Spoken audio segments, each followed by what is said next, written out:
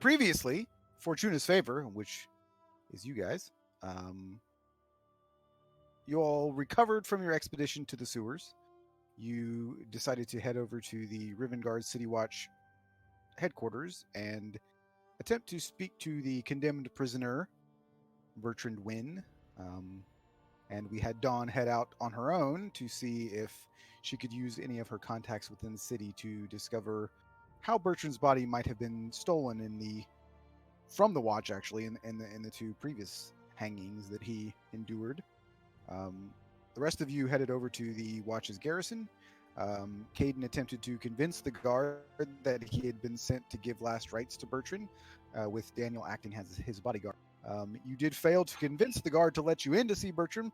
However, you were successful in annoying him enough to let you speak with the head of the watch, Grand Marshal Hayden. And the marshal was also less than convinced at first, but mentioned that he was also a religious man, and asked Caden to make sure that the last rites were the final ones this time. Um, he had a guard escort you down into the holding cells. And while Daniel distracted the guards by playing cards with him, Caden spoke to Bertrand. Bertrand, at that point, refused to give up any of his allies, but you did learn that the leader of the Magpies seems to be a person called the Seeker. Daniel was actually familiar with that name. Um, Unable to do much else beyond that, you decided to do a little bit more recon of the square in front of the garrison where Bertrand was to be hanged. Um, and at the time of, or as the time of the hanging approached, um, you all set up in various locations around the square.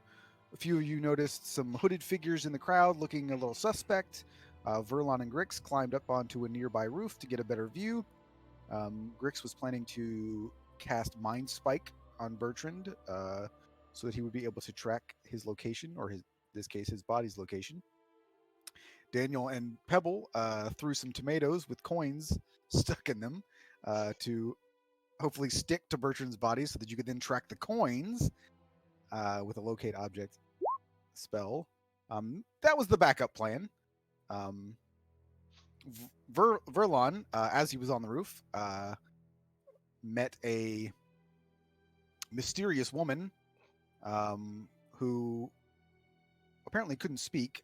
She had a bandana across her the lower half of her face, but through the gestures the two of them were communicating with,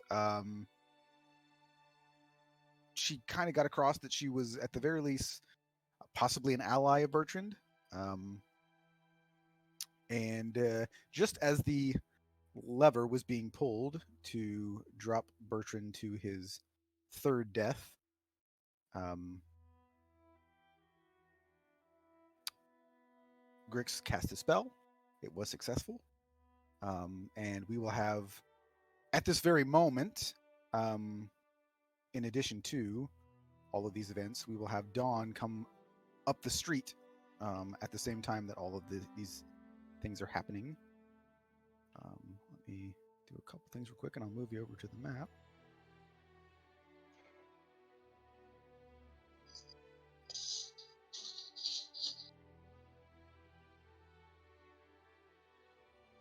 Did she manage to find anything out, or is that yet to be determined? She knows what she found out, but you haven't talked to her yet, so. Okay.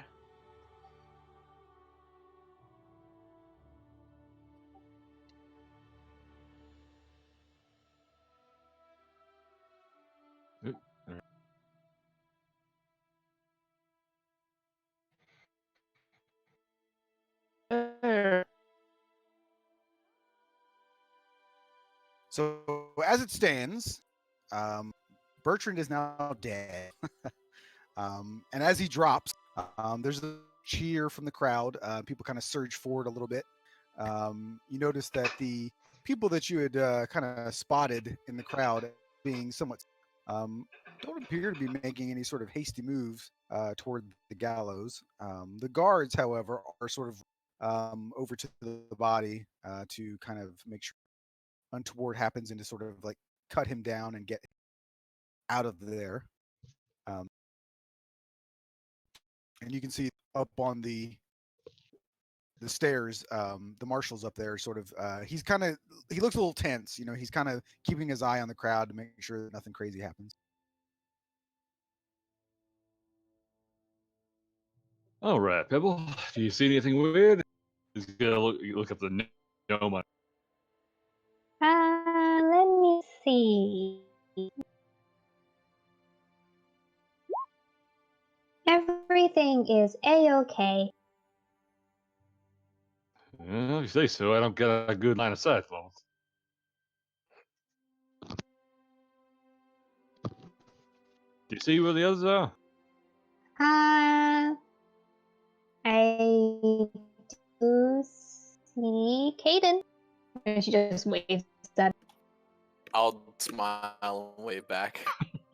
See, he's right next to us, Pebble. Yep. All right, Matt. Is there any like the house on top? I'm on top of. Is there any like bushes like surrounding it at all? Nope. No. What you see is what. Okay, and this one's about 10. Yep. All right. Or off the roof. Like, is the ground like how high is the roof? I should say. At the eaves there, probably 10 feet or so. Okay. Then I will go down the back end. I'm like out of sight from everyone else on the other side of the roof. I'm gonna cast Mage Armor on myself, and I'm going to try to jump up and see if I can land. Did you do the mind spike? Oh yeah. He did Yes, it you did. last game. Okay. Do an acrobatics check. Oh. Yeah, that's good enough. Alright. And then am I small enough? I'm assuming to fit through like that, and I'll just walk out to the front, and I will ask my owl to just do his best to fly around and keep an eye on the body, see like where they bring it. All right, Verlon, as you're up there, and the crowd is they're kind of murmuring now, but even like it was pretty quick. Everybody was just there to kind of see the hanging, and then as the body's being sort of taken away, they're all that was cool. Let's go back to our jobs or whatever it is. Verlon up on the roof, the woman with the bandana over her face that you're sharing the roof with there. She sort of walks over towards you a little bit and stares you in the eyes for a moment. And you can see that she's kind of tilting her head back and forth, like dogs do when they're sort of like looking at things curiously. And you can see that she's quite obviously looking at all of the scars on your face. One disfiguring one you got recently. Thank you for that. And you can see that she kind of looks at you with a quick nod of kind of like acknowledgement.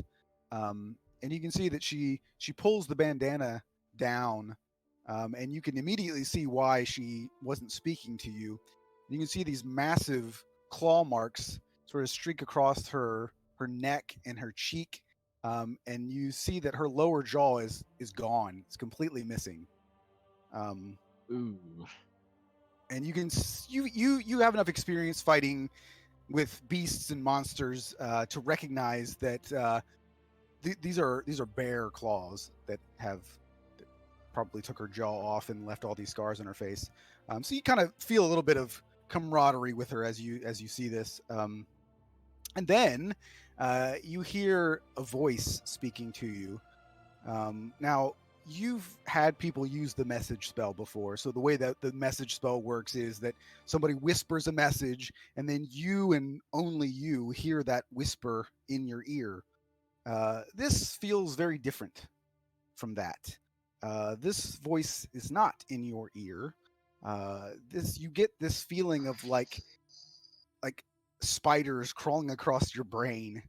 And this voice sounds as if it's actually coming from your own thoughts, just not in your voice. It's not painful, but it's extremely weird. You can see that the woman pulls the bandana back over her face, and then you hear the voice say, "My name is Val. I look forward to seeing you again, Monster Hunter." And she kind of pats you on the cheek and then she just takes off running and then disappears into the city. Interesting. I'll step up to the side of the building. Do I see Grix? I mean, he's on the ground, like right there. Yeah, I am blatantly not hiding. Like I'm being very casual walking around. Can I just drop down right behind him because he's not seen me? Well, I knew you were up there. You're much higher, but sure, you can jump on down on it if you want. Yeah, I'll just jump on down and land right next to him. An acrobatics check real quick, just in case you break your ankle. And fall on me and kill me. Okay, that's fine. Disfiguring ankle injury. Can no longer walk. You guys had the same exact roll. That's funny. Did you get what you needed to, Grix? He kind of like you could see like kind of like every few seconds shutting his eyes a little bit and like tracing a little shape in the air with his hand, like kind of just fidgeting. Yes, I can still tell where he is. Good. It won't last all day though, all hour. Well, as long as we keep an eye on him for that hour. Hopefully he makes it to whatever the destination is that they'll be holding him. Well, if he is to be smuggled out, we know generally where that might be. So, maybe we can just stay in the area. He kind of just nods and continues like just like his eyes darting around, looking for everything. Have you seen anyone interesting? Well, the woman that was up on the roof that you went to. Other than that, no. And like, can I look around and see if I can see any of the others? Yep. Because it is a kind of thick crowd in the middle.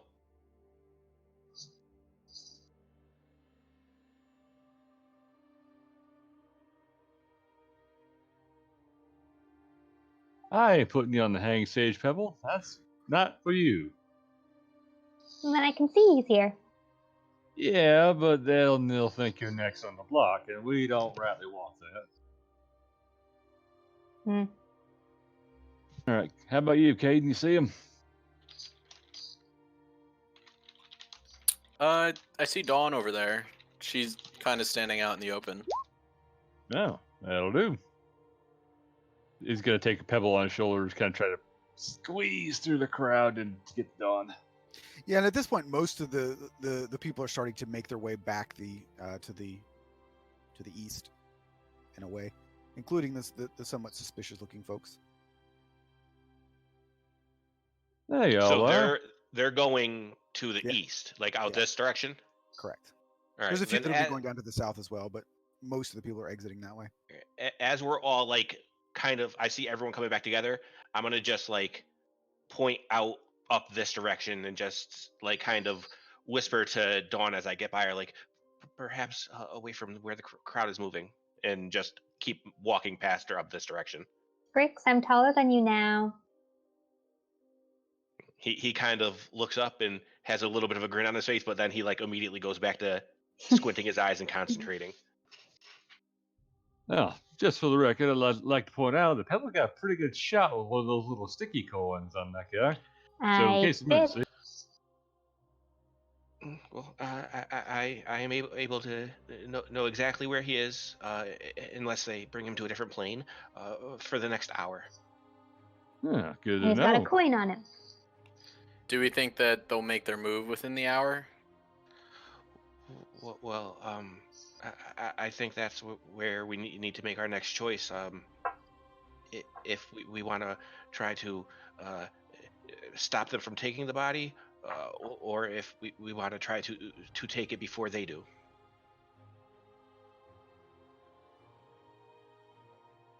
Oh, is that Archer still on the roof? Yeah. Nope. She left with everybody else. For the most part, I mean, the suspicious-looking folks are gone. You still see a few people sort of milling about in the crowd, but for the most part, everybody has. Just about to say, I thought the suspicious people went up north. Right. So we know where they intend to dump the body, and although we might have exposed it a bit yesterday, it might be too short of notice to try to change their plan. We could hang out and try to intercept them once they go to dump the body, or we can go down into the sewer and try to set up an ambush for the people there to collect it. Well, if he moves, if he stops moving anywhere within the next hour, uh, we can make a guess that that's where they'll be holding on to him for the time being. And if it's not an extremely secure area, we could try to take the body before there's any sort of need to try to steal it from his allies. Well, but are we trying to take his body or find his allies? Are we If supposed this to is get more information? yes, and Or kill them all? Well, to the letter, we were supposed to put him out of business and keep that guy from coming back. I guess is the main point, but still. well, also if it is something that that if he is someone that's been brought back multiple times already from by this guild, and that makes me think that he is rather high up there and would probably have a lot of information. Uh, and I'm sure if we could bring the body to the Thieves Guild, they would have a way to get their answers out of him. Would the Thieves Guild want to pay a lot of money, though? With how much they're interested in getting his stopping this group, and then I'm gonna kind of look around and like my eyes are gonna focus on Cade, and he's gonna say, I haven't studied much with divine magics, but there are some holy men who can talk to people after they've died. Is that something you can do? Blasphemy. I just kind of like guffaw at the idea. He kind of looks at you a bit confused and then remembers. He goes, oh, I didn't know it would be a bad thing, especially since he's not coming back to life. It's just trying to get the memories out of him to finish the contract.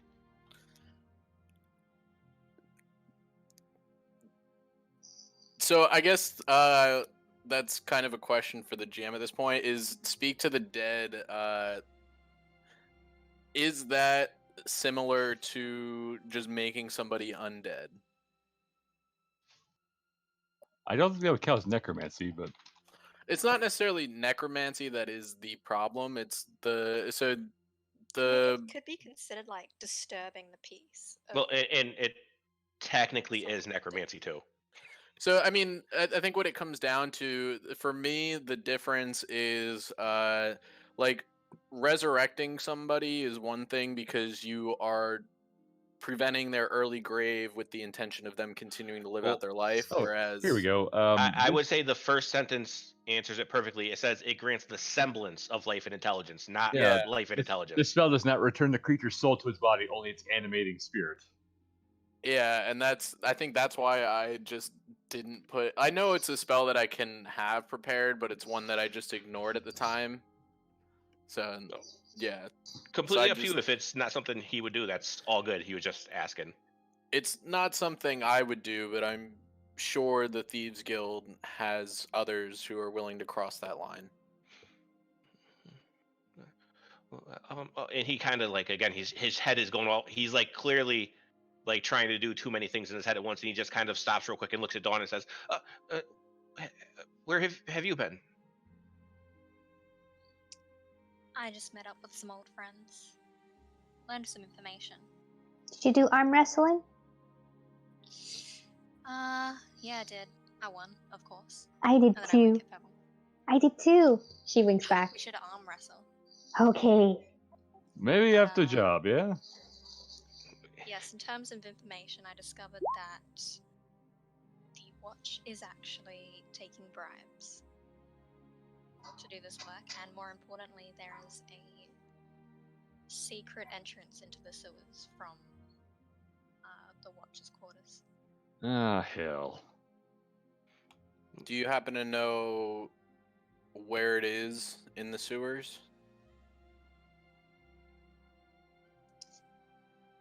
She does. I don't think I mentioned that to you, Dawn, but Yeah. but she does have a general idea about how to get there, and it is not the same way that you guys went previously. Okay, so we think that they would move through that, and it makes more sense for them to move through that than to bring the body back out here, no?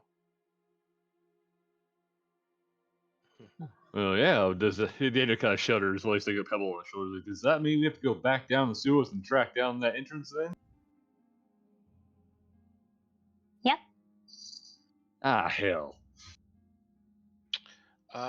Matt, real quick, did they like go right inside a building right around here or anything, or is my owl still able to be following them? I mean, they would have taken the body inside, so Okay. I didn't know like how close the building that they were going to be going to, like if it was this building or yeah, if they had another one for the dead. that building that they went to is that's the entrance that you guys were at the other day, Okay. like standing outside. Okay. All right. So it's like they house them in they keep the bodies in the same place. They have like everything. All right. There is a morgue that's not here. However, because this is the third time that they've hanged him, Yeah. they're not taking that precaution or they're taking more precaution and taking him here versus taking them over to the morgue / hospital. All right. Grix is going to kind of look around at everyone and just say, well, I think that Daniel has the right question. Are we going back down? I think so. I guess for sanity's sake, Berlin's question: is this guy here or not? No, I didn't move it. There you Yeah, go. There's Sure. nobody- I'm not there's- taking chances. There's nobody within earshot of you guys at this moment. That we see anyway, right? Correct. I ain't looking forward to this, but let's find the best. He's kind of slowly like his best entrance down there we can. I You mean, see the eye unless tw- his we eye can twitch a little. access the entrance from the other side, and I kind of point towards the guard barracks.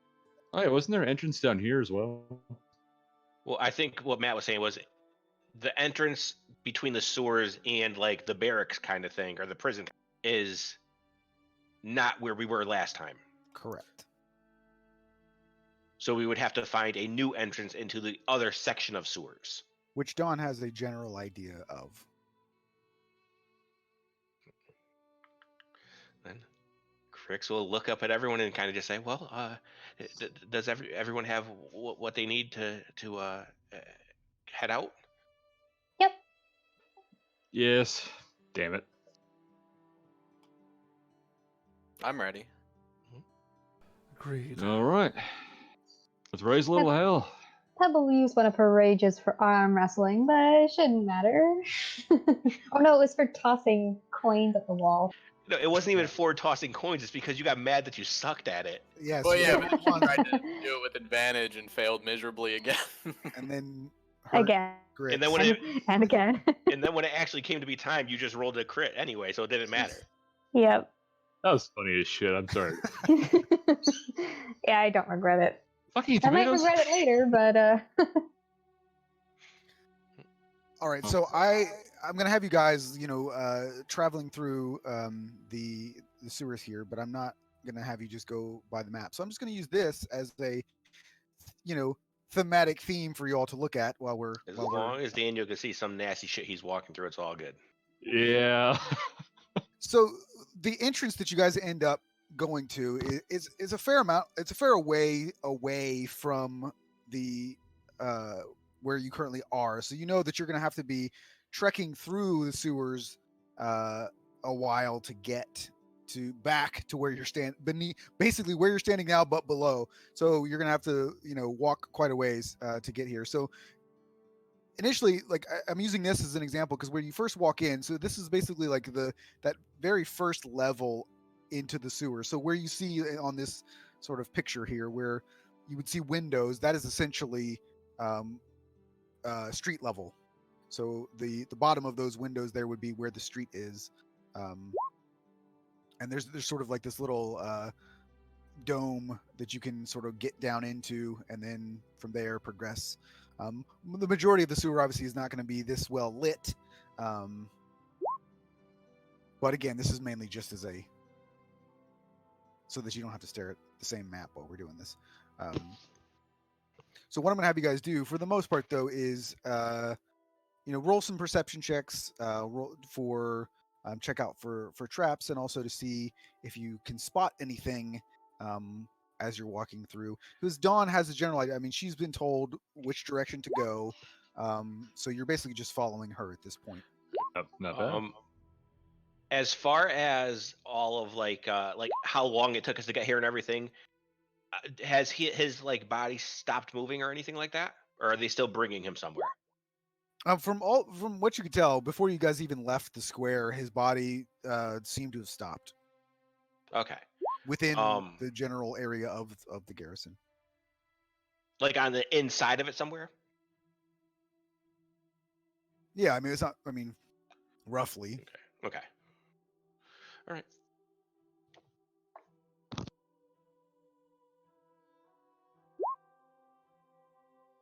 Oh, Caden. I rolled with per advantage, right? Oh no. Yeah, Guys Grix are- is not paying attention to his surroundings at all. He's just paying attention to his spell. So there are walkways, just as there were when you were in the sewers before, along each side. So there's essentially where all the sewage is in the center. So you don't have to walk through anything particularly nasty. It's not like the walkways are super clean or anything. However,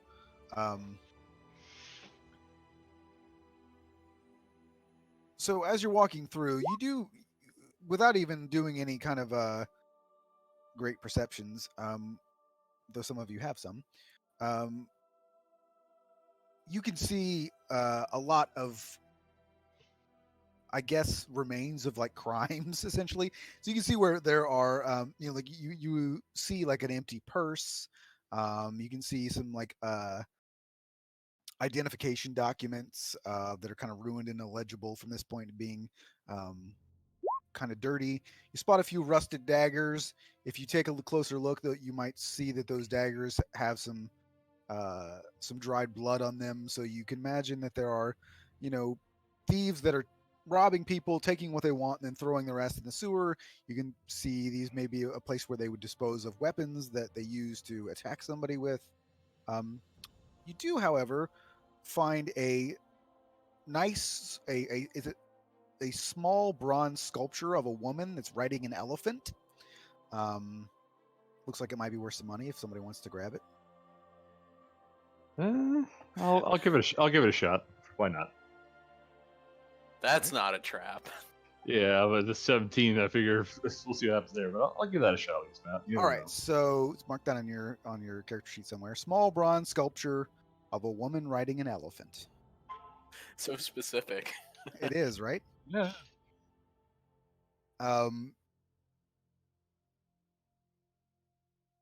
Verlon, with your natural 20 there, although technically you can't crit a skill check, the only thing that you find that seems quite interesting and somewhat out of place is a very nice leather-bound that is wet, but still partially legible. It looks like it hasn't been here very long. The pages are wet, so it's some of them are illegible, but it's not waterlogged and it doesn't look particular. I mean, the book itself may be old, but it doesn't look like it's been sitting in a sewer for a very long time, if that makes sense. Yeah, it's just taking some basic water damage, not damp. Right. And if I'll let you decide if you want to look through it or anything, but for now, I'll just pick it. I'll take it with me. I'd like give it time to dry out first. Okay. Do you mention it at all, or do you kind of just pick it up and keep walking? I'll pick it up and keep walking for now. Okay. I have no idea then. So I've got a slightly soggy book. Leather-bound book, yes, and a very nice book. I mean, it's not like a used library book. I mean, it looks like this book at some point was cared for by someone. Not a particularly thick book. And Matt, just real quick, it does say I know its location. So can I like tell when it's above us? Like the body? Yeah, in theory, it wouldn't be above you. It would be like technically, I guess, in front of you. Okay, so it's like in a lower floor of the barracks. I mean, if they're that's where you would assume it to be, given where Daniel and Okay. Caden met or found him before, and this were the holding cells. You would assume that's probably where they would take a body. They're not just going to leave it up in front of Okay. everybody else. Okay. All right. I will. I'll look up. Or actually, is like Dawn leading the way since she's the one who knows where she's going? I'm assuming. Yes. All right. Yeah. Grix kind of just absentmindedly as he's walking. Dawn. It seems like he's somewhere up, but not above us. It's going to be more on the same level as us. If so, be looking for doors on the walls, not like trap doors in the ceiling. So you're saying don't look for trapdoors in the ceiling? Well, I no. But the one. Never mind. I'm just gonna like stare at him. Yeah. He immediately goes back down to fidgeting with his hands and like putting his head down and closing his eyes every so often. Alright, so don't look for trapdoors in the ceilings. Don't worry so much, Grix. You're not used to this yet. Honestly, Don, I would say just look for anything that's out of place. You never ain't quite a trap door. May got a slide in there. You never know. Ah, yes, don't worry. I am.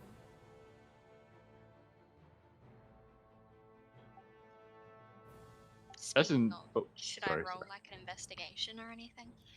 Yeah, do an investigation check with advantage because you have a general idea about what you're looking for.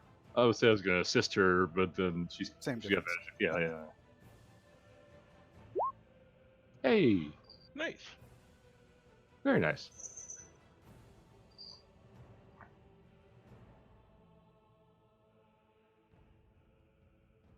So you guys make your way. It probably takes you a good maybe 45 minutes of walking, and you're not getting lost or anything like that. I mean, you have a general.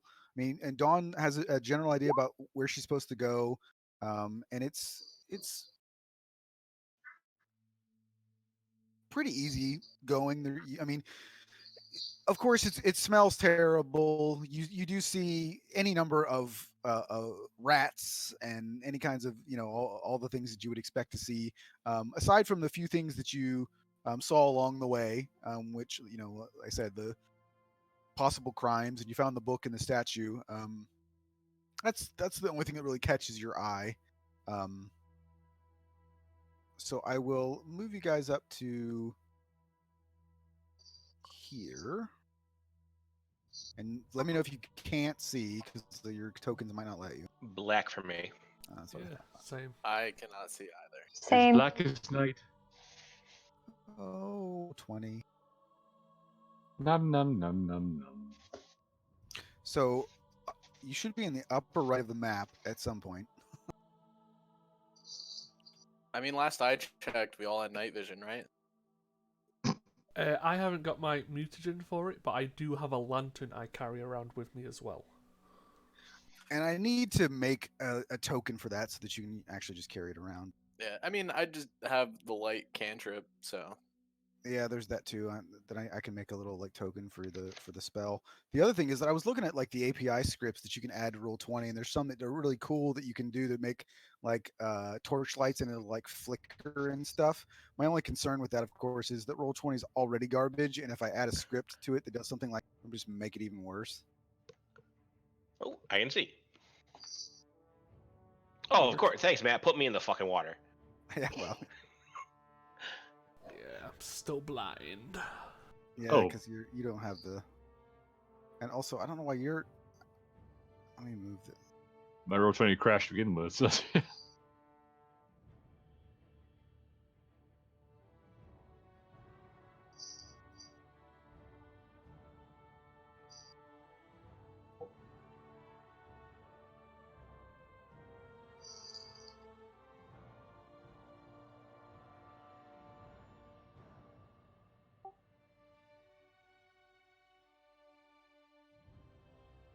So I think everybody should see now. Maybe not Daniel when he comes back. When you come back, it should work. I cannot see. Same. I see. I came back, but just crashed and reloaded it, but I don't see anything. I'll try reloading. That is a good point. Yeah, because you guys all technically have. I gave you all dark vision just because I'm tired of. I mean, we do have vision in some way or form, so dark vision still works. Yeah, and some of the things too. I mean, I can set it global illumination so that you guys can see everything anyway. I reloaded manually versus opposed to the crash, and I still don't see anything. Yes, neither do I.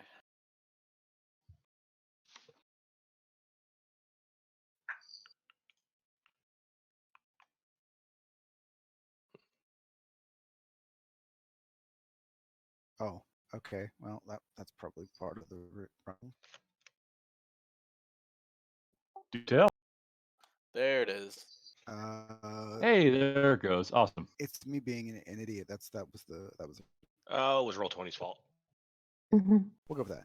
No, it was because I was setting the emit light, but then I forgot to click on has sight. So I was like, oh, well, I'm setting all the parameters for your vision, but then not actually giving you vision. Yeah, I've still got nothing. Well, that's not my fault because you are set up properly. Yeah, reload. Try that. Yeah, Do I it. just Do it now. I've just done that. Do it again. Do it until it works. Well, I'll give it another go. We'll take screenshots as it becomes relevant. And we'll Well, just post them in the For Discord. now, I'm going to be walking with you, so. All right. So, Well, oops, sorry. Dawn notices first because she's out in front. There is a big opening in the wall, which is what she was told to look for. I can see. Grigson. Yep. You need a hand there, Grix? Doesn't even notice you saying anything. You can He's help like- me. All right. He's gonna help. He pedal back on his shoulders, I guess. Yay. Is Oh, this the wall opening, or is it this one? Yeah, no, it's down in the south. Can I hop over onto the other side? Yep. The water's not particularly deep here, so it's pretty. You could step in and not be. All right. Then I'll head over Hup. and point to the hole. Somebody grab Grix, please. I can't tell. He's floating down the ship. Alright. That'd be hilarious to see him laying on his back, just floating down. That's kind of where my mind was. Like, oh shit.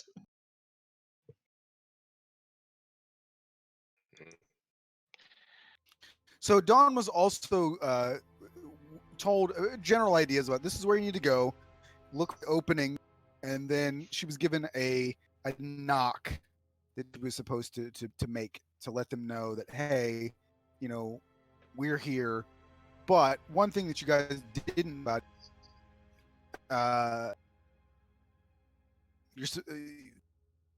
these guards are taking bribes. I don't know how much money y'all have, but All of them. I mean, on me or in the bank? you're not going to be able to be like, oh well, I'll go to I'll owe you, right? So if you're going to give somebody a bribe, you have to give them the bribe. So just as a thought that this is you've gotten this far. Yeah, we didn't bring our. How our much money do savings. you got? Daniel to bring out the small bronze statuette. I have about 50 gold on my persons. I suspect the guards won't be interested in selling something themselves. 50 gold's a lot. I have 17. 50 plus 17 is a lot. That's 67.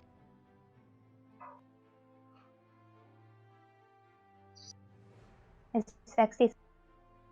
Yes, that's correct. We're gonna find out if it's enough. But perhaps this is where we should start trying to be a bit quiet.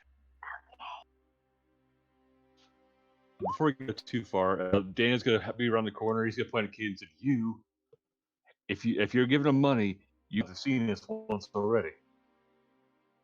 Get out of the entranceway." He's gonna be like right around the corner.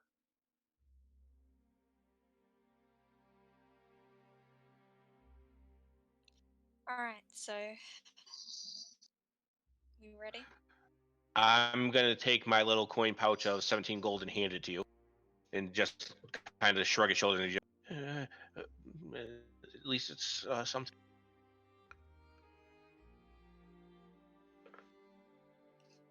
Alright.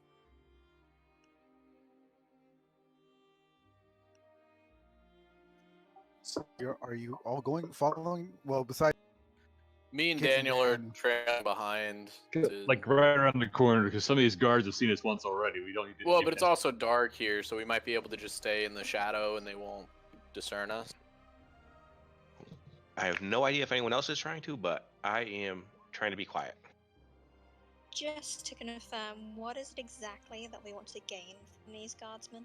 The body. the body. Bribe. Okay.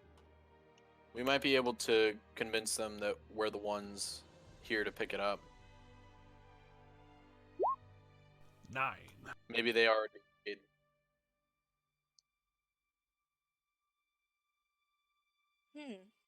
That actually sounds like a good idea. Are you wearing heavy armor? No, Really? it's disadvantage on medium as well. Why is it disadvantage on Berlin? Sorry. Medium armor. Oh, gotcha. So that's where it appears to be a door where you are right now. 15 on disadvantage. Heavy armor.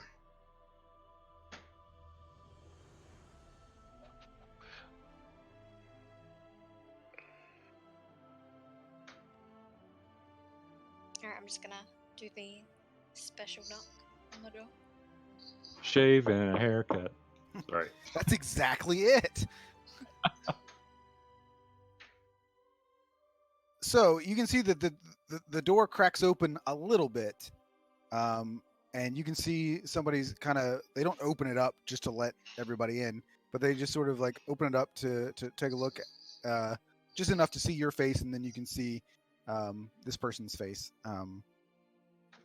and he just looks at you and goes, "Yeah," We're here to pick up the body. and he just sort of holds his hand out.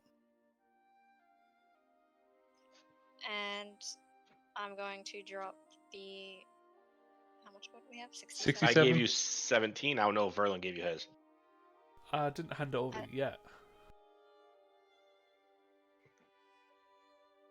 I look at the others, expecting the gold. Well, try 17 first. Alright. We're really going to try to start a starting bribe for guards of 17 gold? So Well, he you start low and you go high. so Holy he doesn't. Shit, this is. As you put that money, I'm assuming it's probably like in a bag of some kind. You put it in his hand, and he doesn't move. He doesn't look angry or anything, but he obviously is not like, oh, that's all. He can tell just by how much it weighs. I'm going to poke Verlin in the ass with my staff. Fine, I'll hand over 51 gold. He was holding Alright. out on us. I drop the bag. And you can see that he tosses it up in the air a little bit, just to see it, like the weight of it, and he kind of just shrugs a little bit. So the next question is, are you all going to enter, or just like the four of you? Like, are you taking Pebble too? Probably just a few of us. Yeah, Can The most shady looking of us. can Caden still see us? I don't know. Am I far enough to still be in the dark, or do I need to be around the corner? I would be keeping an eye on them, even if it's around the corner. You probably, Daniel's staying you where would, he is, so. yeah, like where you are, Caden. You probably can. You have a general idea about where they are, but you probably can't really tell who they are at this point because it's a little dark in that little corner there. All right. Then Grix is gonna kind of just like poke his head around, look to Pebble, and just say, "Tell the others to wait guard. We're gonna go get it." Do I wait too? No, you could come with us. Okay. I'm not sure if the magpies would have like. Wait Gnomes. Yeah. here. Hey, gnomes, dwarves in the small spaces. Look, they don't ask questions. All They right, just so I'm just gonna, rather than setting up a dynamic lighting door, I'm just gonna move you guys in. So you're just going straight south. So this is where you guys are in the room. So like right is the door behind this statue. Nice. And I know it's probably not going to mean anything. It's probably not going to work, but I want to cover up the best I could, just because this is the city I'm from. I don't want anyone to know who I am, like the guards in here. So I try to pull my hat down as much as I could while still seeing, and like have my hood up and stuff. Like I try to do my best to cloak who I am, even though it probably doesn't work quite.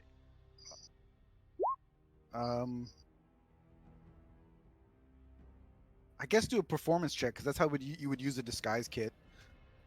All right. I really don't want them to know, so I'm gonna go ahead and take 19 for my portents. What were your portents again? Sorry. It was a 19, and I used the last one. I think it was a 4 that made the guy fail his saving throw. Gotcha. So I am out of portents, but I will make myself roll a 19, and I mean, I don't know if I get my performance like bonus, but it is -1, so it would be an 18. Daniel and Caden, roll both of you roll perception checks. I'm just thinking we probably could have covered our faces with like a cloak or something and walked in anyway. Since this is a shady deal, I feel like that wouldn't be out of place. All right. Perception for both of us. Hang on. Yep. Oof. Not bad. Not great. All right. So the guards are you can tell that they're a little bit antsy too. Like they're in a bit of a hurry. So they're like, obviously you can see his body is laying on this table, which you can see this table is probably used for torture, but is currently being used just to for the body to be laying on at the moment. Alright. Let's hustle. I'll head over and pick it up. Oh, just by yourself? He can probably carry it. But then you can see that the guards all kind of like surround you, but they don't do anything. But you can see that they all just kind of like motion, like, come on. Like, so I guess Dawn probably gets it. The rest of you do intelligence checks real quick. Everybody in that room? Yeah, just the four then. So we need to pay everybody? Jesus. No, it's not that. Knock them out. Yeah. Verline gets it. And Dawn, I was giving it to her already. Is that they're like, okay, well, if you're gonna take this body, you have to look like you came in and beat the shit out of them, because like they're gonna get in trouble otherwise. Yeah, I'll start smacking them around with like the flat end of the blade. What are you doing? Can I do that too? And I'll just look at everyone who's like, oh, and like he just kind of starts like hyperventilating in the corner. Yeah, I'm gonna yeah. knock. Yeah. Punch him. Oh, jeez. His shit is hurting so bad. So Pebble's a little bit confused, like she's not really sure she's supposed to be doing this, and she just kind of like half-heartedly kind of like walks up and just like hits the guy in the shin. Like, is this what we're doing? Like, I don't understand. Just Pinches punches his leg. punches him in the nuts. Yeah. So the main thing is that you just want to make it look like you can knock them out. I don't know that they would necessarily be excited about that, but basically you just have to make it look like you break their nose, give some bruises, bloody their nose or their lip or whatever. Like, it has to be enough that they can claim that they were attacked. Yeah. Do we have to roll anything for that? I mean, they're kind of allowing you to. Yeah, they're allowing you to do it. So I mean, it's not like, I mean, yeah, I could probably bust them all up quick enough. yeah.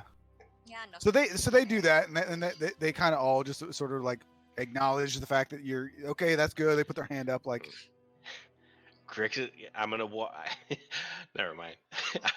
Is there anything I could just like tip over next to me that makes it look like there's a struggle?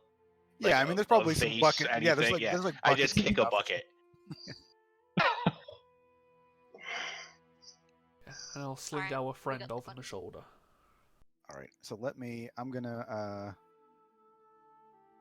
where are you? Okay, so you can control that token now if you want to grab it. Got it. All right. Alright. So I will.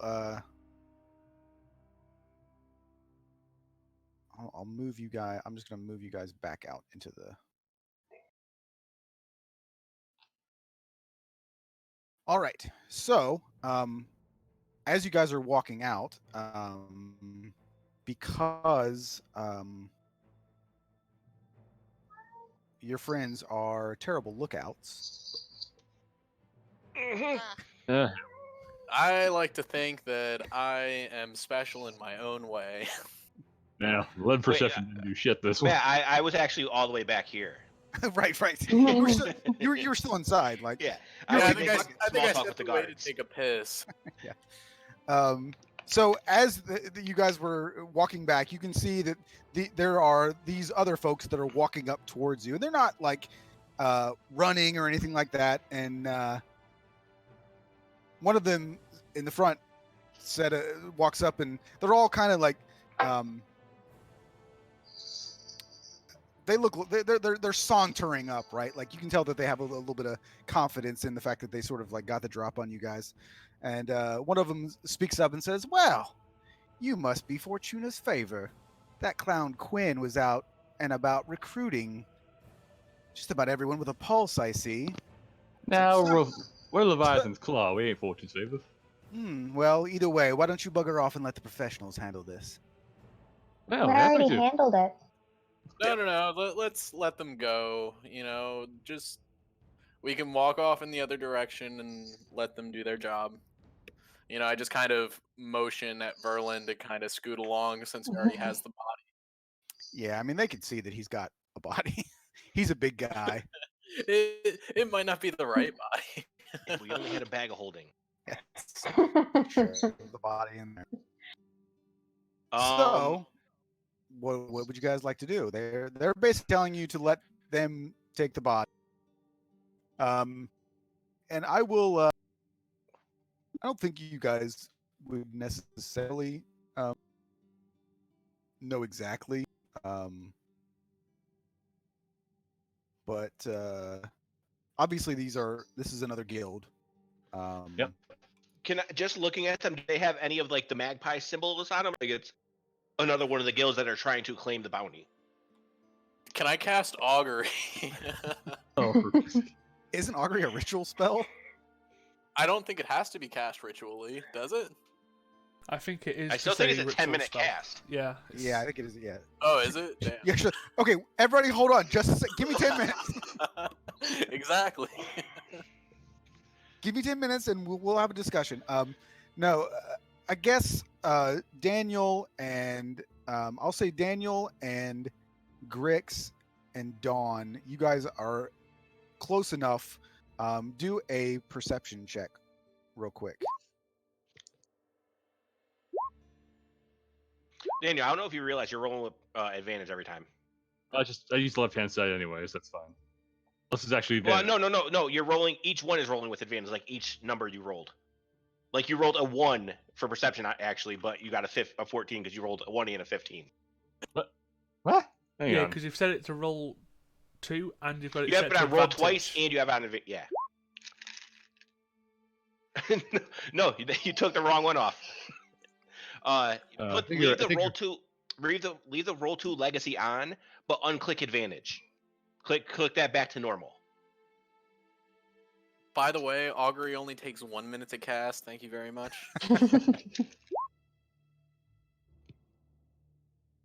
That's on. Okay, that's on normal. So that's okay. So I guess 17. I don't know. Jesus, what do you think, man, on that one? Jesus. Well, do you know you just had on the roll 2 legacy? I just set it to normal. That's all I did. Huh. Let me look at the. Yeah, you might have to. Because these tokens are weird sometimes. So The sheet's fucking weird, but I'm making do. Damn it. so roll it now. You say that now. All right, hang on. I don't know why it's doing that. Huh. See, Have you got advantage in one of your abilities? I have the observant feat. That's not that. I don't think that counts.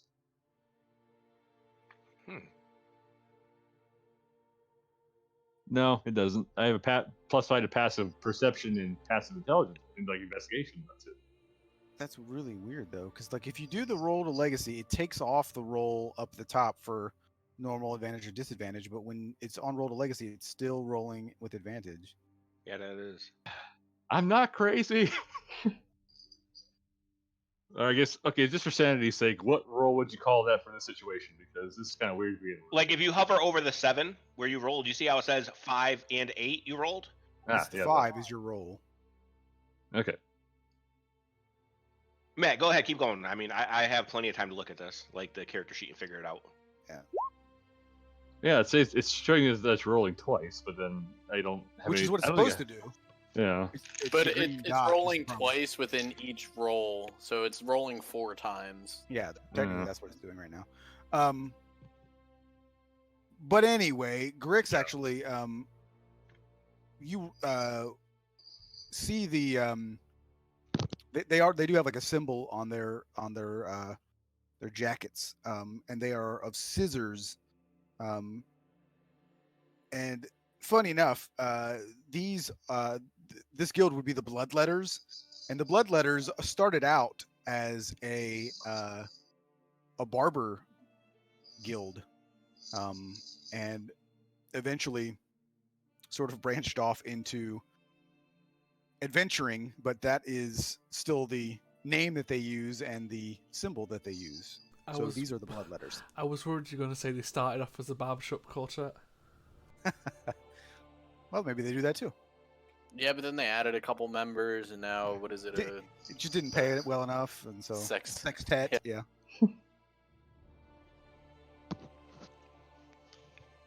All right. What do we do here? Yeah.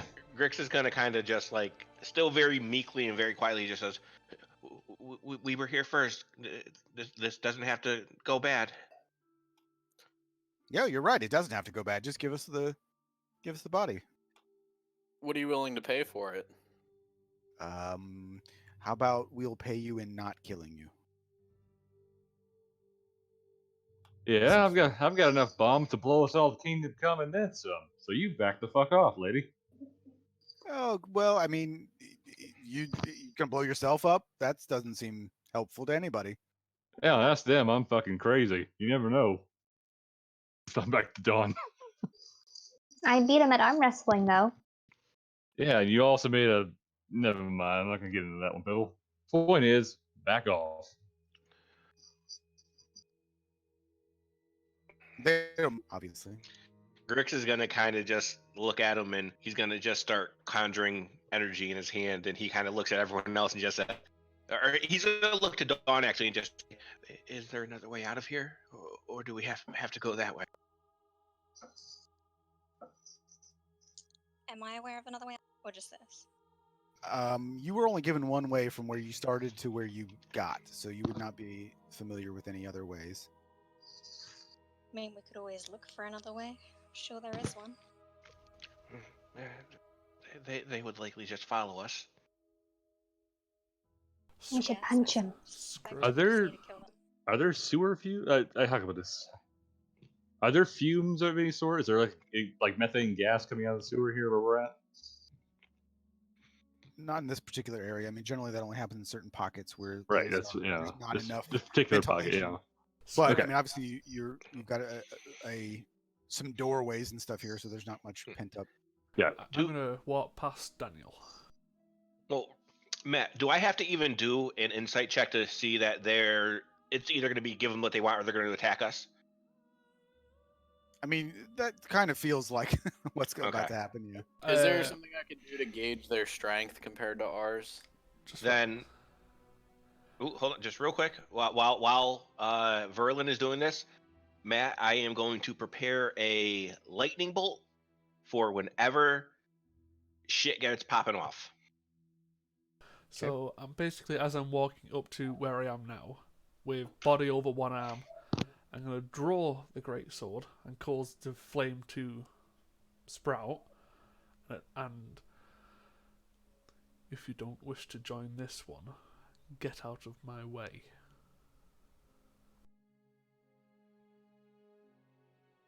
All right. Well, I guess everybody needs to roll initiative. Shit is kind of popping off. Do I get myself off? Oh, come on, I was trying to intimidate them. I mean, yeah, but you got to remember, like persuasion and intimidation and things are not mind control. So if they're already, at a heightened Raring level to and they're go. already angry, they're not gonna be intimidated. I know. Well, I need to roll a d6 anyway, 1 second. And does my lightning bolt go off, or will that be like my first round? Nice. They're done. Maybe Oh, we'll the- go up, but let's still do. Okay. Well, hang on, though, because the initiative thing isn't up yet, so you guys are doing good rolls. But then, yeah. It'll still automatically put you in it if your token selected. My roll 20 froze, so I can't click on anything at the moment. There we go. I'd click on myself, but I seem to have gone underneath the dead body. No, the dead body moved. Then, Dead body's over here, and you're right here. then I can't see myself. Reload. There You're we go. you're pulling a Grix. You're in the water. Yeah, it's been happening in a few different games where the token will just disappear. If you ever have it happen, you could just drag over the area where your token was, and once you're selected, you could click the arrow keys and move it around to get vision again. Well, we can remember that's exactly what happened last week for me, where all of my tokens on that map disappeared. So, I've got a question. If we were to decapitate the body and somebody tried to resurrect it, how would that work? I think with a proper resurrection, that would still work. But Yeah, he's already been dead for more than a minute, so it can't be revivified. So No, I know. So, but I guess what I'm getting at is, we want the body to try to sell for the purpose of speak with the dead, right? So, don't we just need the head? not necessarily. If the Thieves Guild wanted to bring him back to life and torture him for information, that's up to them. Fair enough. Why does Verlin have a 17.14 for it's he has the tiebreaker. tiebreaker. Oh, okay. Yeah, instead of 6 people having 17s, you can at least differentiate with dexterity. Yeah, at least. All right, now these guys need to roll initiative, and I just hope they're not sure killing his last bandits. Jesus Christ. Yeah, but of course I can't do it because I'm getting syntax error from roll 20. So let me try something real quick here.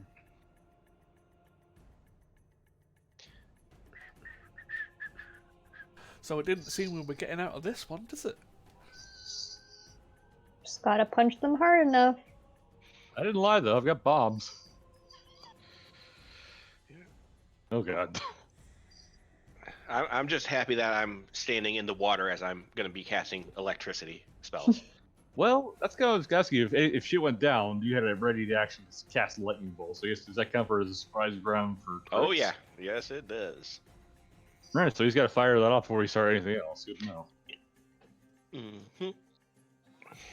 I had to reload my roll 20 here. So. Well, but surprise round is subjective because everybody knew everyone was there, right? So Well, it's not like I'm technically- gonna have it. They're gonna have disadvantage or anything. It's just that I readied the spell to go off before, the second shit started, kinda. And technically, we were talking about things earlier. Surprise rounds don't exist in 5e. That's not even a rule. That's the oversimplification of shit.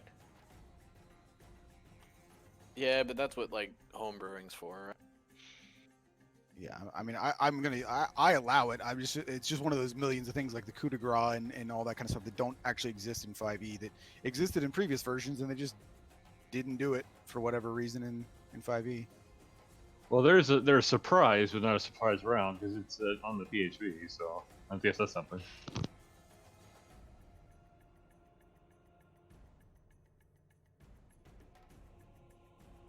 All right, let's see if this will allow me to roll to initiative now.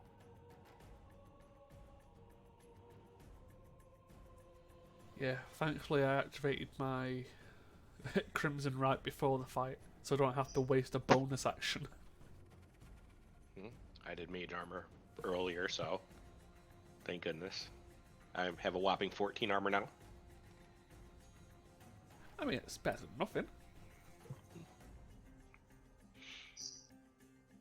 I mean, I'm only using medium, and I've got an AC of 16.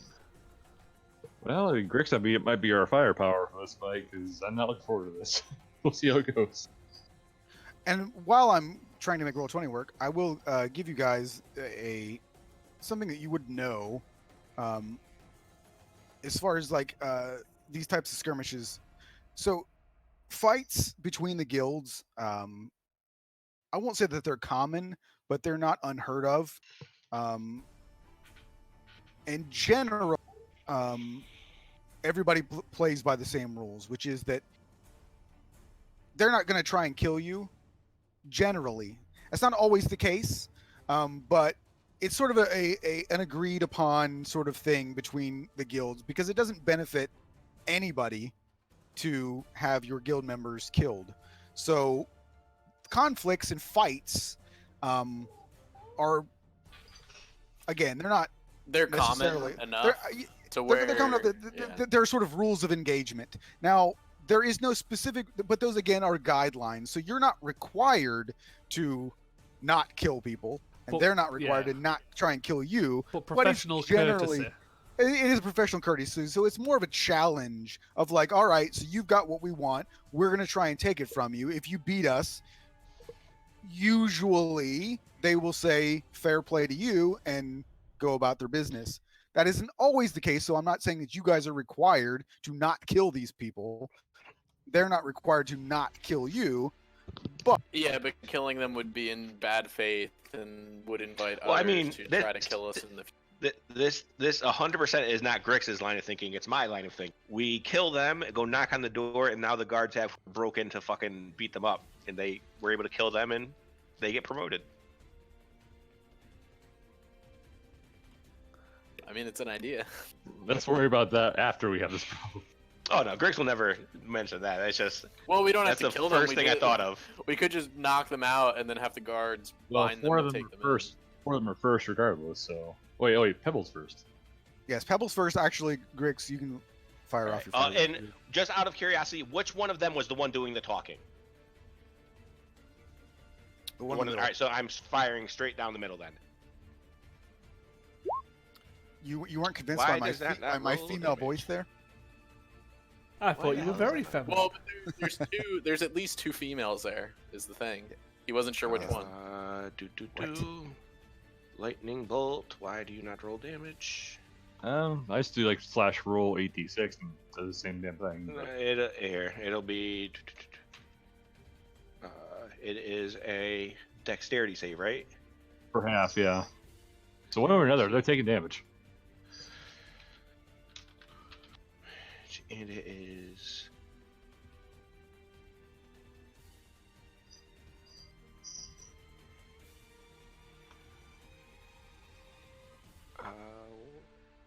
Eight. Oop. 8d6.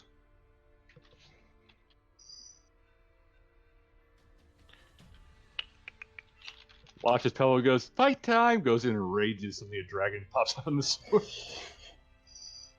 They're all squashed. I thought we all agreed on unlimited tomatoes to throw. Yes. I wouldn't mind that one, but Killer tomatoes. All right. So now this should work. I'm just thinking, how hilarious would it be for the other guild if Pebble rages and just explodes in the middle of all of us? Cast fireball centered on yourself. Yeah, I mean, it's just like they're here, like, oh, we're professionals. You guys are some newbie fools, and then all of a sudden, Pebbles explodes her own team. It's like,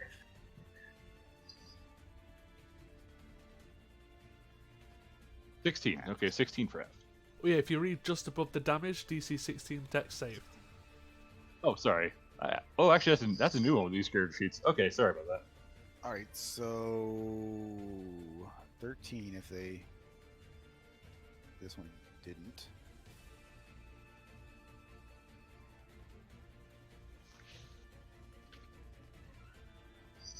Yeah, with these ones you can set the damage or the healing in the actual spells.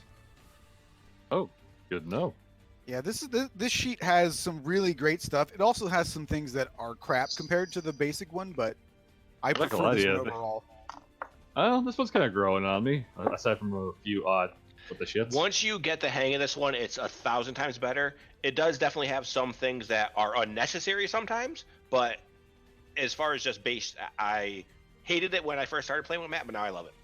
The thing that I like about the other ones is that it's a lot easier to track certain things like your hit points and your like ammo and stuff on the basic one. You know, it's a little toggle that you can just hit like up and down, whereas this one doesn't have that, which I think is better on the other one. But for the most part, this one does. What's funny is there's actually an API script for this one that will make it even more complicated and crazy. It can do way more than what I'm doing, but you have to really know what you're doing to make the script work. I had one DM who was like, you know, it auto did initiative, it auto did, like, it was like, okay, this is the end of your turn, and it would like put a little token around the person whose next turn it was, and it was just like, cool, but why? Yeah, I mean, that's the thing about most of the scripts is that they're like super cool, but most of the stuff is just unnecessary. It's cool, but like it doesn't really matter that much, which is why I'm just afraid that most of it would. I just don't want to slow down Roll20 even more than it already is. That's my main concern with it all. All right, so let me finish getting these updated. All right. That's a problem when you have to roll for this many characters. Ignites flammable in the area that aren't being worn or carried. That's fine. Wait a minute. Okay. And if any of you are even looking anywhere near Grix, he looked extremely scared and surprised at what just happened. All right, so Pebble, you're up. Yeah, Pebble's going to Rage. run up there and then rage. Oh god.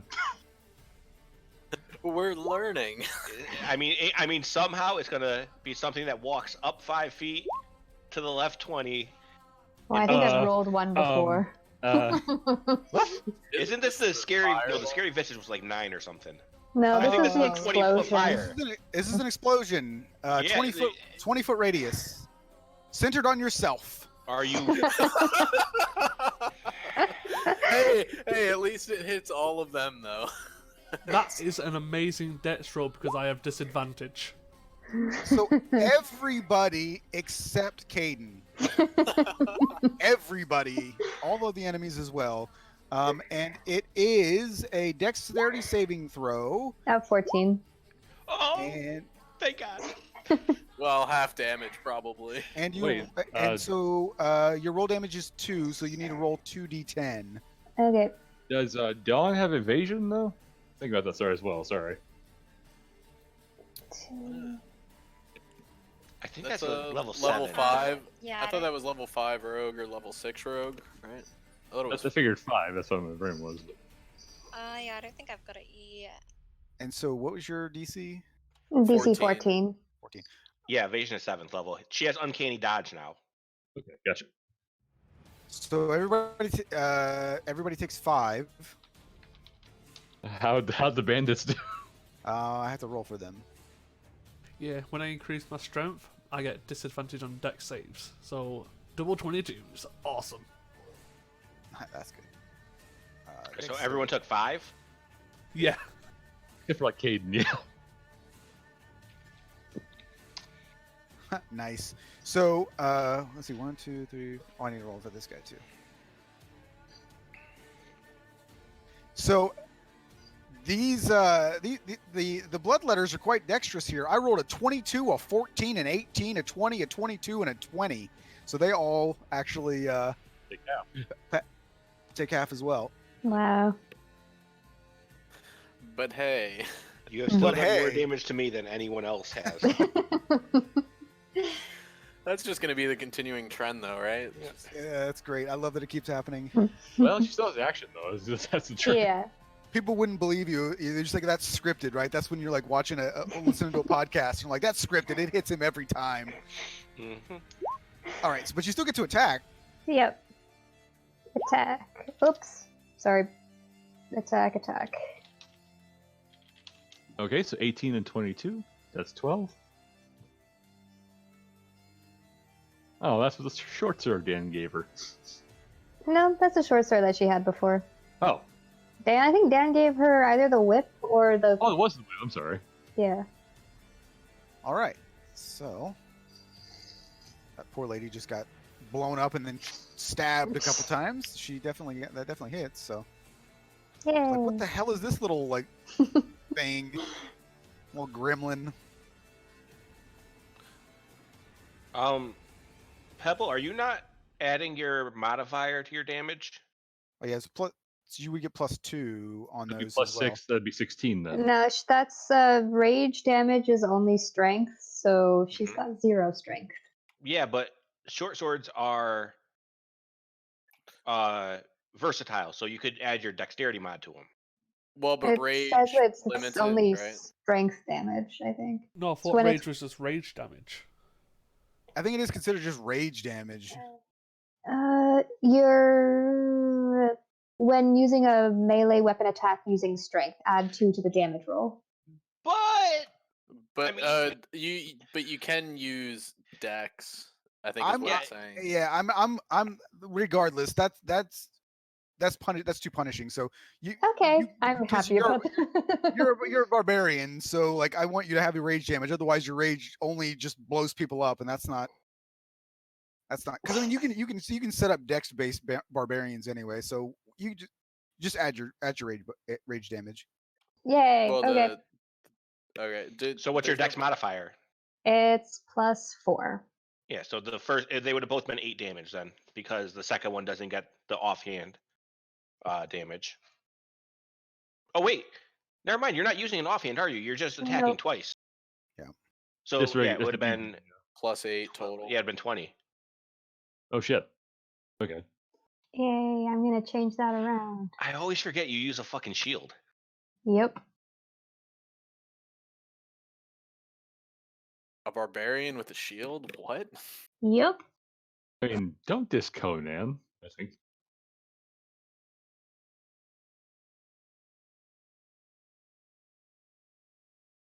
All right, so that's Miss Pebble's turn. Now we got that figured out. I guess Dawn. Right? Yeah, hold on just one second. I'm gonna double check something else here.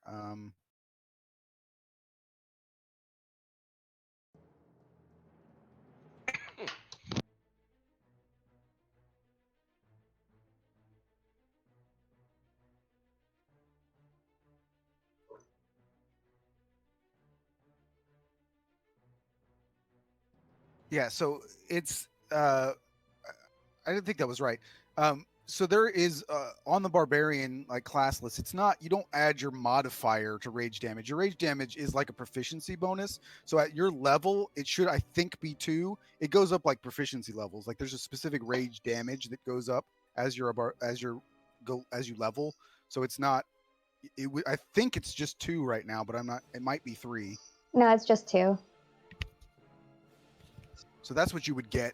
You wouldn't get 8 damage. It would be 4 damage. So you would be. Well, no, she was adding the rage damage. She wasn't adding her dexterity modifier to it. Is that what it was? Yeah, Yeah. because This- there's the +2 for the rage damage. She just thought that she had to use Oh her yeah. strength modifier. Okay. Yep, I misunderstood. Yeah, because rage technically does say you can only do it with strength, but if you're saying she could do it with her dex too, then Well, it kind of makes sense. Yeah, I mean that's the whole point, really. Yeah, but I mean, maybe it's a balancing thing because then a Dex Barbarian also has higher AC, you know? But It's your game, mate. Pebble strong. Yeah, I'm good either way. I intentionally made it strength just to follow rules, but if I can use Dex, then Well, at least we know next time, yeah. So it's. we'll I was, figure it out. I was more. Yeah. I'm just more thinking of the bandits, like, oh, I hate the little no, boom. So. Well, and especially once we at higher levels, barbarians do kind of struggle a little bit. So it will probably be useful later on. So anyway, I mean, you should probably add your Dex modifier to the short sword attack as well to hit. yeah, I've added that now. That's just a plus proficiency. Yeah, but either they way, both hit. they both hit anyway. So Dawn, you're up. Okay. I'm going to.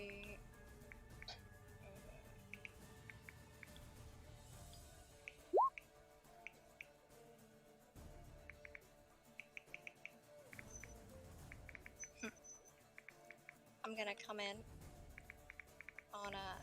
So with sneak attack, is it only goes off on like the person your ally is attacking, or is it like just if they're in 5 feet? Anyone within the 5 feet. Okay. So you would have like 2 of them you could do it to right now. Were we saying that gnomes you can occupy the same space as them also, or is that only halflings? That's only Halflings. halflings. Because it's a specific skill that they have. It's stupid that gnomes can't do it too, but it is an actual skill for halflings. So Oh, okay. Gnomes just don't like it. They have a personal space bubble. they do exactly. But actually no, I'm still gonna attack the same one anyway. I'm Oh, going wait. to. The one here? Sorry. Yeah, this is the one Pebble's Yep. attacking. Yep. Yeah. Okay, that's on a sure. Sorry. And I'm going to draw my. Can I draw both my short swords in like a reaction? Or only one? You technically couldn't, but I'll just say when you guys were when he threw off his lightning bolt, I'll say everybody got their weapons ready, so you won't have to use an action. Oh, hell broke loose, basically. Cool. Yeah, normally isn't that a feat? Yeah, because you can draw a weapon or pick up a weapon off the ground as like a free action, I believe. But regardless, I'll say everybody was already prepared when it happened. So Sneak attack? Question mark. Yeah, if it hits. yeah, the 19 Nice. hits. So sneak attack then. I have to pull up the table again. Is it 3d8. I Yeah. think it. No, 6. 3d6. Yeah. 3d6? Alright. I'm not You can- sure. I'll can look it up. add- I have a rogue open right now. And that's something that you can add to the sheet as well, just like as a manual add. I can add it for you if you don't know how, but you can just add like on your attack table, you can add sneak attack just to automatically roll it. Oh, okay. Not automatically, but just And- basically just set an attack that's 3d6 and call it sneak attack. And yes, you will be at 3d6. At level 7, you go up to 4. All right, so 14 points of damage. And then I'm going to use my other short sword and swipe at her again. 15 actually does hit. For Every 1 damage counts. damage. Was one good shot and just like, okay, now I got you. Paper cut. And then I'm gonna. Oh no, I used all my movement. I'm gonna move. I think I can only move. So if you move Always away, remember- yeah, Always remember Attack- too, you are a rogue who can use dash as a bonus. yeah. So if you move away from here, if you don't do that, you Oh get no, tax but I opportunity used my from. bonus action to like do the second attack. Oh, true. Yes, you're right. So you probably get attack of opportunity from. Oh no, because I'm Swashbuckler. a swashbuckler. I don't get attack of Gotcha. opportunity. But I'm just gonna go in behind Pebble so she can't get flanked. No, block him in. So Wait, what? it's Mr. Greenface here this turn. Wait, who did you attack with the second swing. Yeah, so you wouldn't get an attack of opportunity just from that one. I figured like these two here. I thought but, it was that you No. evade all attacks. No, Rakish Audacity Opportunity is swap just from the one you attack, unless you disengage. Alright, I'll stay there then. I said I've played a swashbuckler. Yeah, that was the first game I played with Rob. Was he was a swashbuckler. Yeah, I really like them. All I did as my paladin was heal him because he ran in and got his ass kicked all the time. Yep. So he not only plays fighter barbarians, he also plays rogue barbarians. Basically, yes. I remember just getting annoyed because I was a shield master paladin, and that skill always failed, and so then all I was doing was just healing with my crappy paladin heals all the time. All right. Heals or heals. So, this guy's kind of blocked at the moment. He's actually just going to pull out a few daggers, and he's going to throw them at Dawn. It's a 21 to hit and a 20 to hit. They both miss. They both hit, but I don't know, like, what... Can't they use their uncanny dodge? I can't remember Yeah, what's sure. right. Can I use Yeah. uncanny dodge? Yeah, I can. I think you could also choose which one you use it on. Doesn't matter. You can. Yeah, it doesn't really matter. I'll just choose any Good, one of the damage was the same on both of them, Oh. so it doesn't actually matter. So it's using your reaction, right, as to dodge. them. Mhm. Yeah. So you dodge out of the way, the first one, and then you take 9 points of piercing damage from the next one. The uncanny Uncanny dodge dodges only just take halves half. damage. Oh, is that only half? Mhm. Yeah. So you would take 4 damage, So and 13 total. all right. And it is now the lady who's had head bashed in a few times here. She has her scimitar, and she will attempt to attack the little gnome a couple times. And I think she's going to miss both times. Yeah, 16 and a 13. Yay! So you just like, she's trying to like swing at this little person, and you're just like putting your shield up and blocking out of the way. And she seems quite annoyed. And Verlon, it is your turn. Well, I'll obviously throw the body off me and run up. So the body's probably like either in the water or like right here. Yeah, it's basically just Drop thrown it. him. Yeah. Say just drop it behind him. Fair enough. Got it. So as my bonus action, I will reach out to the person in front of me and force him to temporarily lose balance and use a amplified blood curse of the marked and take 1 damage. Within 30 feet of you, roll additional hemocraft down. Oh, I see. Okay. And if I amplify, I get advantage on my next attack against them. Which is now, right? It is. So this one is at advantage, and I'll roll a second hemocraft die after the attack.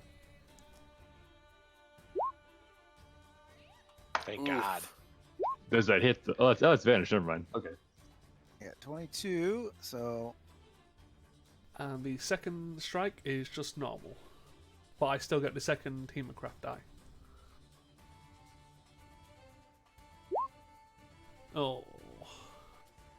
And you're attacking one right in front of you. Yeah, but I missed.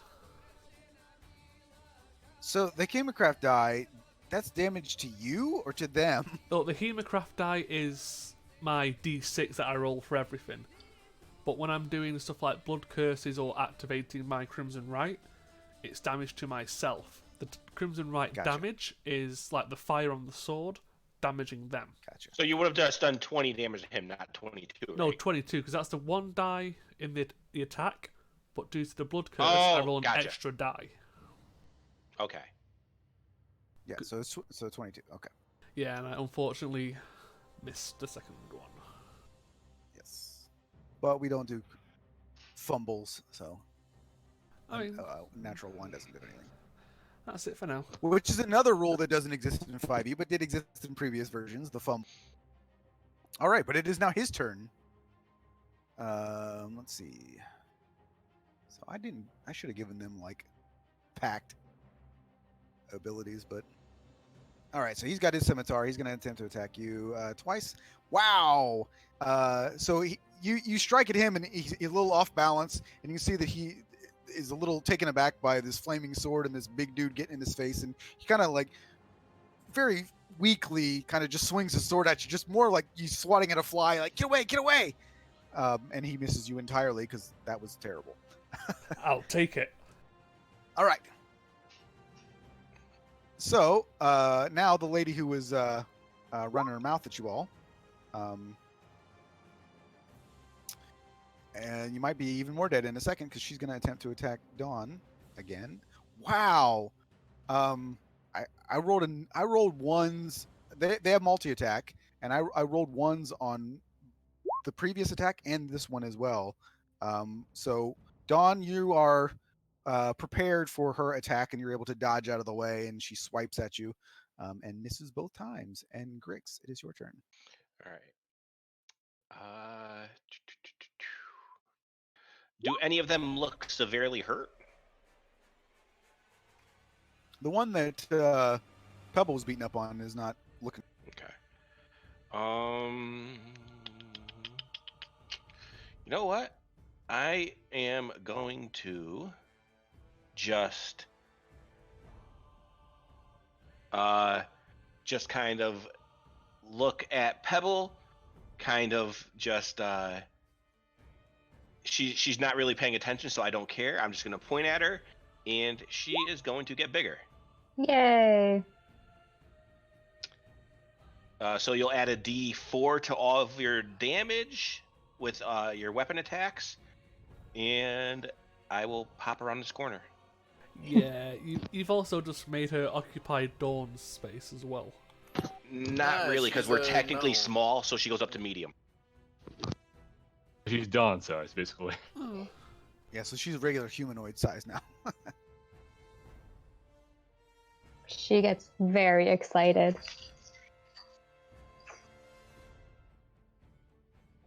Large, he targets the initial 1d4 extra. Okay.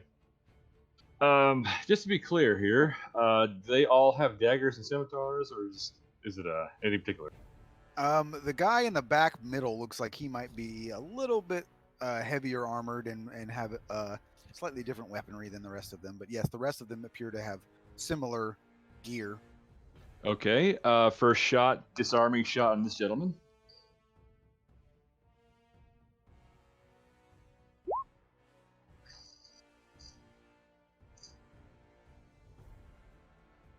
Does 17 hit? It does not hit him, no. Okay. Second shot against the lady Pebbles beating up on. 19? That doesn't hit. Yeah. Wait, no, that doesn't hit her? No, that hits her. Yes, that does hit her. Okay, gotcha. Okay.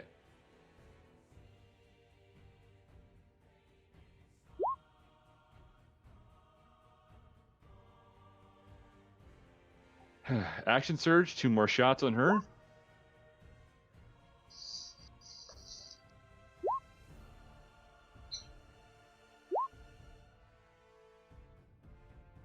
First one misses, second one hits. All right. Movement. Daniel's gonna back up to about here. He's still technically in range, so, and that'll be his turn. Is he in the shadows now? If they were to try to attack him,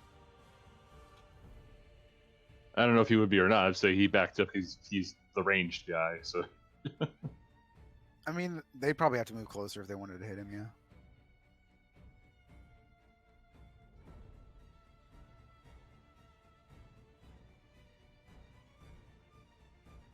All right, so this guy's actually going to step up for a second, and then he is going to attempt to bash Dawn in the face with his shield. A 17 to hit. I believe yes, that does hit. All right, so then you also need to do a strength saving throw. Ooh, that is. Let's see. All right. So you take 5 points of bludgeoning damage. You are knocked back 5 feet and prone. And he will actually step up in your place. And then, as his second, he will turn and swing at Verlin. With a 27 to hit. Yeah. So you take. Wait a minute, I rolled that wrong. 7? Yeah. We'll just. I think that's not actually the correct damage roll, but you can just take it for 7. Yeah, it's a 1d8 plus 3 for strength. Yeah, it's. I don't think that's the correct weapon, but it's fine. All right, that is his turn. So it is this guy's turn. Let's see. He kind of stuck a little bit, so he will do some dagger throws at you, Verlin. 10 and a 16. 16. All right, so 6 points of piercing damage. Awesome. Caden, it is your turn. I'm going to cast Bless at level 2. For Verlin, Dawn, Pebble, and Daniel. And then I'm gonna step behind this wall.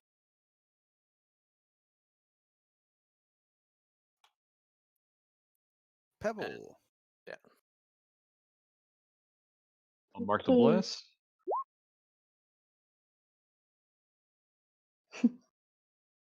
Yep, she's going to whack twice again at the person in front of her, and at this point, she's not trying to kill said person. So this person is looking extremely, extremely weak at this point. Oh, and the D4s. Yeah. 2d4s. For Okay, damage. so then she would be the 3. She had 2 hit points. So are you like bashing her on the head with the butt of the sword so that you don't kill her? Yeah, at this point, she's very excited that she's at head height, so she would be whacking the head as much as possible. I can just see her just like wailing away at the bottom of the. All right, so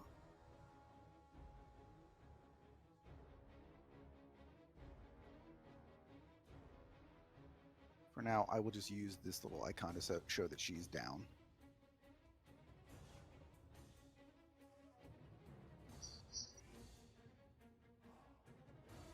All right. Also, as a side note for everybody, I can set it up. I'll set it up later. I can set it up right now, but I'll set it up for permanent token if you guys want to.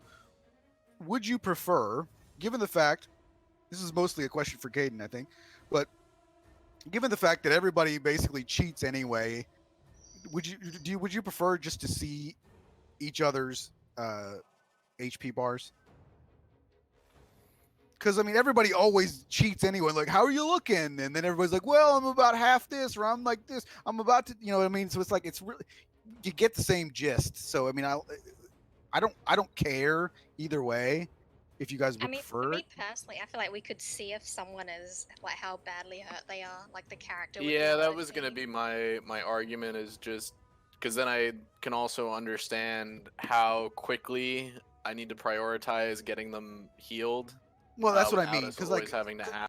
right? Because that's the point for me is that people always end up asking anyway. So like, it doesn't really feel like there's much like advantage to like not having it, other than just in like obviously like No, I think it would. I think it would cut down on me being like, "How are you looking? Do you, right. are they? Do they But I look mean, like it's they like need help immediately?" realistically, would you be asking that to someone who's like super bloodied? It's like, Right. how are you looking? Like your character would be able to see how they're looking. Which is Realistically. another. Exactly. And I that's mean, what it goes back to like again IRL tabletop gaming where you would never know that. So like that's why I think a lot of people feel like you shouldn't show it, but I don't really care. Like I said, I think it's just you get around. Everybody gets around it anyway. Yeah, I mean, I think it makes more sense to show it personally, but that's just me. Speaking of, that's another thing that was a bloodied was a thing that was in the previous versions of D&D that's not in 5e. So it was like an actual like thing, a condition. So I think it should be if I do this. Yeah, I'm just moving out so I can Like I take said, a look. I know I can see mine. Yeah. Okay, I can see Cadence. He's the only one that's not hurt. Yeah. Okay, they're popping up. So I'll do that for this map, but of course I'll have to reset it all for everybody permanently. But Yeah, that's for fine. now- Dawn, do you want to move ahead while he's doing that? yeah, it's your turn. Sorry. Oh, is that all right? Damn. It's a half Alright. movement to get up, and bonus action disengage. Try to get the hell away from that. Well, So- it's half movement to stand, right? yeah, Yeah, it's half it's movement to stand. Plus, in Okay, this yeah. situation, as she's only engaged with one person, if she attacks, she automatically gets to move away. Due to Yeah, fancy so I'm- footwork. Yeah, I'm gonna spend half my movement to get up. 'Kay. And then this guy looks pretty armored. I'm gonna try and stab him though. Just one attack. 16 hit. 16 does not hit. Bless. You're blessed. Oh, okay. And that's a 1d4, right? Yep. Yes. A 17 didn't hit, so it'd be an 18. And 18 doesn't hit. Oof. Alright, I'm going to, take the L. And I'm gonna climb up. Like, use my bonus action. Can I climb when I dash? Or I can only... I mean, if you're just talking about getting out of the water, it's not really a climb. I mean, it's pretty much just a step up. It's not. Oh wait, no, I'm For gonna the gnomes, it disengage. probably would be climb, but yeah. Yeah, for you, I mean, it would be it wouldn't be too much of a problem to get. That's pretty shallow water. Okay. I'm gonna disengage and then go over here. I'm behind the wall, by the way. Yeah. Alright, put it in. Now it's Mr. Greenface's turn. A couple daggers going at our barbarian friend, who I will probably never hit ever with a 19. Oh, never mind. That was a 23 and a 17. So one hits, one does not. Yeah, so you take a whopping 6 points of piercing damage, Pepple. Yeah, half Half, rage, yeah. yes. Piercing damage, indeed.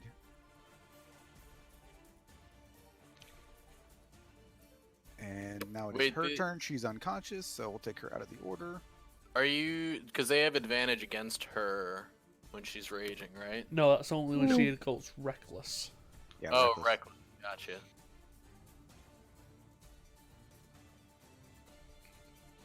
Verlon, not horse. Yes, so Verlan, not horse, will attempt to. So I no longer have extra dice on this because it's no longer marked. So I'll take one against the one I was attacking previously, then one to the armored gentleman who's just stepped up. Whoa, Caden zoom off Neverland. What? Nah, I'm just trying to see what's going on. I'm So over that's by to Greg. him, the first one, So 16 hits him, so that's 21 points of 21 damage. points of damage. Okay. And the second one is to the one below me. No. 13 does not hit. Yeah, for now, that's it. All right, so it is that guy's turn. He will swing at you with his scimitar twice, a 14 and a 16. 16. 6 points of slashing damage.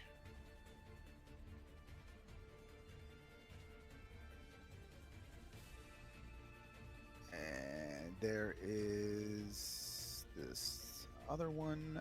She will also attack you, Verlon. a 22 and a 21. Yeah. So that is an additional 13 points of slashing damage. And it is Grick's turn. All right. All right, now Matt, quick question.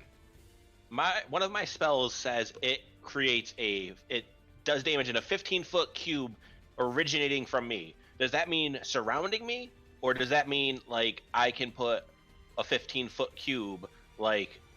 I would say it would be around you, Okay. considering it's coming from you. Okay, so all right, so it would just pretty much be like all the squares around me. Correct. Okay. That's how I would interpret it. Yeah. All right. Because I've had DMs who said no, that means that it just originates from you, and like you could put it like this or whatever like that. So all right. So then in that case, this one is still looking, or no, that one is down already. Yep. Do either of the other two look really hurt? The guy this guy is probably the one who looks the worst. Okay. Now another question. I know usually you can't do non-lethal damage with spells, but if I'm doing something like magic missile, can I? Since like they're guaranteed to hit, can I like aim for like a spot on his body to just try to knock him out instead of kill him? Probably not. Okay. I mean, magic mean, missile can guarantee that you hit it, but it doesn't specifically say that you can Fair make enough. it go where you want it to go. Yeah, Dude, force we damage. have ways to stabilize anyone that goes down. At Also, least. you could ask if can you target his leg? Yeah, but like Matt just said, it means I'm gonna hit, not that I know where it's gonna go. So in that case, fuck it, I don't care. I'm going to just cast magic missile on the guy. What level do you cast it? I'm just doing it at level 1. You know, if he's looking that hurt, I'll save some of my higher spells. Yeah, so you gotta roll it so- three times. Yep. Plus 3 to that. Or no, wait, what the hell? It only rolls once? Magic Okay, missile never is broken. In Roll. Yes. Alright, so I'll roll 2d4 more. No, it's 1d4 plus 1, and then it's 3 bolts. So you gotta roll that 3 times. Yeah, so it would have been 11 total. 5 plus 3 plus 3, so yeah, I 11. think 11. with magic missile, you roll it once and it's the same for each missile. No, Someone, it's like, I think it's like one some official d4 on by Twitter itself. said it was that. Hey, I'll look it up there. And link I mean, it doesn't specifically say. Yeah, I guess you could do it either way, but I've always done it roll separately. I've always rolled them separately, but then also in the game on Sunday, I thought that I was wrong about Eldritch Blast because I thought it was like if you were targeting the same thing, you only rolled once to hit, but it's multiple bolts. You have to roll multiple times for the same target, which I didn't realize. So there's all different kinds of interpretations for this stuff. But 11 was what it was going to be. Yeah, wow. And Jeremy Crawford is the guy who wrote all the combat rules, so you got to listen to everything he says. Hey, he doesn't know what he's talking I mean, about. no, it's just the official, but you can still choose your own person. Yeah, I mean, I always look for Just say Jeremy the- Crawford, but he says the GM is the final say. But I mean, honestly, I couldn't care less. Whichever one is fine with me.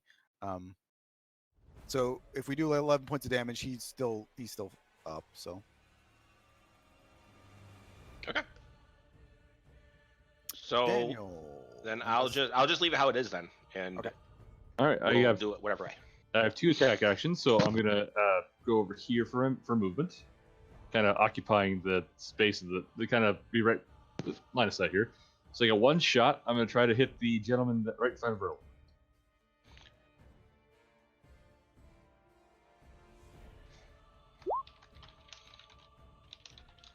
$17 hit, it does. 4 damage. Center mass. And that'll be his turn. All right, it is the big boy's turn here. Was that your 4th shot? I only got 2 shots. I can do 1 attack. I can, as an attack action, I can do reloads. I can have 1 shot after that. Oh, I forgot the gunslingers don't get it till later where they could reload. Yep, quick draw and rapid reload. Yeah, Gotcha. I'm working on it. I got some drafts made already. So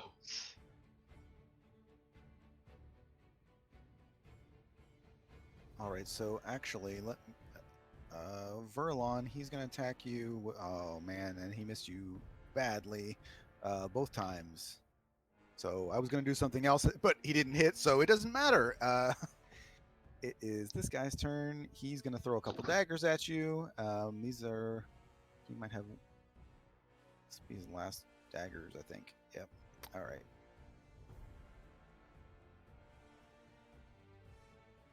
And he misses you with both of those daggers as well. So, Caden, it is your turn. I will step out. I am going to summon a spiritual weapon to block them from being able to move forward. And then I'm going to cast Toll the Dead on the heavily armored. Hold on.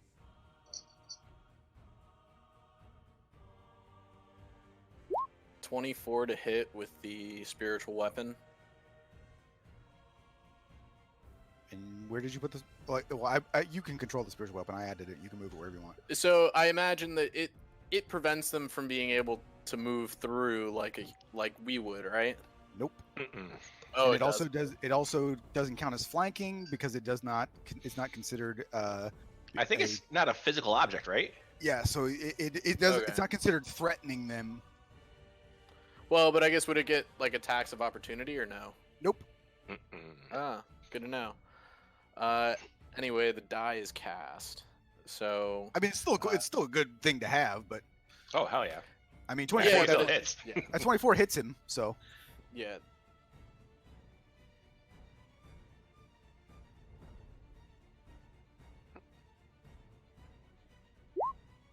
For 10 damage. All right, you still have an action as well. 1d8 plus 8? Well, my spell attack modifier is. You don't get the proficiency for eight. damage though. No, it's just Oh, wisdom. no, but my spell casting ability modifier. Oh, right, yeah, I see what you're saying. Yeah, so it's 7. And then I also cast Hold the Dead on him. I love that spell. And they're all conveniently already damaged. and I gave that spell to my bard. You send a little angry fucking homemade bomb into the picture. Wisdom saving throw. What was the DC for that, Caden? 18? Oh, sorry, no, 16. No. 16, yeah. All right, so roll 2d12 because he failed. Hey, Nice. Roll a 14. And then I will step back in to that square that's there on the ground. All right, Pebble, you are up. Okie doke. Just a second. Cat is. You just need to play a ranger and have a fucking animal companion. make a tiger, but name the cat, not tiger on the cat, the cat.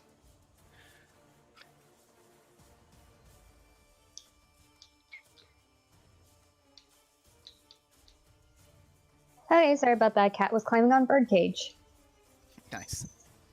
She will attack that lady twice.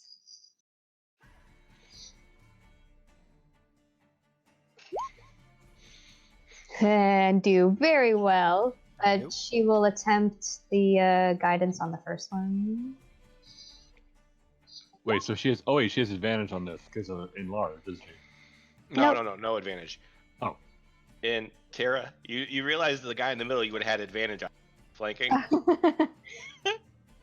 Pebble doesn't know that. And a 14 still doesn't hit. You would have Yay. Great round. I will just say I was distracted by the cat. All right, Dawn, it is your turn. Alright.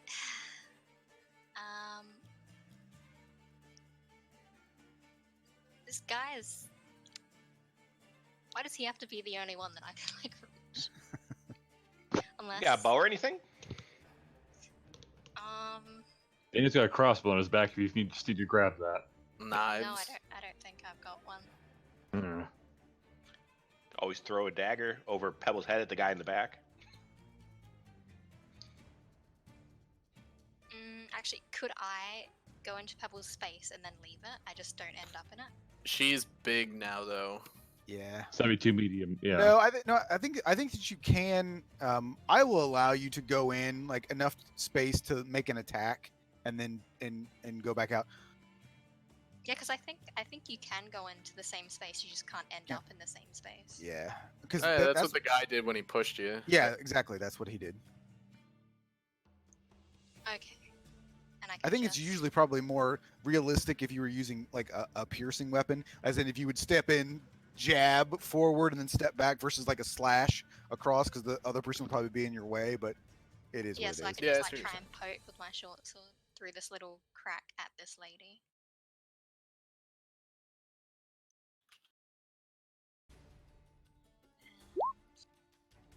Does a 21 hit? 21 does it. Yeah. What's that? Ooh. Dang. And then I will... We So just it is- engage you with this guy, this though, one. yeah. So what? What? Yeah, it's this lady. Okay. And then I'm going to disengage and move back. Here. If you disengage, you can't dash again. So you would have used all your movement to get up there. Oh, really? So you'd be Okay. like right, like maybe like on top of the corpse or like right behind it at least. Oh, okay. So here. Well, how much did you move to get into Pebble's space? Was it 30 feet? 30. Then, if you take Oh, in the yes. attack, you can't disengage if you want to move again. You'd have to dash, which means you'd take an attack Oh, of okay. opportunity from the big metal guy. Only from no, this no. guy. You. I mean, Is she her wouldn't. movement more if, than 30 feet?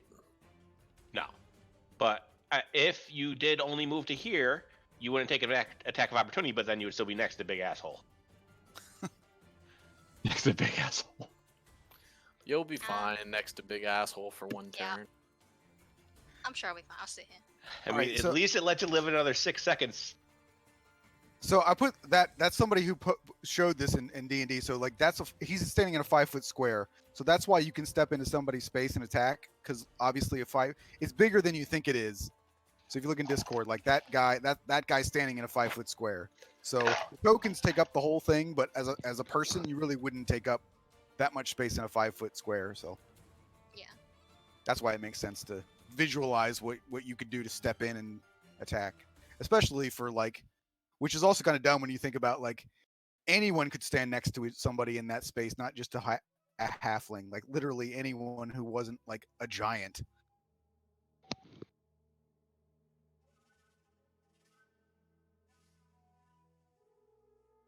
All right, so he's going to use half of his movement twice, so 10, 20, and he's going to come up here. And he is flanking Verlin, and he's going to attack twice with his scimitar.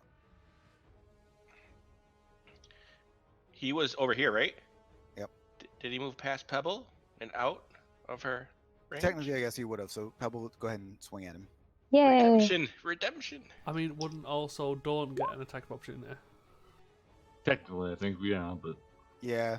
Does guidance do the thing too? Bless. Is he flanked when he's getting Bless. You could always use bless Okay. Yeah. until he Yeah, lets it. Drop.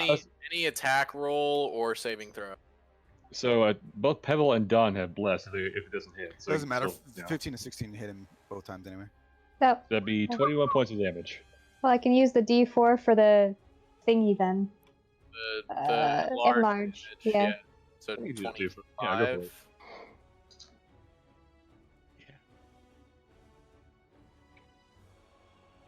Also, you get to sneak attack on attack of opportunities. But it's only once per round. That's once on your turn. Damn, that's already max damage from you two so far. So, like I said, you do get sneak attack as a reactionary attack. Let's look at it. Yeah, I think it's once every turn. Yeah, your turn finished. So this is Yeah, so I get to do it again. yes.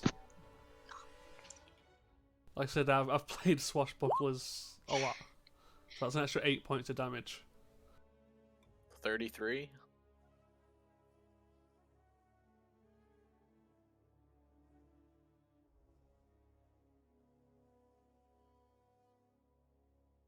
Yeah, because it kind of falls into the same category of if you're playing with a Battle Master fighter, they can get you to attack again, and you get your sneak attack then, even though it's not your turn. Well, he regrets making that decision. However, he did hit because he has advantage twice on each. Well, advantage on each of his attacks. So you take 16 points of slashing damage from him, Verlin. Awesome. And it is your turn. not awesome. I will attempt to. You have advantage on Big Boy, Big Asshole here. That's right. Well, Yeah, but he's getting flanked by the small asshole. well, for now, I will attempt to give this new friend of ours a retribution.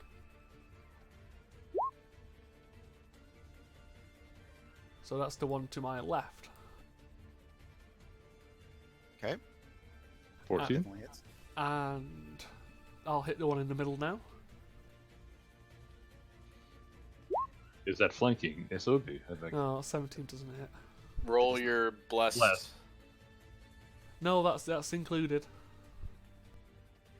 Wait, are you sure? Yeah, if you I see highlight it the on roll. there. Yeah, because Oh, I yeah, have modifiers onto my sheet for it. Okay, sorry. Sure. Alrighty.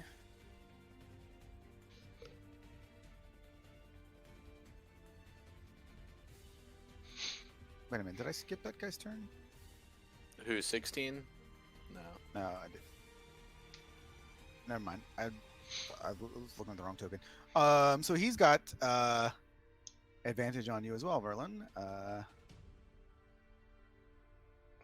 That's a 20 and a 19. It's 13 points of slashing damage. Good night. Rose is unconscious, yeah. But he does not kill. He knocks you unconscious, right? So he does not attempt to kill you with that. So no death saves. No. You're just unconscious. So technically, I mean, you're stable, right? Like, Yeah. and it is now this one's turn. Let me check something real quick.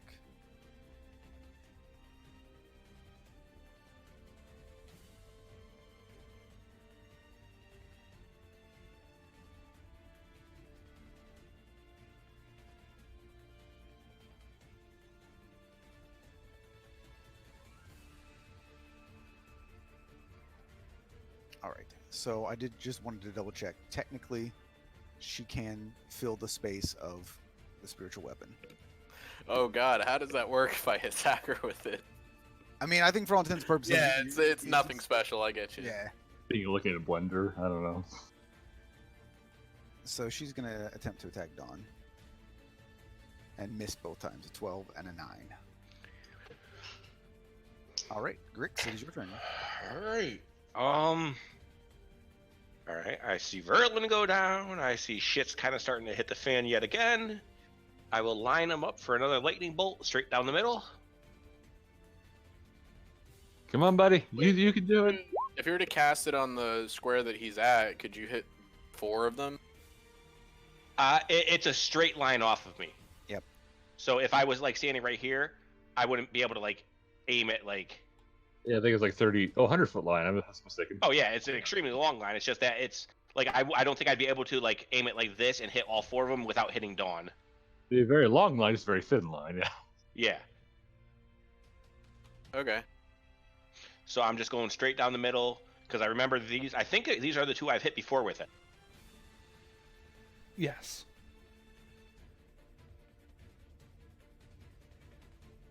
And hopefully, big asshole is not a big dexterous asshole. Well, if he's wearing metal, he automatically has disadvantage. Oh god, that damage. Yeah. So juicy. Yeah, I still rolled 2 natural ones in it.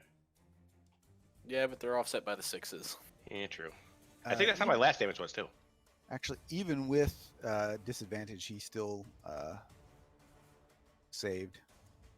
So they both take 14 because they both saved. 17 for the first one, actually a 20. Well, 20 on the first one, 17 on disadvantage. You know, you could just let us believe that we're doing great things. And say that they And failed.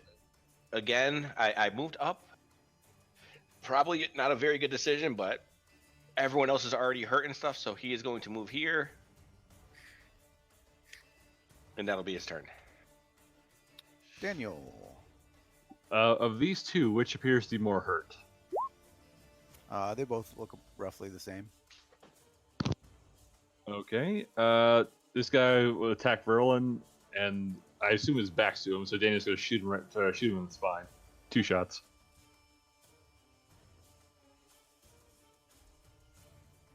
Hang on, my sheet's being a bit of a...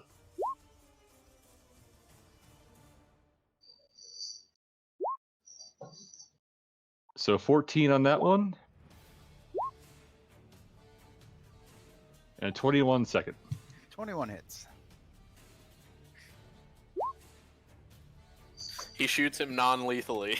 No, I'm shooting him in the spine. You could do that non-lethally. Yeah, make him Stephen Hawking. At least he won't be a problem in the future, right? Yes, also remember that trying to lethally kill these guys, Verlon is unconscious and surrounded. So killing these guys while your teammate is on the ground, very vulnerable at the moment, maybe not a good idea, but, you know, just throwing that out there. Logic. So, Precisely because he's Rob, surrounded is make why it's sure lethal you, damage. get your second character rolled up. Yep. All right, it is the big boy's turn.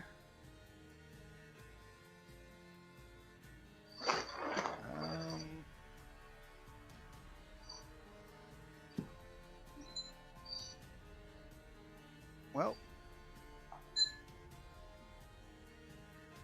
he's going to see the little squishy boy there. Yep. So and first, Pebble gets attack of opportunity? Yep.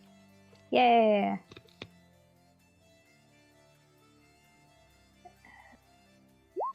No. I'm not even going to roll the... I'm at 14 HP right now. So first thing he does is he runs over there and he bashes you in the face with his shield. That's a 27. Mm-hmm. So 6 points of bludgeoning damage and take a strength saving throw. What is Grix? I don't see Grix's health. Yeah, I don't either. I'm 18 out of 29. Really? Okay. Okay. Um, I think you failed that. I think his DC was 14 last time. Right? it is 14, yeah. So I'm prone. So you're Okay. you would be knocked back, but you're against the wall, so that doesn't matter. And then he will try to stab you after that. Okay. That's a 16. I will cast Shield. And that brings me up to 19. All right, so you're prone, and then you throw up the shield when you're on the ground, and you're like, "Oh God, please!" Yep. It is now this guy's turn. He will come up here and engage with Pebble.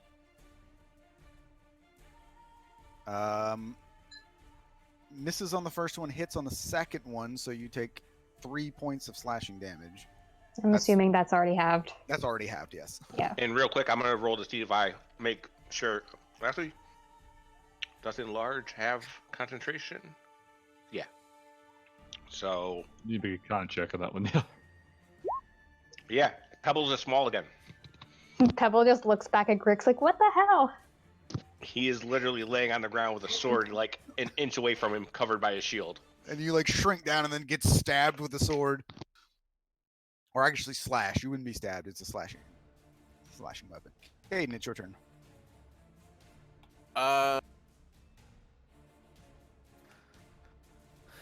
gonna step out. I'm gonna hold my action and have my spiritual weapon attack the guy directly north of it. I guess what are you holding action against, or what are you doing? I am going to hold mass healing word for after Dawn's turn. Okay. Actually, I could just do it now since it's only us acting between now and then. Yep. So hold on. So with this, am I rolling one die or am I rolling one die for each? I think person? one die, everyone gets it. Yep. So, oh, A D4 plus 5. 1d4 plus 5. plus Ooh, 8, right? 9. The spell Right, I told you. modifier is with proficiency, I believe. No, or what's your Right, no. wisdom? Plus 5. Then it's plus. Yes. Then we get 9 hit points. Yeah. Okay. Oh, I was gonna say. You get your proficiency on attack rolls, not on the actual damage or healing. Well, but I thought heals included. No. Like I thought there was the spell I think modifier. that's only for and then life there's cleric. I don't know. No, Anyway, not even for life cleric. It's just dice and your attribute. So Pebble and Dawn, you also heal 9. So that's everybody for the heals 9. So Verlin's technically back up, so that's good. I mean, 1 round, 54 healing at level 5 is not bad at all. And then I will have my spiritual weapon attack the dude. Big asshole. I think No, so. not the big guy. I'd Green want to asshole. stop Verlin from being flanked.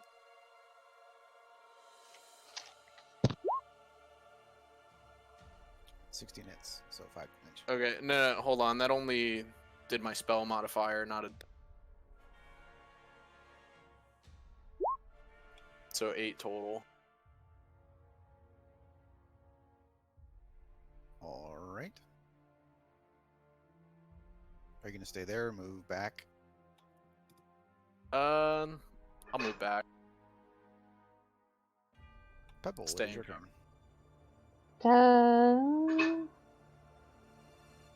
I guess she'll attack him now that flanking is happening again. Attack whom? Sorry. This guy. Yeah. All right, so 23 and 19. Both of those hit. Yay, Pebble's just having a great time.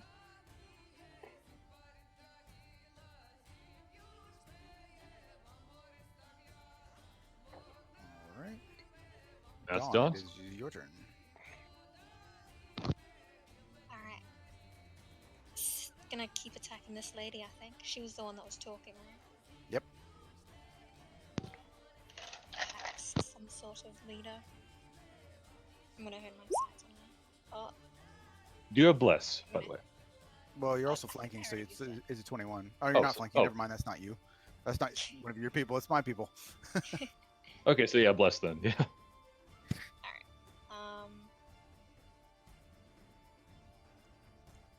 Just don't roll a 1 and you'll hit. Nice. 15. and then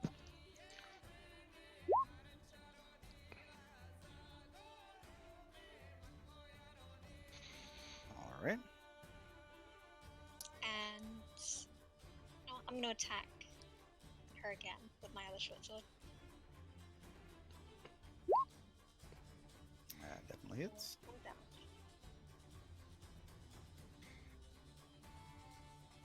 All right.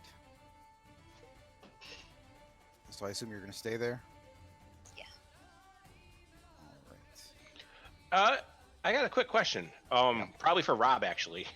If she attacked one person with her main hand and one person with her offhand and hit them, or since she attacked 2 people, does she get to disengage from both of them automatically? Only the people she makes an attack towards, she gets to disengage. Yeah, So so like it- proper attack action, I Yeah, think. so Yeah. if I did it 2 people, yeah, I thought of that as well beforehand. Yeah, that's what I was just thinking. Like, if she would have attacked one main hand, one offhand, she would get to move away from 2. I think that'd be a main hand thing. Correct, Yeah. but if, with the second hand is a bonus action. Oh, Yeah, so it's so a main attack sometimes- roll. Okay, Yes. Yeah, main Yeah, action. sometimes I choose to like use my bonus action to do something else than like gotcha. act twice. All right. Furlon. Advantage. Advantage. A 21 and a 24.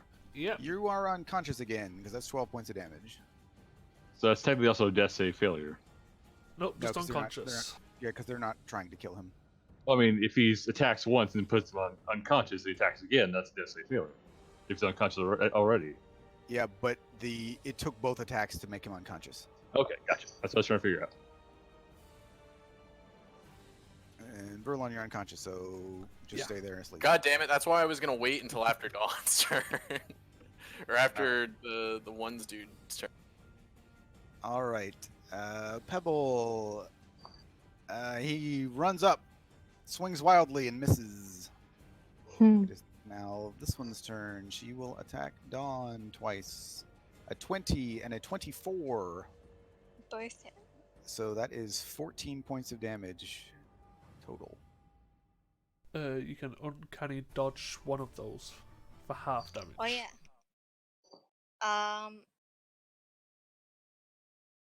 Doesn't matter which one. It Just do does. the Well, first it one would again. matter. So do You wanna would have to you wanna decide either to use it on the first Yeah, or or the second, and you can't. Yeah. Alright, I'll dodge the second.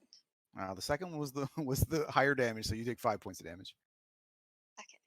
Like I can't remember what my damage was before I started reducing it. It was 14 down to 5 now. I mean my like health.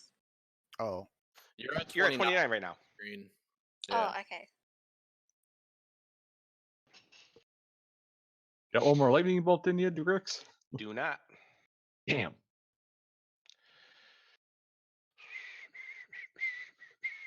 Oh god.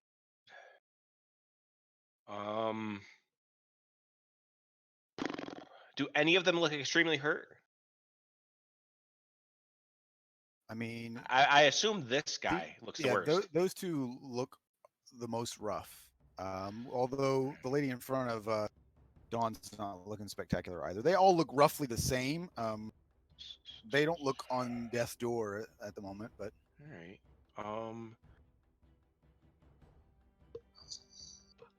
All right.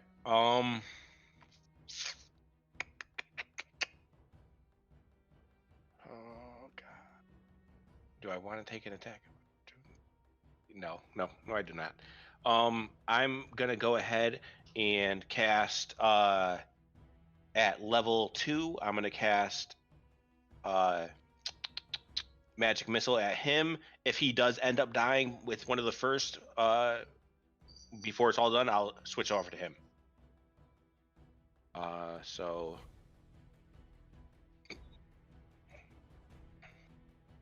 okay. Well, am I rolling every die, or are we taking that one? you can roll it. I don't really care. Well, don't Just forget pick- this is just a decide. 1d4 I mean, plus here's the 1. and here's Yeah. the thing: if you're casting at a higher spell roll, though, you get an additional dart. Yeah, which is still yeah. No, 1d4. I know. I just didn't know if we were just all 4 die as ones. Okay. Okay. So then, yeah, Just so pick it'll one and be stick to it, probably. Yeah, just Yeah. pick.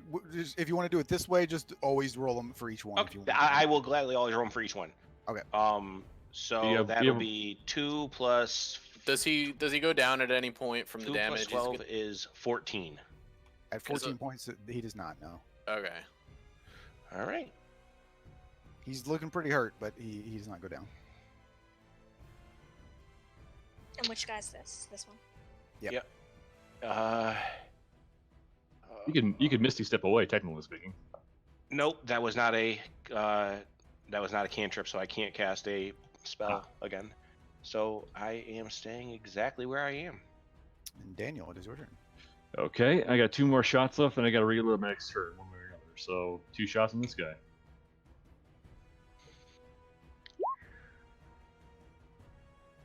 18 hits.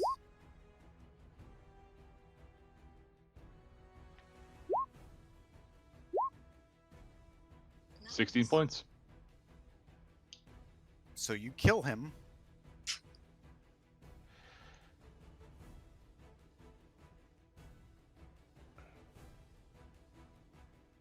We wanted to stay the fuck away. 2 shots in the spine. Oh god. At this point, I'll try to parlay. If we Yeah. stop now, I can still Yes. save your friend. It's not your turn. So Oh, but I thought speaking was a free thing. It's a free action God from this damn. guy on your turn, yeah.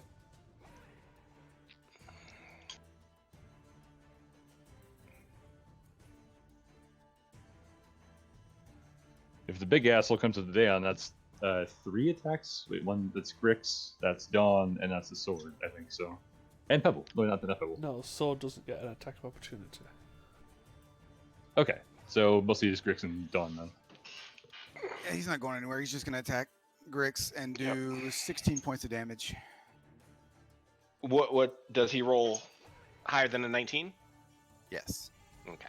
I take 16 points of damage. 16 points of slashing damage. All right. So I was at 27, so I'm at 9. All right, is this guy's turn? And Verlin, I hate to do it, but you get 2 death saves, failed death saves, because he stabs you. Yeah.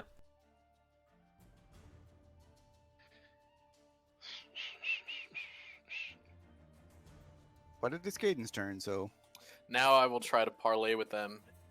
If So you guys he's retreat now, we can still save him.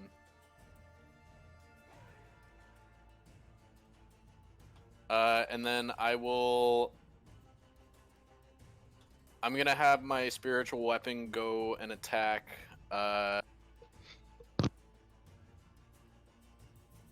be a persuasion roll for Caden though. That dude.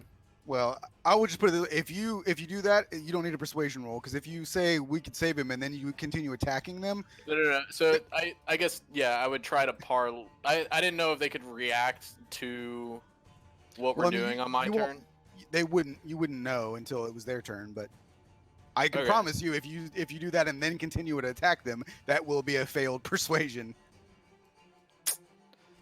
No. So I can only hold one action, right? Yes.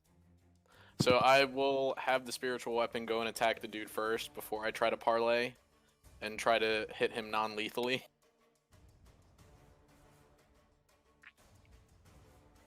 Which I don't think a magical weapon would be able to do.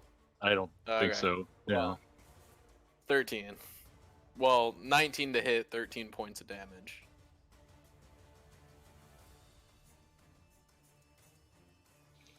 All right. It does not take him out, but he's looking pretty rough now too. So then I will parlay, and I will hold my action to cast Healing Word on Verlin after Dawn's turn. Pebble, it is your turn. So that's persuasion check for that though, isn't it? Or that's okay. I mean, at this point, I mean, I think that'd be with disadvantage, but yeah. it's not even that. It's not. I mean, there's not really much of a. I'm not saying that that they wouldn't be convinced of it, but they wouldn't be convinced by a roll. I guess is the way that, like, because if you're in combat, a persuasion roll again, it's not mind control, and you're also could only speak to real. I mean, it'd be a persuasion check against all of them. So Yeah, I hear what you're saying. I mean, whether or not it gets them to stop, I'm just throwing that out there. Yeah, I mean, so it's- that it- we leave it's still- ourselves a door. right. I mean, it's still a strategy. So I'm not saying that it's going to necessarily fail, but it's not. Again, it's not mind control. So even if you got like a natural 20, it's not like they're going to be like, oh yeah, please don't. I mean, you just killed one of their dudes. They're not happy. So. Okay. Pebble, it is your turn. Yeah, Pebble will attack this guy twice, non-lethally.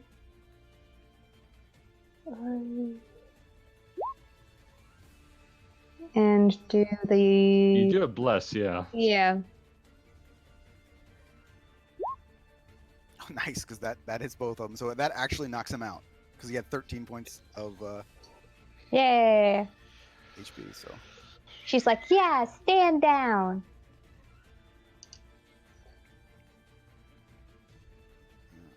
where did that?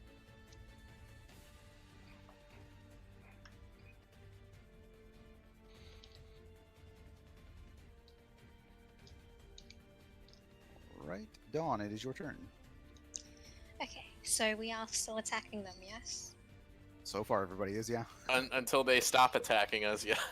Yeah, Pebble is not going to stop attacking. She's raging. I'm gonna keep wailing on this chick.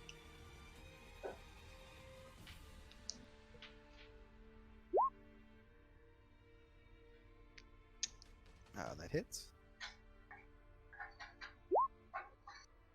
Does that knock her out? Yeah, I'll say at this point, I would probably, like, if it does knock her out, I'll hit her with the blunt end. It does not. Alright, then I will do a second attack. Which doesn't hit. And then after Dawn's turn, I will cast Healing Word on Verlin at level 1, and because he is currently unconscious, it heals him for max. So you get plus 9 hit point. Yay! That guy is dead. Verlon, it is your turn. I shall spend half of my movement to get up. I Right, will- action, just disengage and get the hell out of there. Yeah. Nor really for him to go. Do you really think Verlin's gonna run? Like in the short time we've known him. Well, as a fighter's perspective, you're really hurt. You got to back off, but then not really run. No. No, that's not really going to happen. So I've not got Crimson right, so, but I'm going to attack the one just below me twice. 6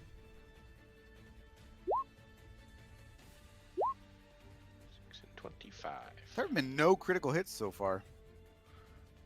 Pebble would have had a crit if she Yeah, flanked. she.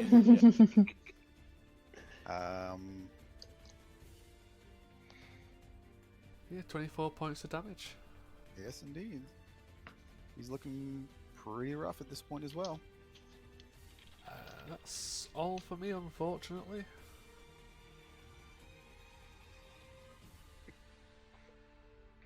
Alrighty.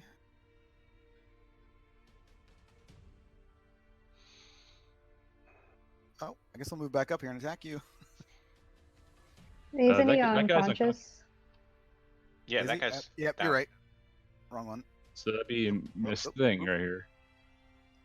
Oh, can we keep that sword like that? That's kind of cool. Yeah, Sorry. I can move like that. Yeah. Yeah, sorry. So she's gonna attack Verlin instead.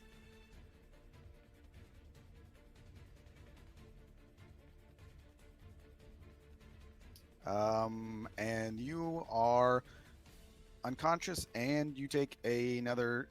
You can take 2 more death saves because she hit you and then stabbed you again.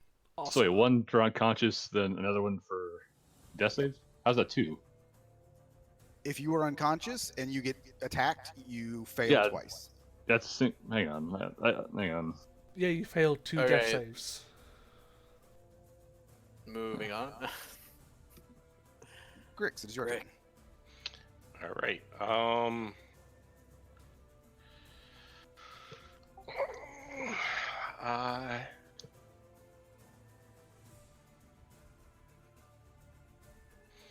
I'm gonna go ahead and Misty step back to here,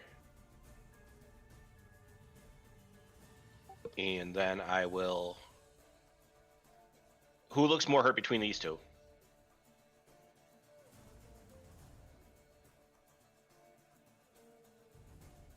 Okay, well, first of all, Charles, stop Yes? rules lawyering me. That's the first thing.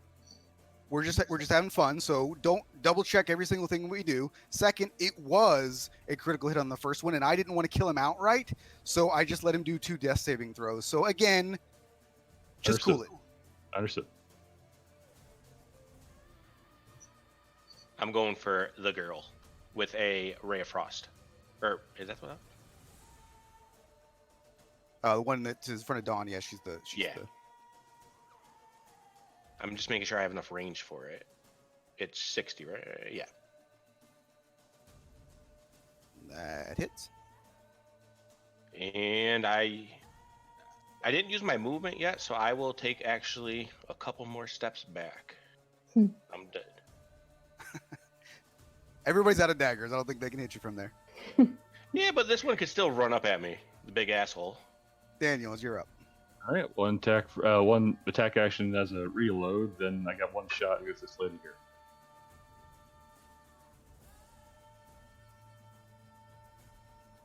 So which one are you attacking? The big dude or the chick? The check. Center. All right, so that That's hits. 11. That's 11.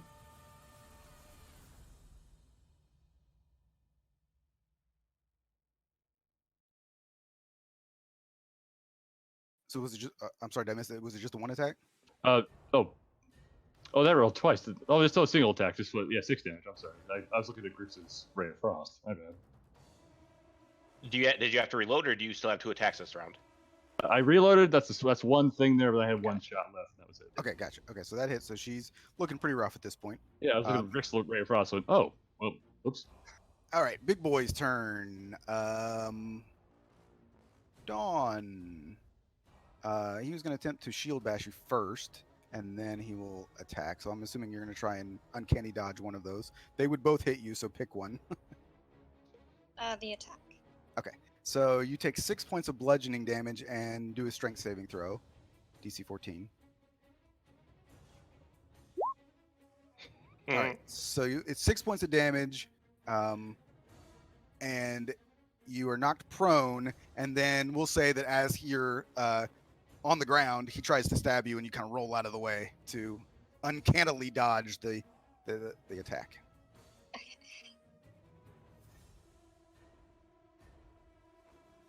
And then as you okay, so I can never remember. On the ground melee, is it advantage? Advantage. Yes. Yeah. Okay. Ranged is disadvantage. Yeah, I can always get them mixed up. So this guy will attack Dawn twice on the ground with advantage. And he misses on the first one, and he hits on the second one. So you take an additional 5 points of slashing damage. And it is your turn, Kaden.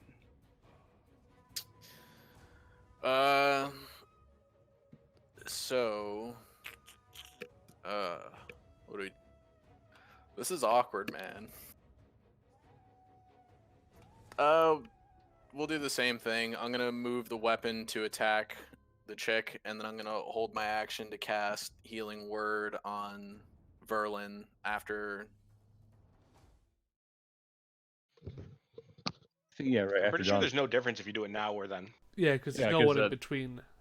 This guy's dead. Yeah, Dude, so. I thought that last time, and then And then Green Dude That's popped up valid. and just stabbed people. I think you did Bronze, now if you wanted to. Yeah. Up and down here. 24 for 13 damage. I don't want to do the bouncing around the unconscious dude, but I really don't want him to die yet.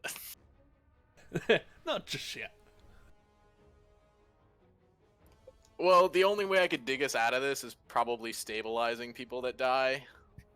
Or doing things, and if you die, then it makes things messy. But I attack the chick for 13 points of damage. Alrighty. She's looking real bad right now. Like, real bad. Pebble, it is your turn. Okay, Pebble is going to recklessly attack the lady with non-lethal damage. All right, so the first one knocks her out. Okay, She literally had 1 point that you almost you missed killing her by 1 point. Oh. So would that be a bonus action or Yeah, no? you can, That's use your, not you can use your second attack on somebody else. okay. She will use it on him. I mean, it still misses, but recklessly Would it 18 to hit. bless? Oh wait, yeah. No, yeah, it's recklessly. So I forgot. So 10. Okay, so he's also looking pretty rough at this point.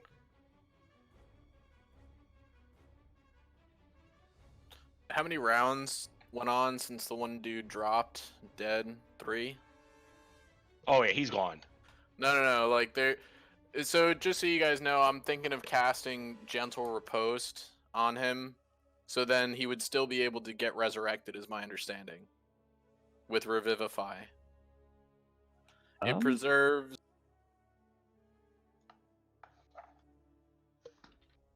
It keeps you from decomposing. I don't remember what Gentle Repose does exactly. Yeah, just My protect it from understanding decay. is it pauses a corpse essentially in that time frame. So if you cast it on somebody within the minute, they stay in that minute to be revivified. Yeah, it it's in says the spell second paragraph. effectively extends the time limit on raising the target from the dead, since days spent under the influence of the spell don't count against the time limit of spells such as raise dead. So Oh. the duration is 10 days. So I guess you could cast Gentle Repose and then Revivify would count. Well, Yes. but so the thing is though is that Revivify only counts if the corpse is less than 1 minute dead.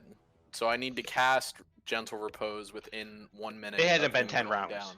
Yeah. It No, I know, but that's why I'm just saying what round are we at? Is it 3? I think it's 3. Yeah. Yeah, I believe so. I don't have the round counter on there. Yeah, 'cause he it went never down a works. little bit later, so yeah. I would say definitely no more than 3. Okay, so We'll that's call it 3.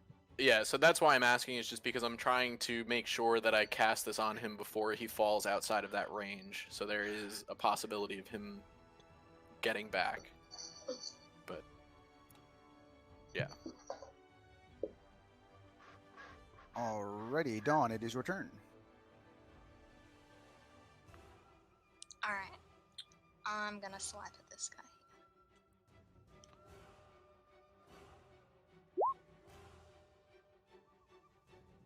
That hits him, and he is looking very badly. Alright, and then You have your sneak. yeah, could I? But like, is a sneak attack gonna kill him? Can I make it so it's non-lethal? Yeah, I mean, if you want to, you can try and bash him unconscious with the butt of the sword.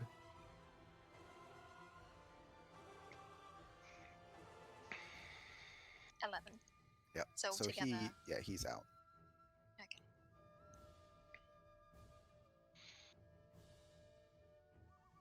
And And then I'm then gonna look at the like last remaining guy and just like, do you surrender yet? and at the end of her turn, I cast Healing Word on Verlin for 9 points of heals.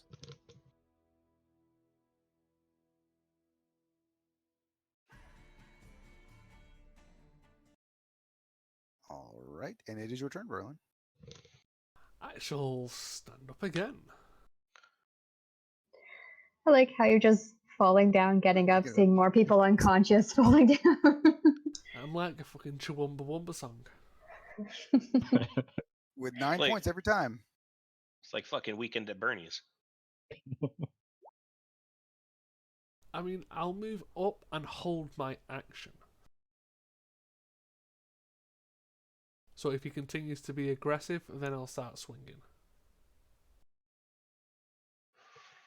All right, so it is just this dude, right? He's the only guy that's not Yeah. unconscious. Yes. Yes. That's correct.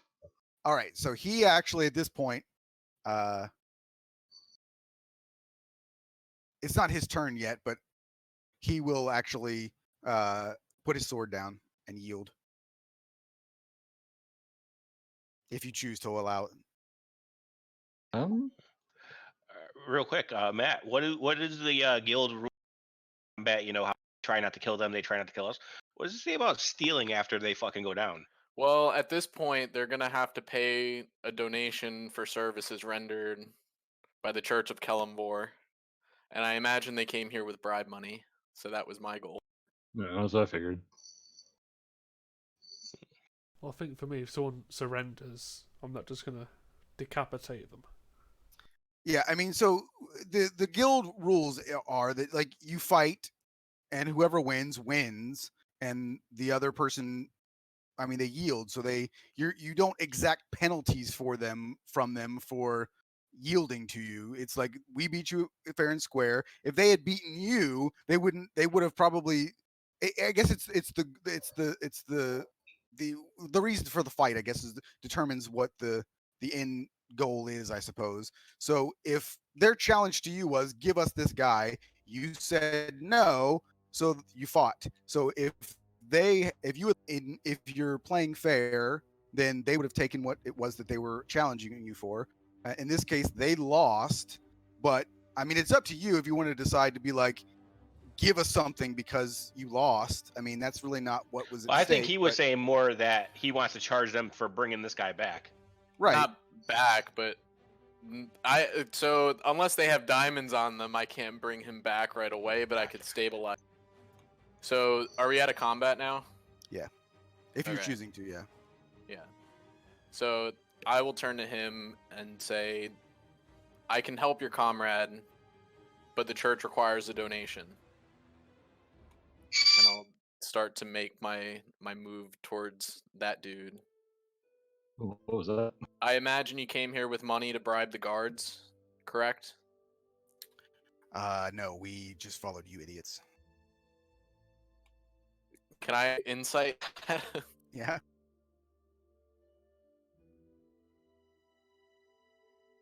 I mean, he seems to. Well, yes, he thinks that you're idiots, and yes, he does. They did just follow you. They didn't know. Dawn was the one who knew how to get here. They didn't know anything about it, so they just followed you guys. Do you have any coin to donate to Kellenvor? He reaches into his pouch and he tosses it to you. It's probably about 25 gold. Okay, I'll cast Gentle Repose on the body here. I do not have the materials to bring him up directly, but this should allow you the time to collect what you need and bring him back. He just sort of nods at you. Hopefully, let's not do this again. I don't know. I had a pretty good time. I don't think Pebble got. How are you full fucking health? Pebble got healed. Well, she's hard to hit for a start because she has 19 AC, and then Damage reduction. the damage she did get, she had damage reduction, and then she got healed. So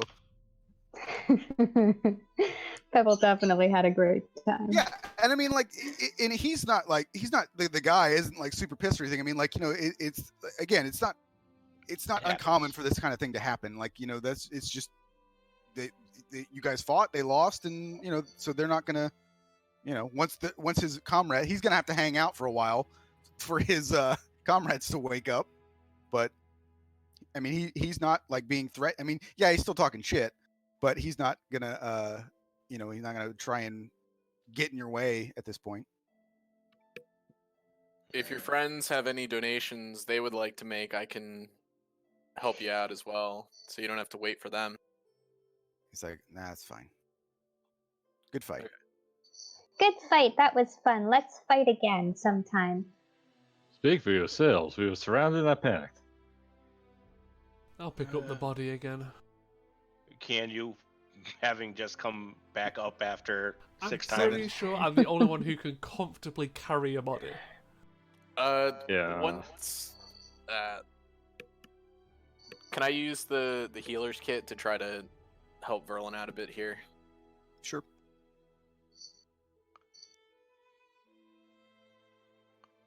I mean, it's not the first time he's been battered, so we're okay.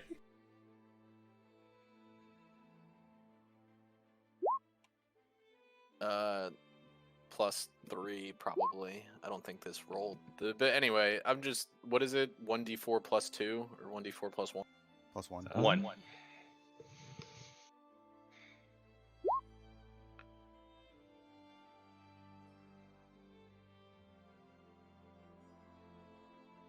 Awesome. Very nice. All right, so you guys are able to. I'll say you are able to easily make your way back the way you came. Where we came into the sewers. Yep. Was it like in the middle of a busy area? Was it out of the way? Like are we Relatively. going to be noticed walking out of here with a body? I mean,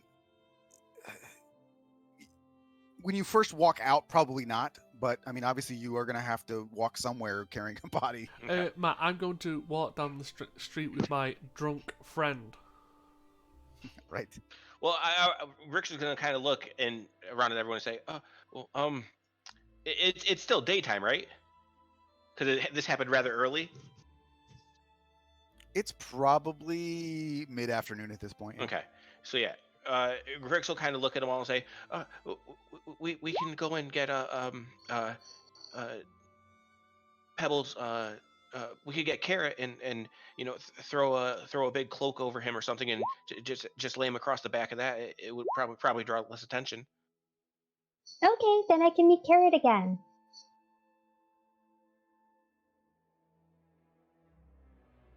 Yeah, yeah, it's He open. kind of looks at Verlin and just looks up at him and says, do you mind waiting here for a few minutes?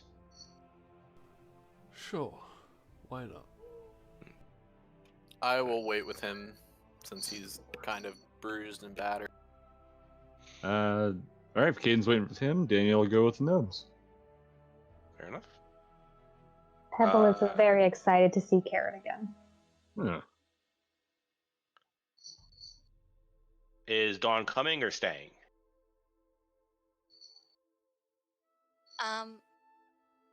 That's the thing. I have to like leave in a second because I have to go get something signed. Would it be okay if maybe she just went off on her own for a little bit?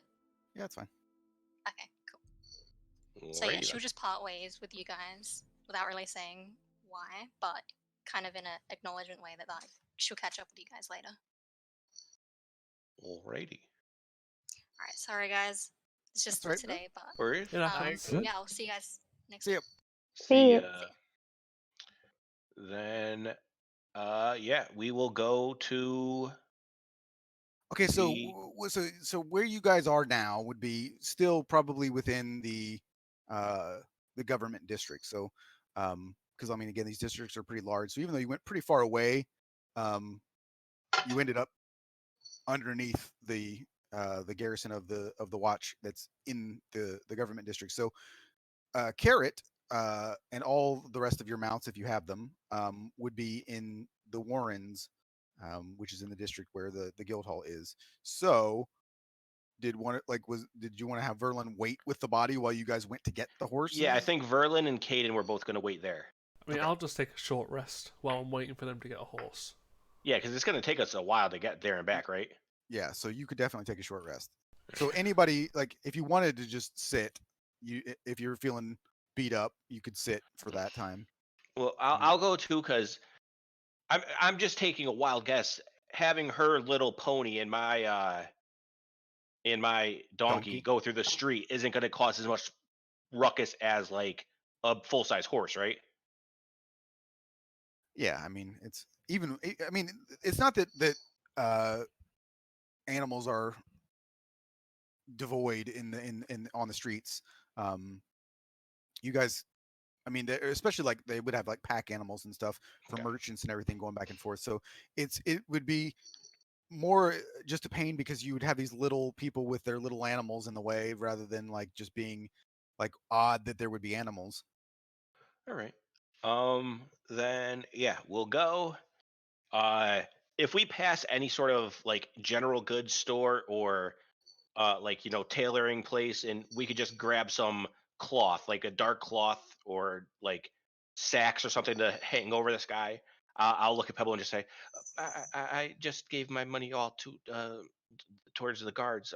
Do you think you could grab something quick that we could cover him with? I got a blanket in my backpack. Yeah, I got a little cloak you can use as well.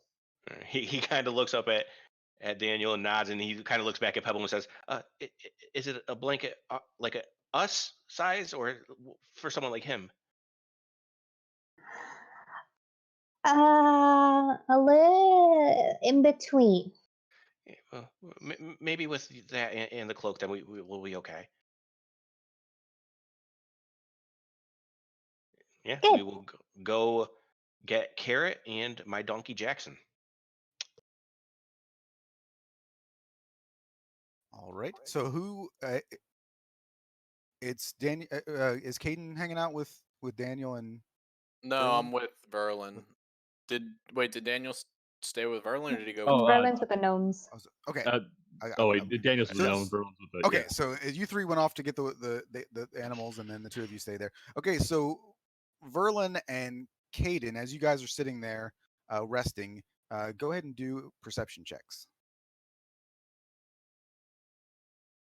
Can I use guidance for this or no? That's 2 nat 20s on perception checks tonight. Hey.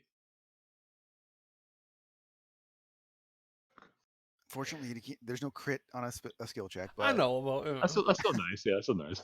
it's nice. It's certainly better than the alternative.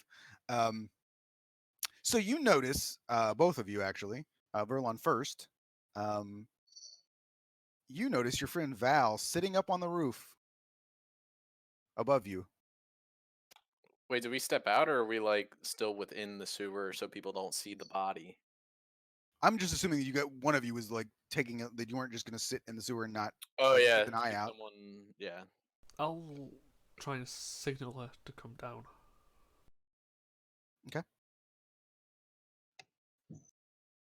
Which she does eventually. And she kind of, I guess, would like slip down. So if you guys, even just looking at this picture here, I mean, you guys can kind of think about standing in a place similar to this where there is light. So you're not just standing in the dark, but you would have the opportunity to like look out of like these similar type of windows to like keep an eye out for things. So, I assume you're looking for this one? And he'll just look at the body. And she nods at you. Well, I assume it was your organisation who put the request in. And she actually shakes her head. No. Mm. She's part of the magpies with him.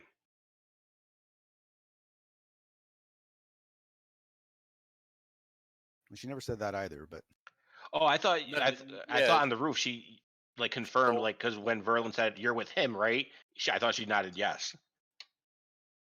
if I remember correctly, he was asking if he was there to, if she was there to, like hurt him or kill him, or I can't remember which version it was that he'd asked her what she was. And she basically said that she was somewhat of an ally of his, but she never Okay. confirmed that she was a magpie or anything. Okay. I Gotcha. think it was. I think it was. Are you here for him? And she kind of nodded, but then yeah. Yeah, it was something like that. But Yeah. Anyway. Yeah. Well, we're going to be taking I'd him have to go back back to to the it. guild hall.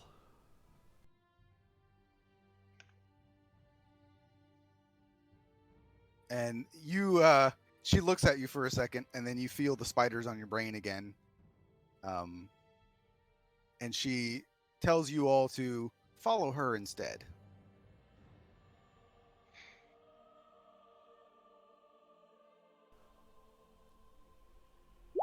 When the rest of the group come back, then sure.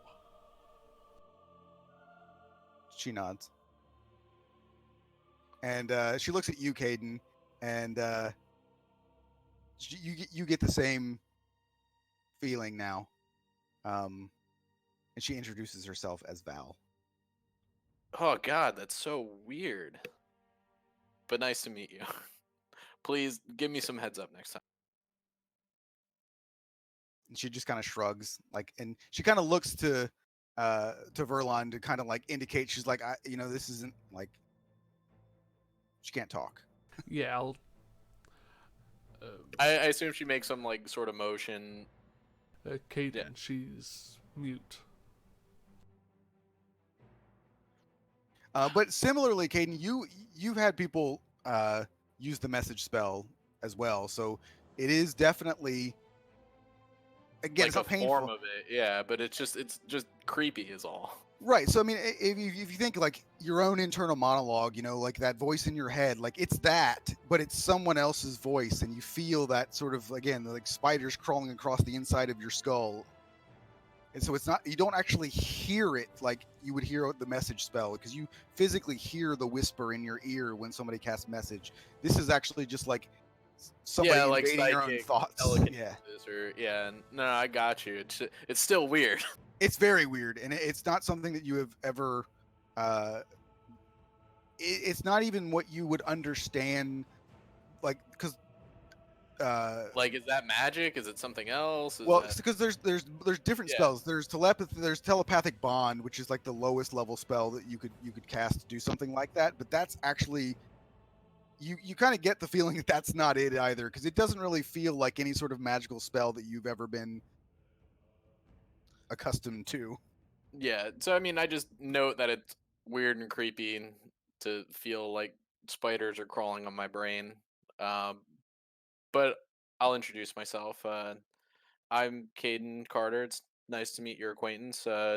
May I ask who you are, or did she introduce herself as? Yeah, she just said her name was Val. It's nice to meet VAL.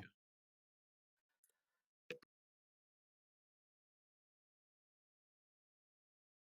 Yes. In case any of you are wondering, that's not. I didn't homebrew that. That's actually like what she's doing is a real thing in the game. No, It is a very real warlock thing.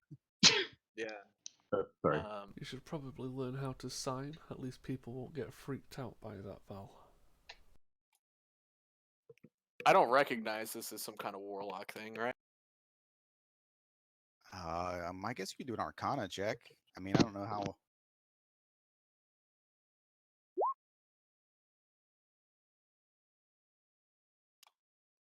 Which association are you with, Val?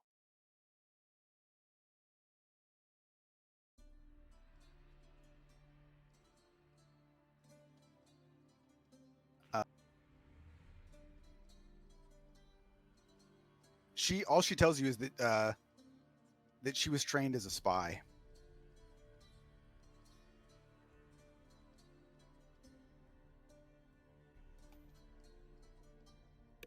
What's your business with him? And I'll point to the body on the ground. She says nothing. I have no business with him at all, but the one I serve does. And who do you serve? She says, "Well, if you follow me, you'll meet him." And she can tell that you guys are a little bit kind of. So she kind of puts her hand up, like his leader, and pointing to the body. And she says, he calls himself the Seeker. Yes, we've heard of this. Do you serve the Seeker? And she kind of shrugs a little bit and she says, I mean, serve is a strong word. I work for him. Is that who you're taking us to see? And she just nods in the affirmative.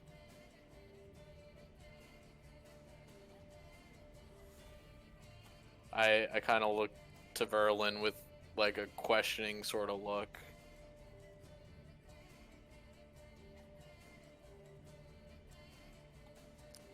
But at that point, I'll kind of just try to stay quiet until the rest of the team gets back here with the horse.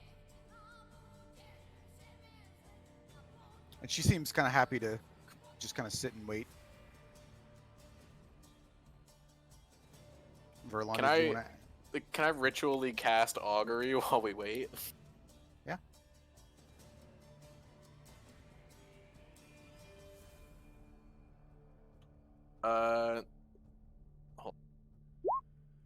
So I did cast this once before, before a long rest, so there is a chance that I get a wrong reading. But I'm trying. I guess the question I have is meeting the Seeker beneficial to us or detrimental?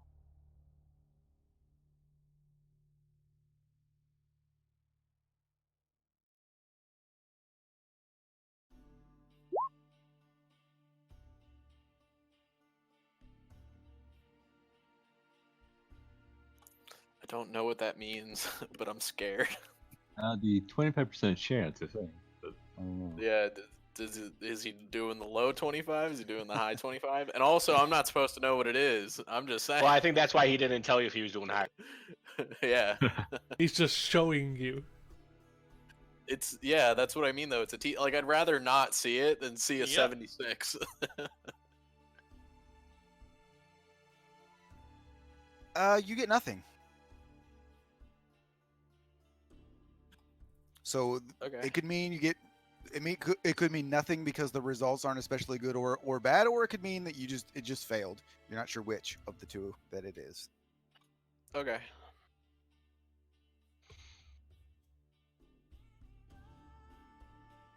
So Verlin, do you want to do anything before they get back? Nothing in particular, no. Alrighty, so then the three of you, after a short amount of time, come back with the pony and the donkey. Just And because I am very hurt, I am riding my donkey. Sorry, as like a side thing, I see that she's mute and whatnot. Can I also ritually cast detect poison and disease just to see if there's any sort of affliction that's causing her symptoms? Yep. And I get nothing. I mean, you could have just asked Verlon why she's mute.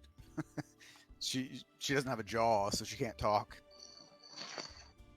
Or she doesn't have a lower jaw, I suppose is the better, more appropriate term.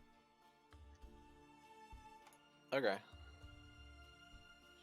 She doesn't appear to be poisoned or sick or anything. Disease. Okay. Is she like visible to us as we're approaching, or is she like hiding off again? Well, I would say that she would be sort of in sitting in the sewers at this point. She's Okay, not so we trying to wouldn't- hide alright. or anything, but But we wouldn't see her on our approach. no. Okay. Then yeah, after Daniel like greets him and we get back, I kind of look between our two. I mean, I know it really doesn't matter, but I think both can carry the same amount of weight. So I'll look to Pebble and say, does Carrot want to carry, or should we put him on mine? Can I? Sorry. Go ahead. No, you go. So polite. I think, and she kind of stares at Grix as he's injured and is like, He kind of looks at her and goes, "You haven't had Carrot in a while. Do you want to ride him?" no, it's okay. Carrot can do good stuff, right, Carrot? And Carrot just starts nibbling at her sleeve. He looked extremely relieved. When they start walking up, I would want to try to go out and meet them with outside of earshot of Val. So we have a visitor. They say that they work for Bertrand's boss. Bertrand. They look full of Bertrand. Really? It's kind of assuming she's down there. Daniel kind of look at her. She's very specific as not being part of the Magpies, but she is currently working for the Seeker, from what she says. I don't That's mean no. weird. Oh, sorry.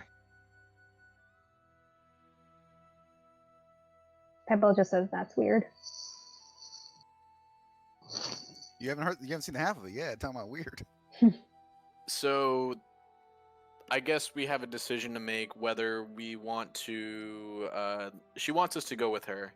I assume it's to deliver the body to the Seeker so that he can resurrect him once again. So we can either choose to help out the Seeker, or we can leave and bring the body to the Thieves Guild. Grix kind of like looks up and just goes, we just went through this with the last job. The contract is with the Thieves Guild, not with the Magpies. Technically, we can get on the good side of both of them if we give information that the Magpies don't mind giving out, and then we still get some money, and then we get on the good side of the Magpies. And that's what I was getting at was there was no contract with the Thieves Guild. It was more of an open bounty to say for information on the Magpies or to shut them down. So we might be able to play both fields, but doing that obviously comes with its risks. Grix kind of like starts smiling like frightenedly, I guess, and he's kind of like, you're assuming that the Thieves Guild doesn't already know that we've got the body right now. But Caden is correct, and just to reiterate the fact that it wasn't a contract that Fortuna's favor signed specifically or agreed to specifically. It really was more of a bounty, because that's why the blood letters also showed up. Is that like the Thieves Guild put out a notice to anyone who could do it. So you're not bound by a specific contract necessarily like you were previously. Yeah, but being from the city, Grix has probably heard many stories of the Thieves Guild, and they're probably not the nicest people, so he is kind of scared of them. Well, actually, the Thieves Guild, and I think I may have alluded to this previously. The Thieves Guild themselves, and part of the reason that they had a problem with the Magpies is that they do not take on any. They only steal things. That is like their golden rule. Like, so they don't do anything. They don't kill people. They don't get involved in anything beyond just stealing things. So obviously for them, it's they want to steal things from the most valuable things possible, and they want to steal things that. So if somebody creates some sort of impenetrable vault, like that's what the Thieves Guild wants to go after, right? So for them, they're at a point where it's more about just the fact of doing it. Like they're not even necessarily in it for the money, because that's another thing that's sort of known about them is that when they steal something important, you don't see it on the black market. They keep it just because. And they're also extremely mysterious. Nobody actually knows anything about them, where they are, who the leader is, and they don't even have a name like all the other guilds. They're just called the Thieves Guild. I think Quinn might have mentioned that, is that nobody even knows what they're called except unless you're actually in it, and then they probably have a name. But so either way, it's all business we're doing here. If we were to work with both of them, it's not like they might be upset about it, but it's not like we're contractually obligated to one side or the other. There's no reason for us not to do both, aside from not being able to strengthen relationships with one or the other. Do the Magpies have a like aura about them? Are they known to be killers and shit? I mean, yeah, the Magpies. Part of the reason that the Thieves Guild put out the bounty on them in the first place is that they're the polar opposite in many ways of the Thieves Guild, in that they do steal a lot of stuff, but they're loud about it, and everybody knows who they are, and so everybody knows who Bertrand is, and everybody knows that he's with the Magpies, and that's the thing that irritates the Thieves Guild, is that like you're doing it wrong. Like this is not the way that you're supposed to go about your business here. So there's not a specific like murder that's ever been placed on the Magpies. The main thing is that they just like to make a spectacle of everything that they do, and so like the local papers and stuff like eat it up, and the Magpies don't keep things that they sell. And the other thing that Daniel would know, because he had recognized the name of the Seeker, it would seem weird that the Seeker was involved in that, because what you would know of the Seeker is that he is someone who is, or I say he, but it could be she, got the name Seeker because it's knowledge that the Seeker is after. And sometimes that comes from items. So in that respect, stealing items makes a little bit of sense. But the idea of like someone like that being the leader of a upstart Thieves Guild seems a little off. Well, I suppose at the end of the day, we could at least see what the Seeker wants. If Yeah, they let's happen to meet be, him. It seems fun. if they're working with anybody at all, then maybe looking for something specific, and then we can go an official contract, I suspect. We just did everything we could to get this body, and now we're gonna walk it into somewhere that we don't know if it will be in danger, while we're all very hurt and down a person because Dawn went on her own. I'm fine. Well, if I we need to don't- take a little rest, we can certainly do that beforehand. You see, look about like, is that really in trouble with that before we even think about going anywhere? I need much more than a little rest, and again, Dawn is gone right now. Val for okay, yes. We can And see if she's willing to postpone until tomorrow. What time is it now? He said late it's- afternoon. At this point, it's probably getting close to early evening, probably maybe like 5 o'clock in the evening at this point. Yeah, so we can see if we can coordinate our meeting for tomorrow morning instead. We also, with the last job where there were multiple options on who to hand it into, we had Quinn decide. That was boring. I don't want to go back to Quinn. Now, Phil, he's our boss. We had to go to him like 2-3 times. It was the worst. don't disagree, but well, we had to do what we had to do. I'm still new with this. If we need to rest first, it wouldn't hurt to ask Quinn his opinion while we're there.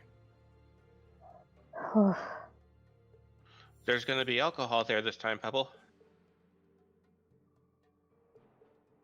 Okay. You can arm wrestle Daniel some more. I was supposed to arm wrestle Dawn. I already beat Daniel. I I beat can you arm once wrestle already. you. I can arm wrestle Kaden. We can certainly arm wrestle back at the guild hall. We're 1 for 1 there, Pebble. I beat you, and you beat me. That so first one that's still a doesn't draw. count. Oh, it doesn't. He's gonna get his big old grin Nope, it doesn't count. because I won, and you don't like that. Doesn't count. He's gonna ruffle Pebble's hair. It's like, I just love how she's always undefeated.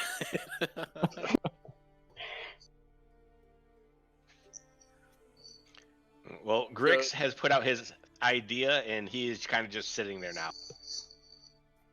Pebble starts searching the body for the coin that she stuck to it. So I guess we'll return to where Verlin and Val are. And I will turn to Val and say,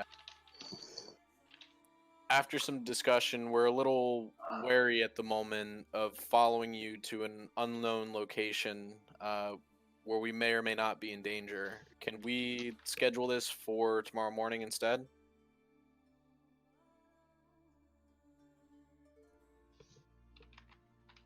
She kind of looks at you a little bit quizzically, but she's like, well, obviously she tells your brain this. I just kind of shudder whenever she starts to respond to me. She says, if you believe that you would be in danger, you would still be in danger tomorrow. Yes, but it's more of a security thing. As you can see, some of us are pretty beat up from collecting this body. It would be more exhausting on them to request. She nods, but tells you that the Seeker can heal your friends. Let's do it. Or you can't hear her say that. Oh, 'Cause I forgot about that. Spider crawling in his brain. Okay, she's gonna just keep searching the body for her coin. What kind of guarantees can you make towards our safety? What kinds of guarantees would you want? Well, obviously, we would like to leave unharmed should we follow you to the Seeker. Are you able to make that kind of promise? She says, I can make any promises you'd like, but Is that a guarantee you can follow up on, I should say?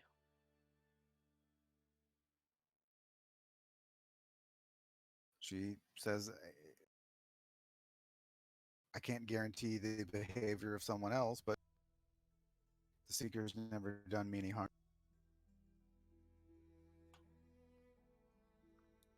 But that's because he needs you, or at least wants something from you.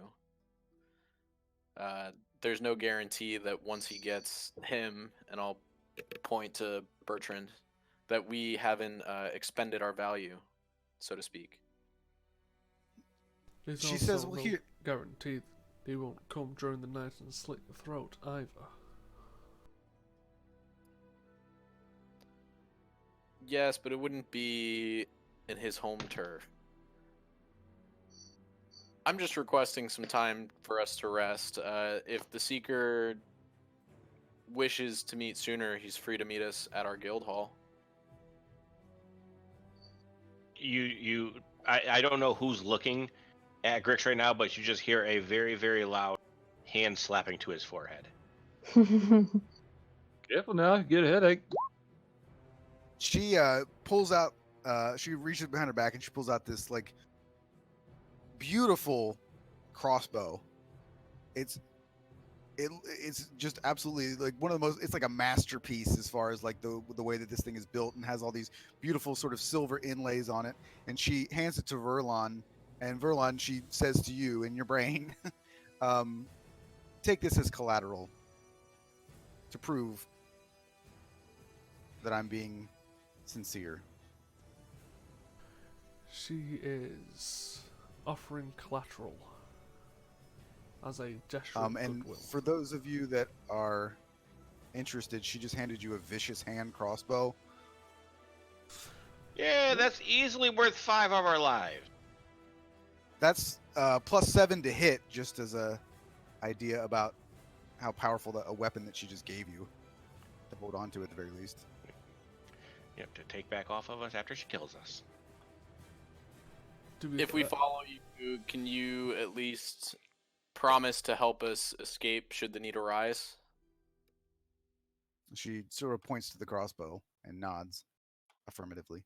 And then, I mean, do I need to make an insight check to What? just determine? If you want to.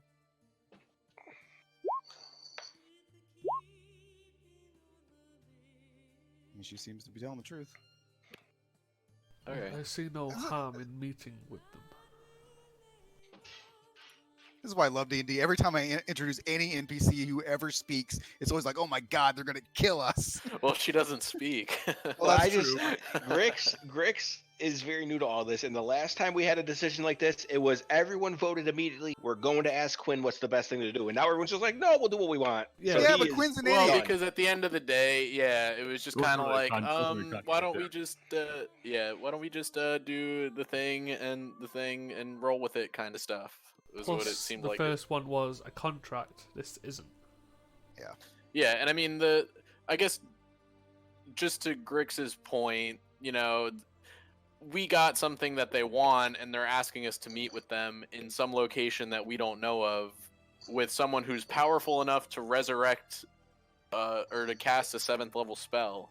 You know what I mean? So, yeah. I mean, I would be cautious, but after she guarantees to at least help us out and appears to be telling the truth, I'm inclined to follow. Yeah, so I'm willing to go. Yeah, I'm in favor of getting some rest first, but I'll I'm go willing to along with what you're go. She doing. puts up her hand. Well, that's 3-2, even if the other two don't want to go, right? Yeah. I mean, here's I the mean, other they thing. could always You split don't off. all have to go. Like, if the 3 of you want to go and the other 2 don't, That's that's what fine. I'm trying to decide. Yeah, splitting the party though. Jeez. But we're already split, and it makes sense though. If Grix is very apprehensive about it, I would go to him and say, "Why don't you just meet us back at the guild hall? We'll return with good news shortly." I presume. He doesn't even say a word. He just kind of looks around at everyone, and I'll follow you.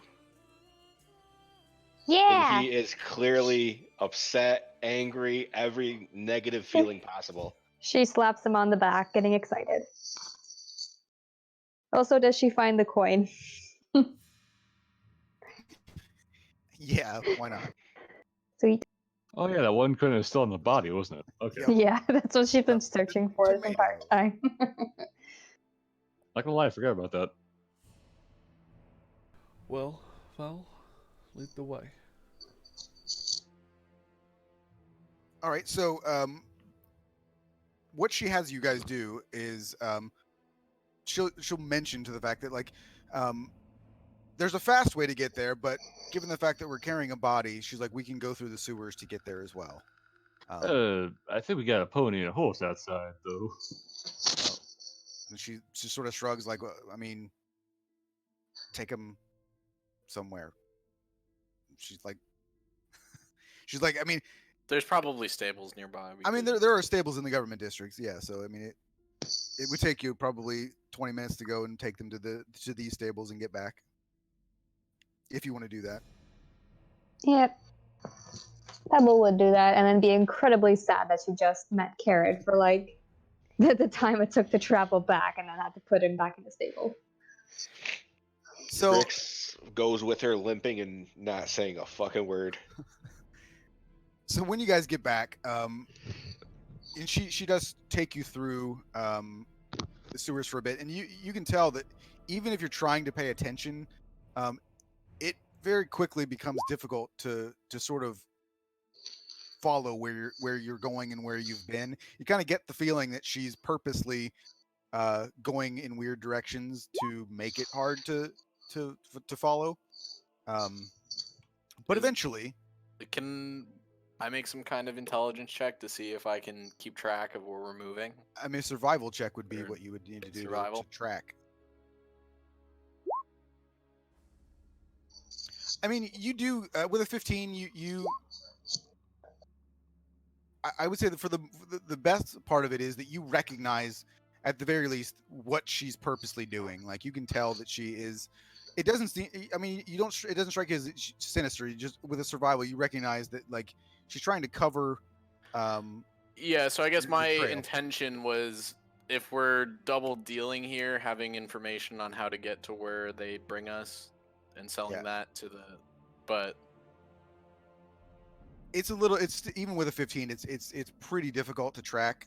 You kind of get the idea that she's pretty good at this. okay. But you do recognize that. I mean, I would say that with a 15, you would wager you would probably have about a 25% chance to follow this back from where you started. Okay. So you don't feel completely lost, but it is very difficult, especially because she's taking down some dark paths as well, which that's what makes it difficult. Is that you're trying in your head to like go okay left right left, but it starts to wear on you because it probably takes you an hour or so of walking before she stops, and you get to this sort of plain stone door, and she sort of like traces some lines along the outside of the door, and it slowly slides open, and there's a long hallway that at the end has a very nice looking sort of oak door at the end of it, and she doesn't really stop. She just sort of walks in and sort of motions over her shoulder to follow her. And as she gets to the end, she opens up the door, and even from the outside, you get this wonderful smell of sort of these herbs and spices and sort of incense. It seems very warm. You can sort of feel the heat because it's kind of dank and cold in the sewers, obviously. So the smell goes away as you enter this room, and as you enter it, you can see that it's a beautifully decorated room. It doesn't feel like it should be connected to this sewer. The walls are actually made of wood, and sitting behind a desk, you see a man, a woman. It's hard to tell because this person is wearing a mask, and it has a hood up as well, so you can't even determine what species this person may be. Wearing sort of a what looks like very nice leather armor. Got the pauldrons and stuff on the shoulders, and but it's a white mask with these sort of hook design on it, but no real expression on the face of the mask. And the person slowly stands up, and at the very least, you can determine that it's a humanoid. It's not a gnome. It's not a halfling, and they're not particularly large, so it's not like a Goliath or anything like that. You would wager it's a human or an elf or some variation of those sort of medium-sized humanoids. But this person stands to speak to you, and when they speak, you do get the impression that it is a man, based on the voice, and just welcomes you and asks you all to have a seat. I'll put the body down before I sit down. Oh, can you prop him up in the chair? There's a lot of seating. So in front of the desk there are probably about 3 chairs, and then there are like sofas all along the outsides of the walls. Um, so there's plenty of places to sit, and places to throw the body as well. Are there any like windows or other doors or anything? There are no other windows. You do not see any other doors than the one that is behind you now. Is the door still there? Or does it like disappear when we get inside, like how it was like not visible from the outside? The door still appears. You can still see it. Okay. Grix does not sit. He stands right next to that door. Okay. And Pebble says hello as she jumps onto the couch. Do we see like herbs and stuff? On the so from if you're standing in front of the door, so to your left, there does appear to be a table that has a number of herbs and incenses. They don't look like they're for making potions. They look more like they are made specifically to make this room smell nice. Okay, Like- nothing like Potpourri, basically. Yeah, exactly. It's potpourri. I mean, it's not like they don't appear to be sort of like alchemical in Okay. nature. Well, But Daniel, the other come in. thing, Oops, the sorry, other guys. thing that you see is the walls are lined with bookshelves, and there are books everywhere. There are books piled all over his desk. There's a little table in front of the couches with just tons and tons of books. There are books that are stacked on the floor. It's kind of haphazard in the way that you can tell that this person's like looked through a lot of them and then kind of thrown them to the side, and but there are books everywhere. Well, Daniel sit next to. Assuming she's not still jumping on the couch, Daniel sit next to Pebble. No, she would settle. Okay, fair enough. Just sit next to her. So I'll just put the body down and sit on one of the 3 chairs. And he looks to Val, and you get the impression that she's talking to him because he's looking. I mean, he's looking in her general direction and not looking away, and it's weird because they're just basically staring at each other. But you kind of put 2 and 2 together that at the very least she's talking to him. Yeah. So he, after a few moments, he sort of turns and looks at all of you and says, "So, how much would you like for him?"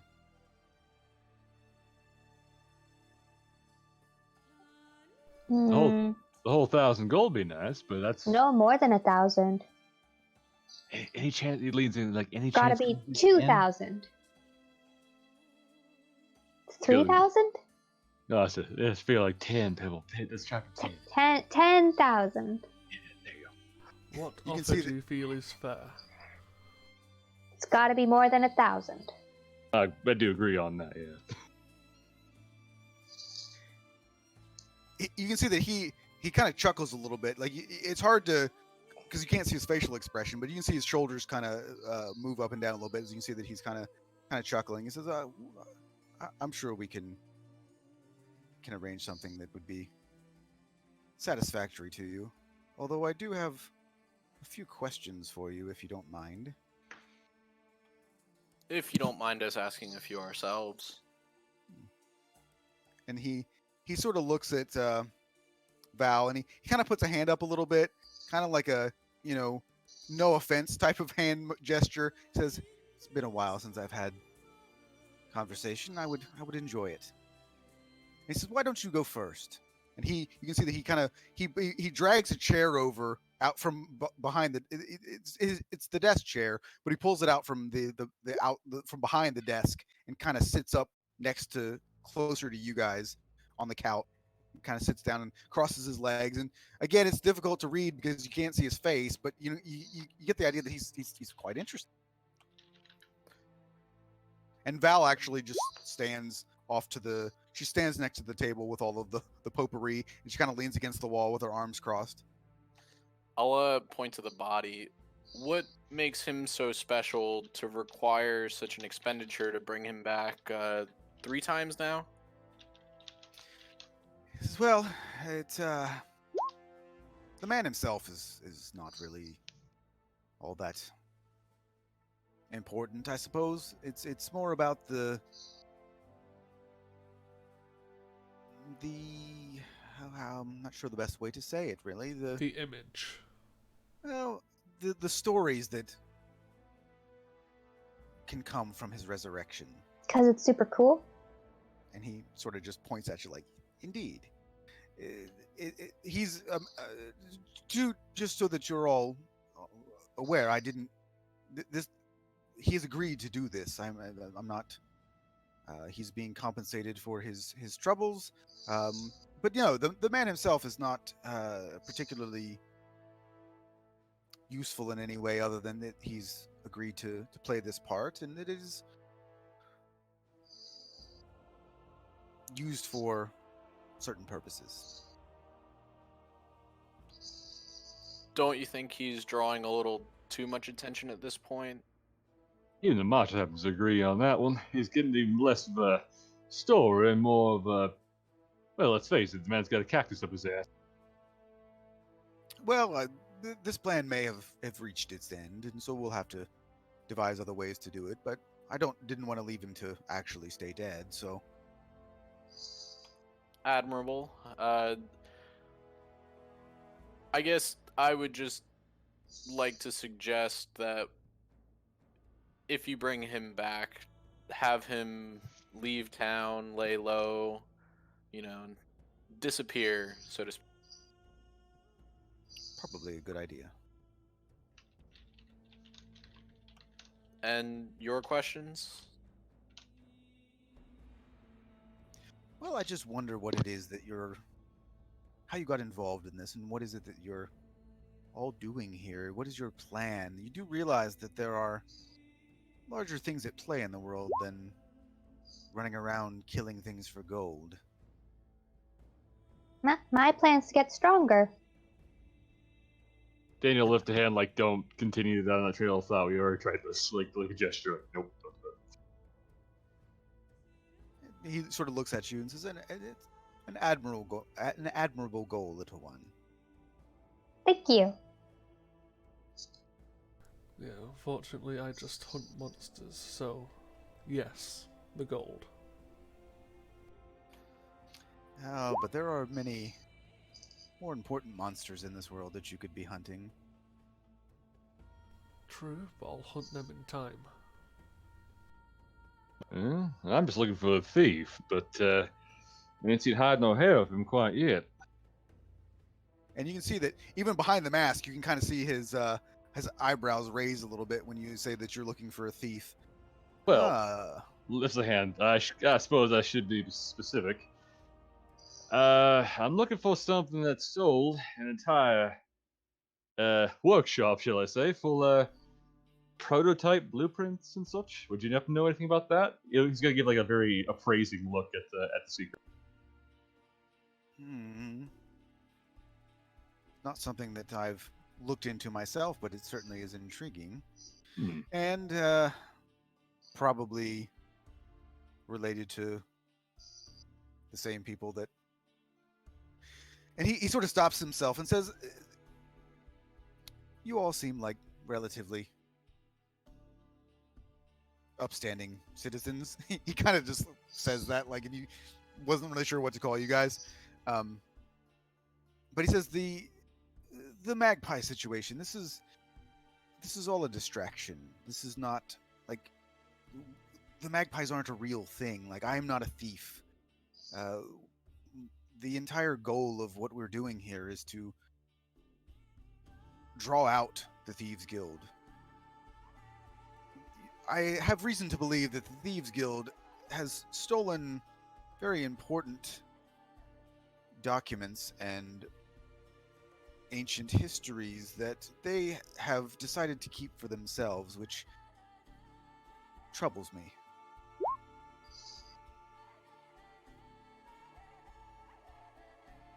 So, your goal is to steal from the Thieves Guild.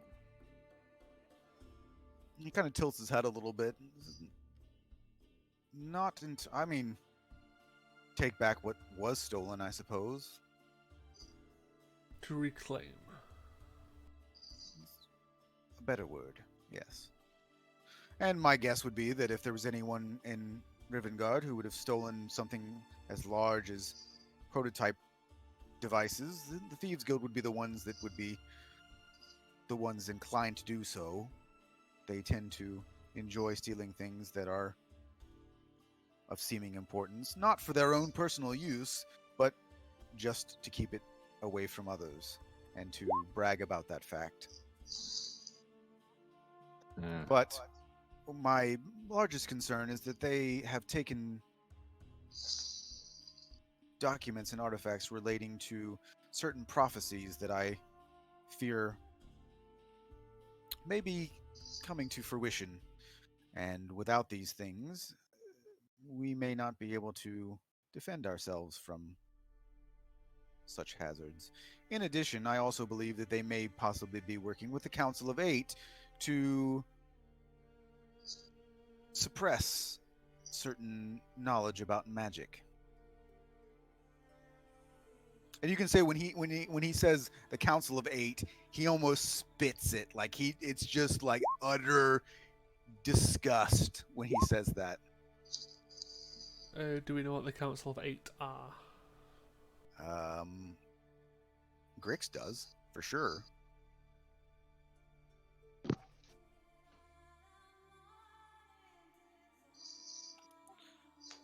I would say Daniel and Caden probably Daniel for sure has heard of them and has the general idea of who they are. Caden probably does too. Grix would have much more detailed knowledge about who they are. I'm not going to make a roll for it. I'll just give you kind of the basics of what Daniel and Caden would probably know. The Council of Eight are the 8 refers to the 8 schools of magic, and they in Rivengard are the head of the sort of the leaders of the magical guilds. They are in charge of the teaching of magic, so the magical schools, so the Rivengard Academy for Arcane Magics, they aren't actually teachers there, but they are powerful enough that they are the ones that would set their curriculum. They're the ones that would determine what magic is allowed to be taught, and such like that. And so there are certain reasons that people would not like them. In general, they're like, to the general public, they're viewed sort of neutrally. They don't really, to the general public, they don't affect them in any way. So, but for magic Like users, headmasters. yeah, I mean they kind of are, but really they're almost they're sort of unto themselves a bit of a governmental agency as well. They do in fact also have reach outside of Rivengard as well. So you could ask him more about it, or you could ask Grix, who's hiding by the door. Grix is doing exactly what I've put so far. He is not saying a word. I kind of notice that he's uncomfortable, and I won't press him for information at the moment. So ultimately, your goal is to suss out the Thieves Guild, and there's an opportunity if you would like us to pass along information that might draw them out.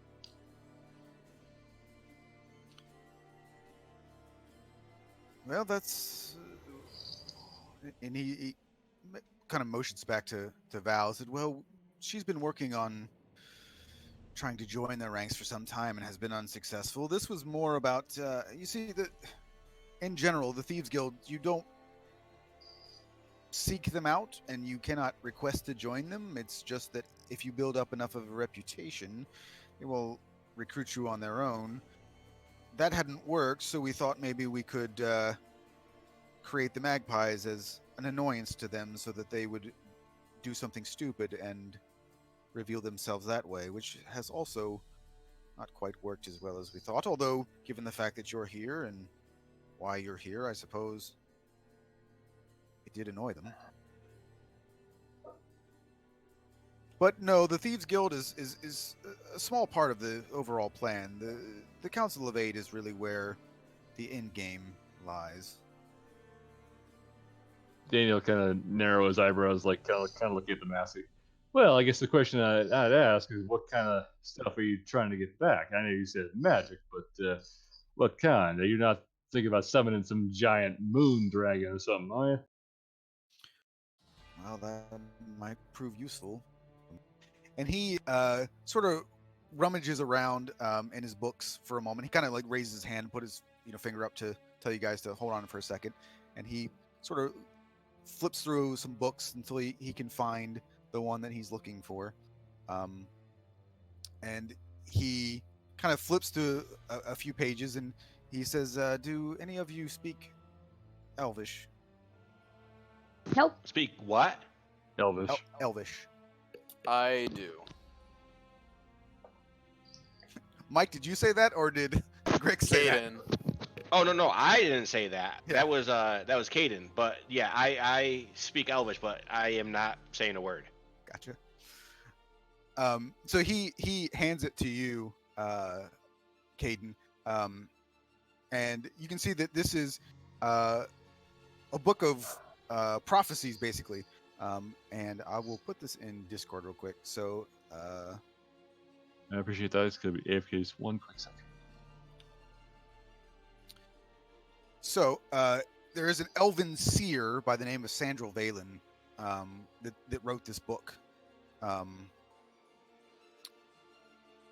just perusing it, you do see a number of sort of like vague sort of prophecies, but the one that he specifically shows you, and again, this is all written in Elvish, which is why he asked that. But I will put in Discord the one that he wants you to read, which is this. And it is his belief that this prophecy is on its way to becoming truth. And he believes that the Council of Eight has banned magic that may stop this from happening, or at the very least may allow people to combat the issues that could arise.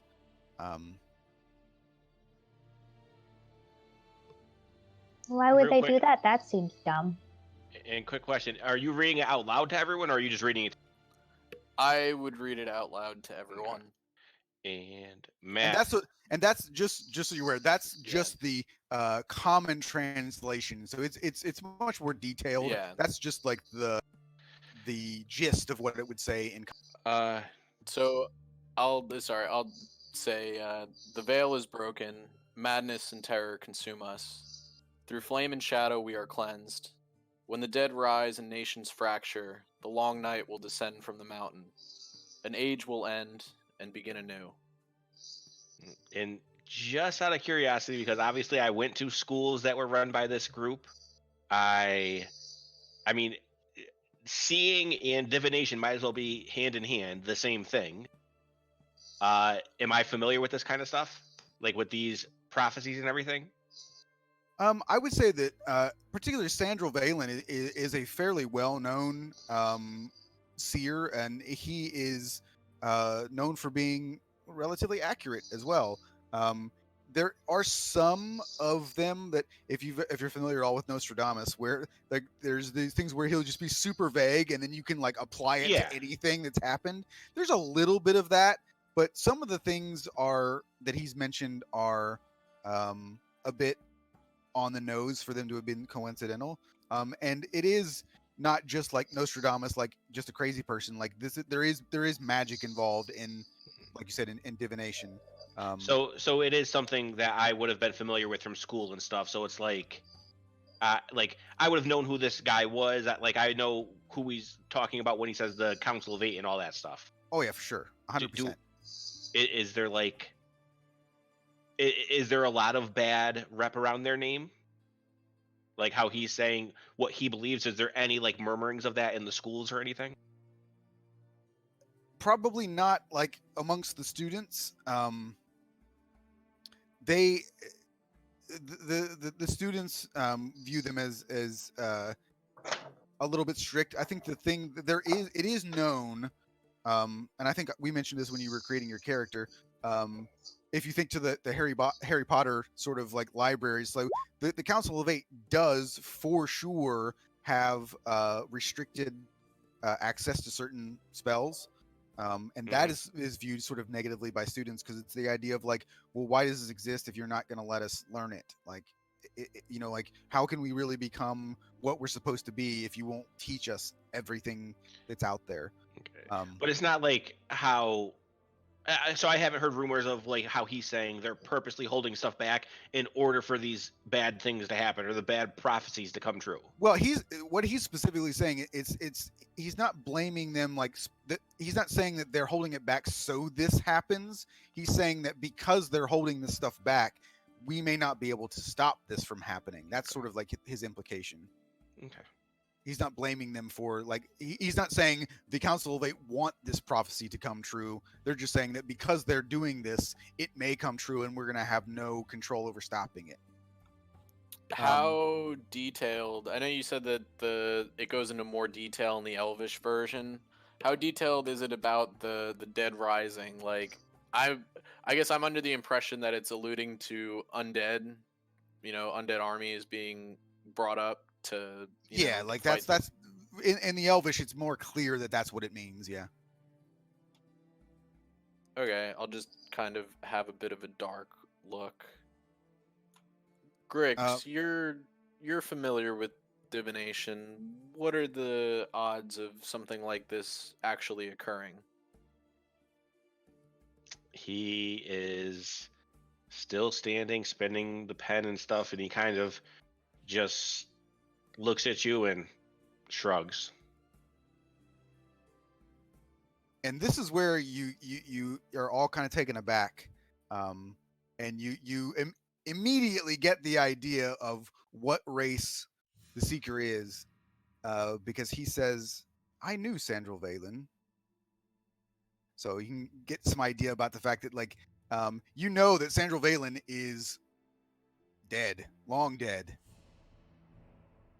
So he's probably elvish. So he's got to be an elf, and he's got to be an old as fuck elf as well. So he says that he knew Sandral and knew that he was a very powerful diviner. And I would not trust his words to be taken lightly.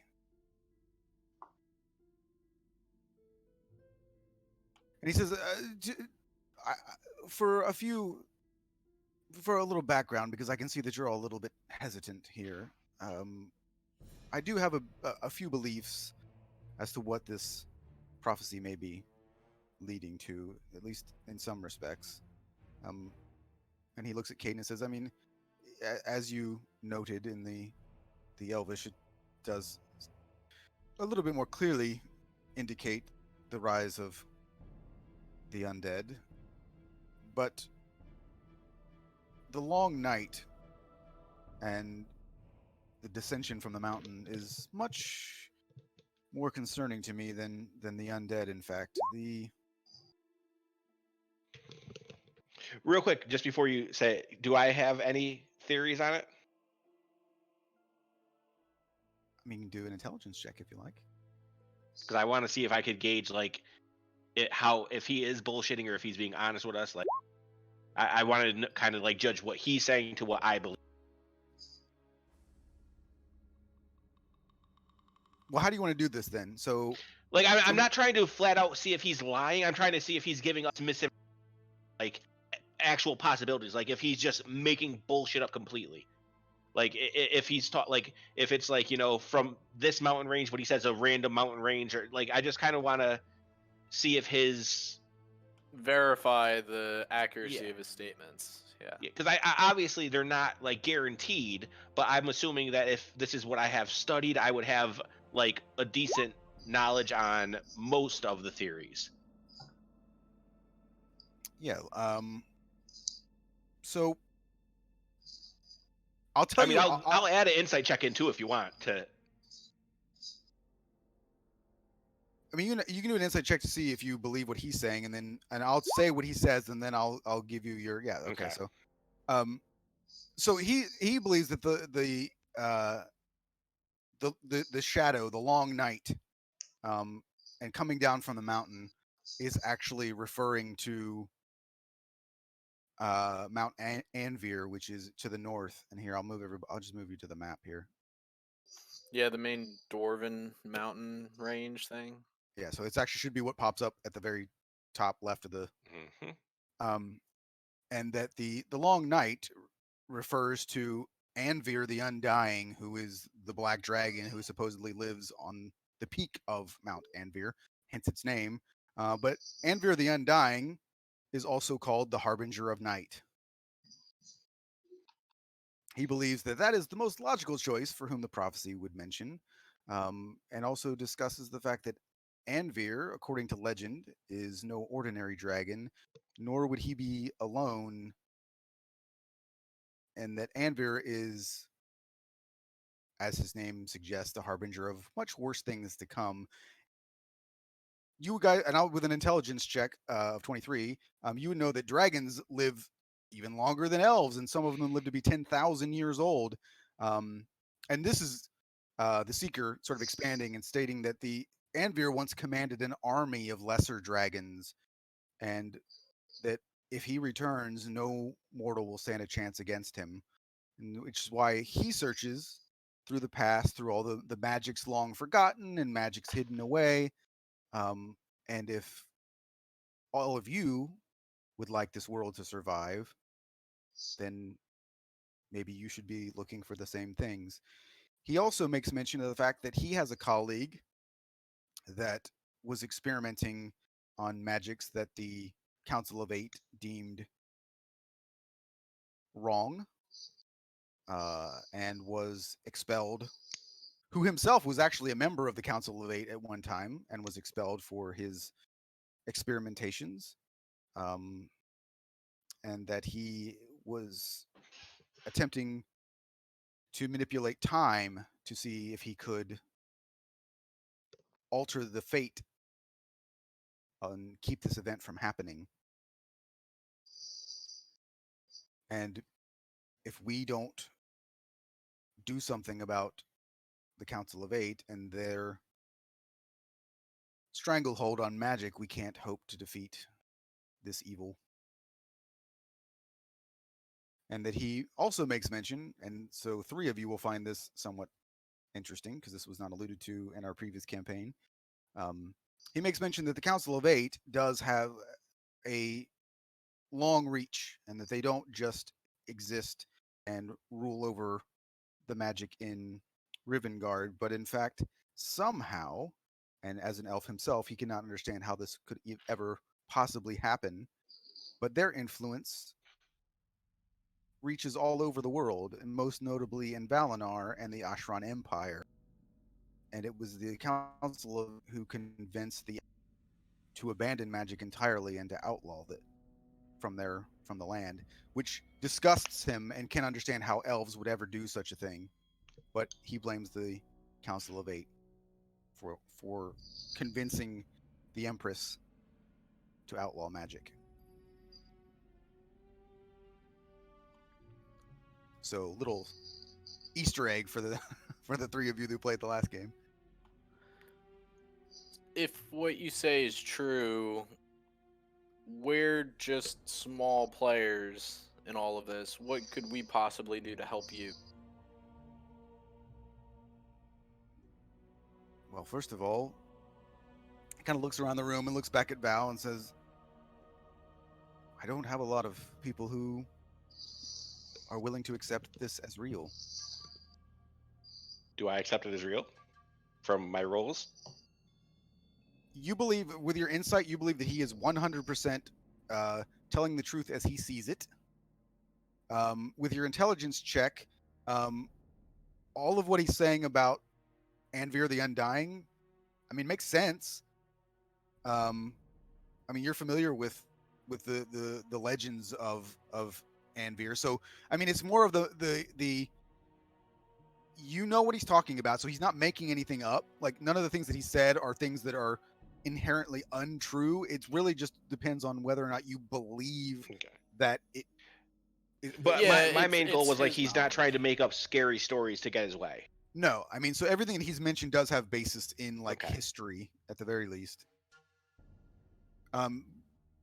You wouldn't know anything about his statement about Valinar or the Ashran Empire, but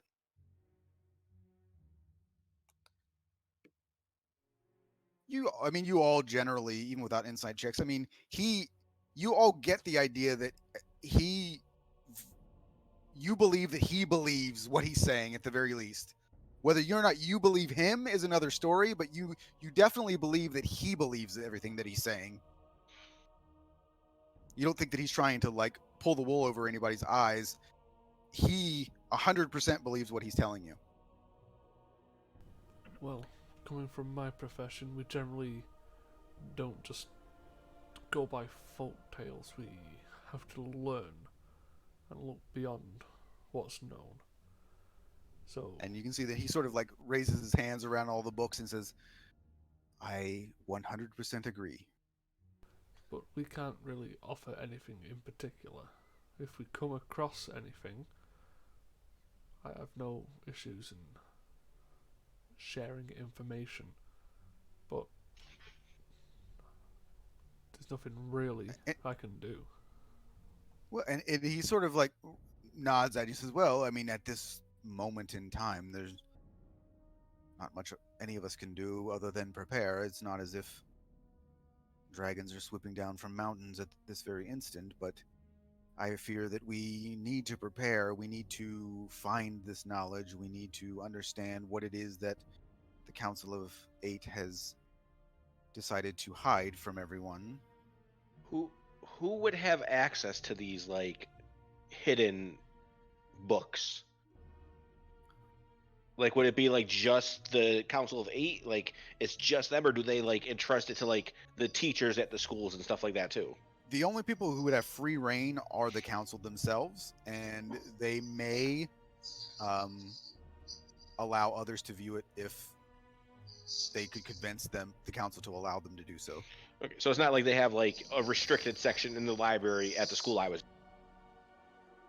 where it's like that kind of stuff. Yeah, I mean the restricted magic wouldn't be at the schools themselves. It would be within like the chambers or Okay. the headquarters of the council themselves, because they wouldn't allow people to sneak in like Harry Potter did. I have a what was it called? I don't remember. It was just the cloak of invisibility that he Yeah. used. Mm-hmm. Yeah. All right. But yeah, I mean, like he acknowledges the fact that like at this point in time, there's not a lot that like you can't like. He's not asking you to go on a mission right now because there's nothing to really do at this very moment.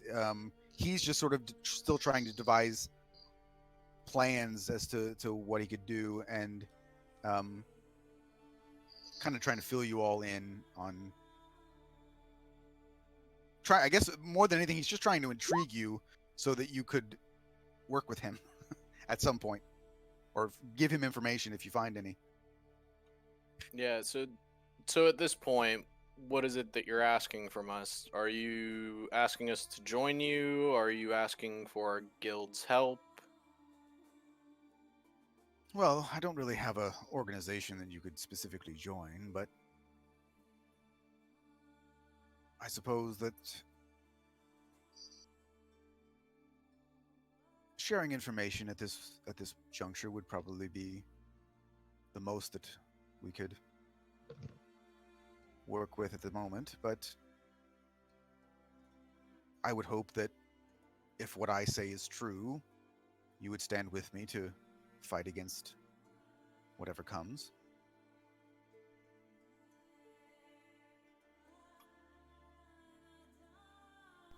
I mean, for now, we don't exactly know what is coming.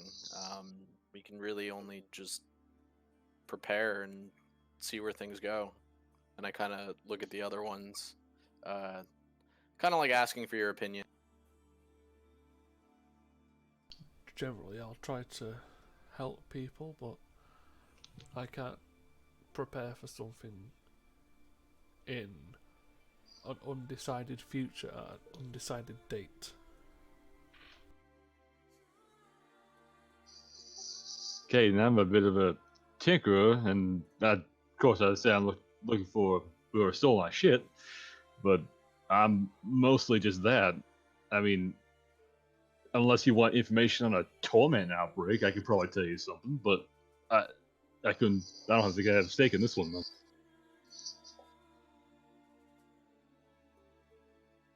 I don't mind doing stuff as long as I get stronger.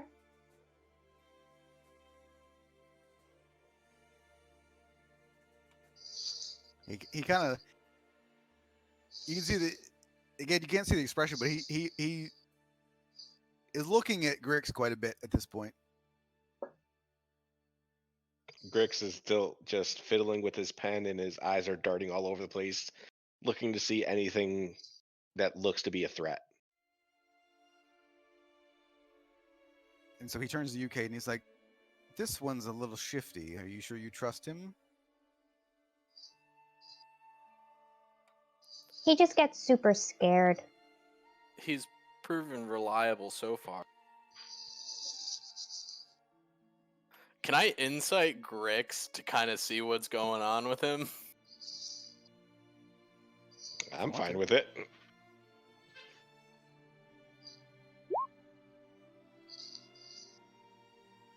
Well, I mean, just like roll a charisma check to see like if I'm masking it well. But the deception, I think. Well, I mean, I'm not necessarily trying to lie about anything. Oh, just like So a, I okay, didn't- like a I obscure. mean, they're all -1 anyway, so it doesn't really matter. He looked extremely uncomfortable. He clearly did not want to be here from the start, and I guess he is not happy. I'm trying to figure out if you know this guy, if you know the Seeker. Well, I mean, I think Matt told me I've heard of him before, right? Well, but so it seems like you know more than you're letting on, and I'm trying to. I Get a know more gauge about on- the 8 than what he's saying, but as far as this person in particular, no. I mean, I don't believe so, Matt, Okay. right? No, I mean, like in reality, I mean, unless I would have read about him, like, can I put him to a name back from the time of Sandro Valen or anything? if you Well- knew his real name, probably. Okay. So I guess It's basically you've been acting very nervous since we talked about coming here. You were against coming here, and now you're just being very quiet, and you seem extraordinarily nervous. Oh yeah. Well, I mean, he said from the beginning he didn't trust this guy. You guys were walking in somewhere without everyone and completely And that's at a all I'm disadvantage. trying- So that's what you're getting. Where most of it's still coming from. Okay, that's fine. That's what I'm He- trying to get at. Is it still that, or is it like he did get a little bit more nervous, like when he pulled out the pen and stuff, especially around the talk of the 8 and the colleges and that kind of stuff, because it's stuff that he's gone through. So he got a little bit more at that, but it's still mainly just he does not trust this place and he feels like he's in danger. Okay, that's fine. And also something I should have mentioned, and Caden, you would have noticed this. He does. He has a small little shrine to mask, so you get the idea that he's the Seeker's not a wizard, and you already kind of had that idea given the fact that you knew that he was the one who was resurrecting people. So, but you would assume that this is a divine person, not a arcane person. Yeah. So is there something you're requesting from us right now, or did you just want him? And I'll point to the body.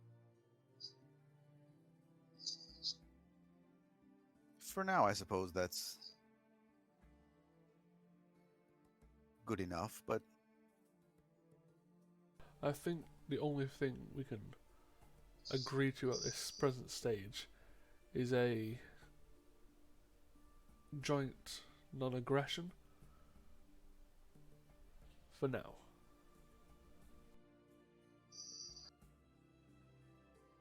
And he says, would you be willing to work for me if I had any specific tasks that I needed accomplished? For You my- should be able to organize that through the guild, I believe. personally, Right, Verlin? for myself, as long as I'm not just murdering people,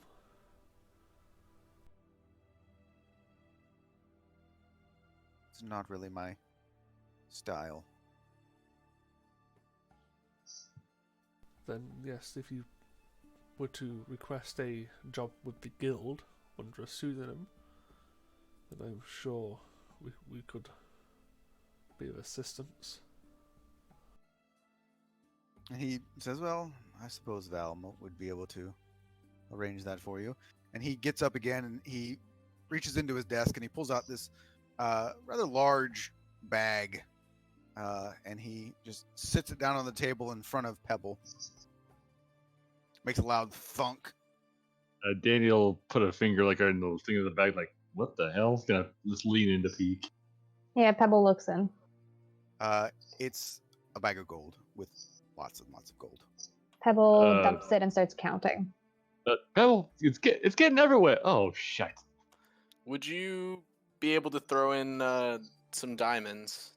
I'm sure you can guess why, and I'll kind of just point to my holy symbol.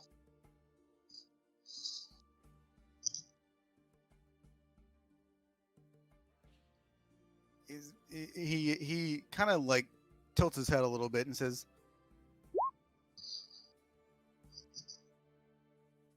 I can do that, but for that payment and that diamond, I would expect a good deal if I request your services in the future.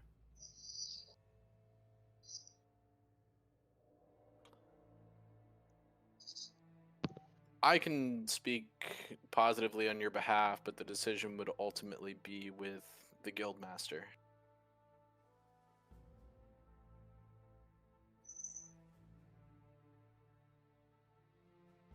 Well, then at that time, maybe I can provide you with more. Also, remember, Caden, that not all of us need to be part of the same job. We can be requested. That's a fair point. I can offer you my services independently at a future point in time.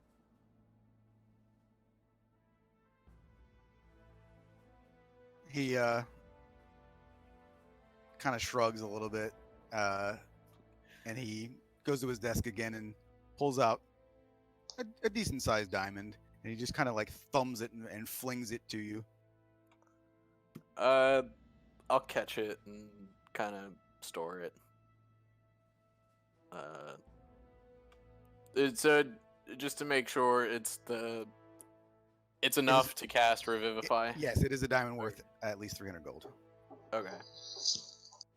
After Pebble makes it hail, how much gold do we have? Yeah, it'll take a while, but he gave you 2,000 gold. Okay, gotcha. I'm gonna hand the crossbow back to Val. Okay. And just to make sure we're all on the same page, he disappears. I point to the body. And what are the magpies? Are you dissolving them since they no longer suit your purpose? Well, I suppose it really depends on what happens with the Thieves Guild. Oh yeah, tell us stuff that we can tell them so we can get extra money. He kind of like, again, sort of tilts his head to the side a little bit, like, what? We were originally sent out in regards to the open contract on the magpies. I don't think you all realize that they would only pay us if the information proved to be good. Well, I was thinking if his intention was to dissolve the magpies, we could just claim responsibility.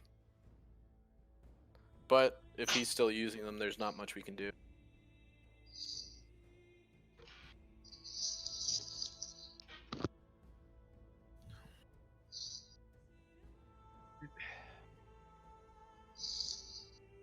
We'll Well, just I- sit there waiting for them to finish. He says, "Well, if you can somehow infiltrate them and lead me to them, I can certainly give you information that they may believe to be the end of the magpies."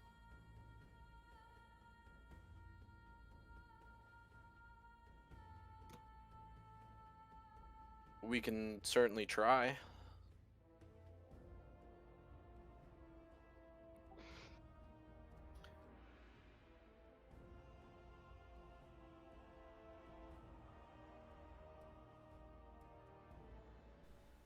Well, And he stops for a second, and he goes back and rummages through the his desk again, and he pulls out this map, and hands it to you, Caden, and it appears to be a map of the sewers, and he's sort of highlighted this one spot in the sewers, and he says,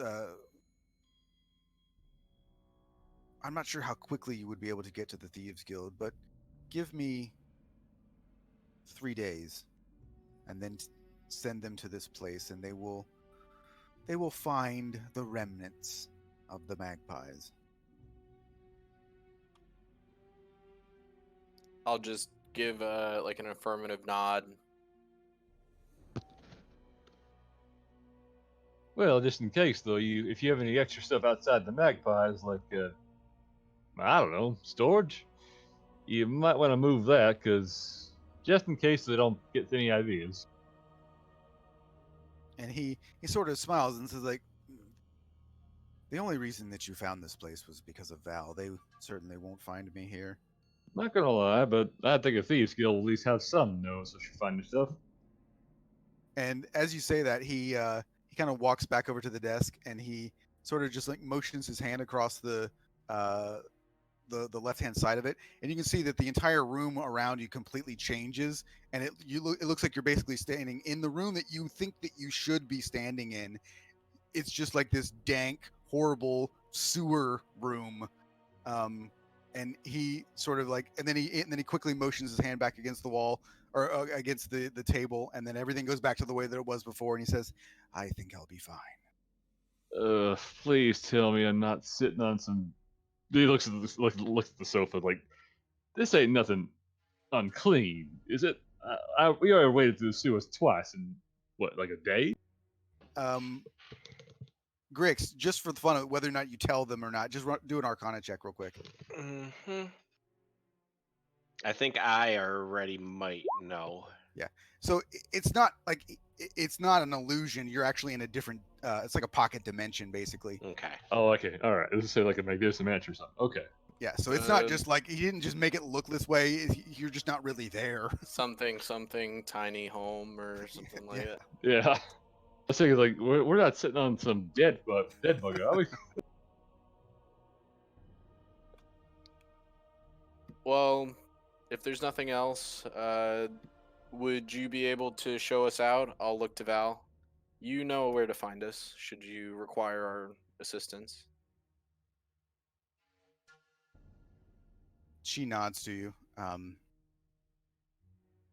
he also kind of nods, and As soon as I see her nod, I turn to see if I can open the door myself and leave. you can't. Okay. but soon after, because it's not really a door, it's kind of like more of like a portal. I figured. But yeah, that when she walks over, you can see that she kind of does a little bit of a motion around the door, and then appears to open it, and then you see the long hallway, and she just kind of motions for you all to follow. All right. Daniel will try to help Pebble collect what was left of the gold, because she kind of went everywhere, and to go look at the masked elf, quote unquote. And he goes, I was like, well, you have a lovely home. I think. Thank you for your time. start walking towards the door. Yeah, thanks, bye. All right, so you guys walk out, and then we will have Val escort you all to the surface, and then I assume head back to the guild hall. Yeah, but on the way back, I want to discuss with the group. So, how much are we telling Quinn? We've completed what was requested in regards to the open contract on the Thieves Guild. Are we Well- also sharing in this bounty? Well, Honestly, if it was just a request, we could say it was an honest request, and we felt the best we could. We don't have to give them any extras, do we? Yeah, this money that we've got in the bag is not guild money because it wasn't a job that he got for us. Well, I'd feel bad if we didn't give them something. well, how much Maybe is I the mean, give him the original 200. request? He will get money from the original request, which is Which the would have been reason why I like brought up the point. But also, when you look at 10% of what we were given for the body, it's not too much. No, what I'm Well- getting at is we give him the 10% out of the original request, out of the money we just which would have been got. about like 1,200 gold all by itself. We got 800 gold, and we So even got. we give him the 10% out of the original request, which is 120. The rest is ours. I can agree to that. Fine. Well, so Pebbles, right now we stand to make over what 3,000 gold, 3,200 once all is said and done. Yes, yeah. That's if we can get information to the Thieves Guild. That is true. So we should just count on the money we have now.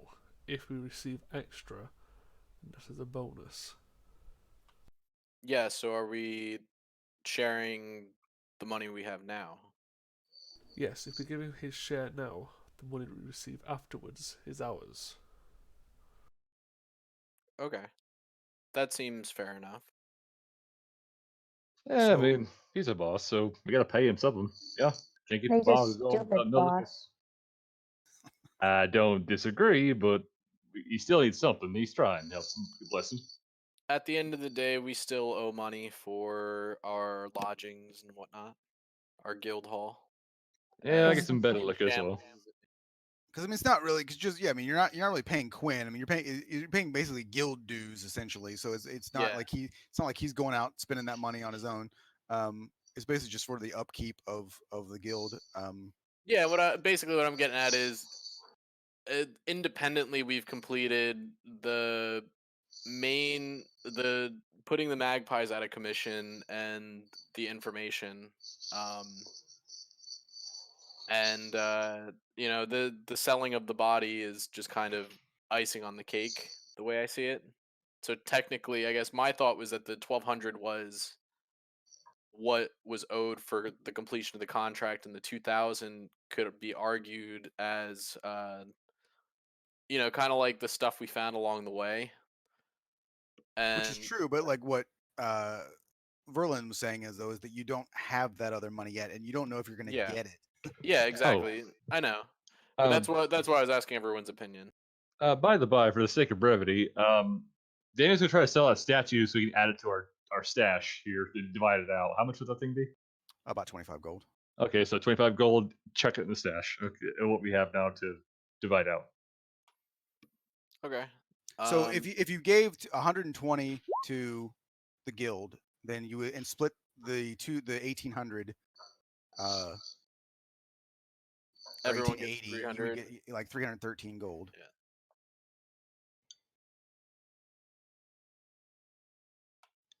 I just Or if you want to give split the them 25, then you would get 200. 317 gold if you split the cost of the jewel as well. So 317 would go to everybody individually.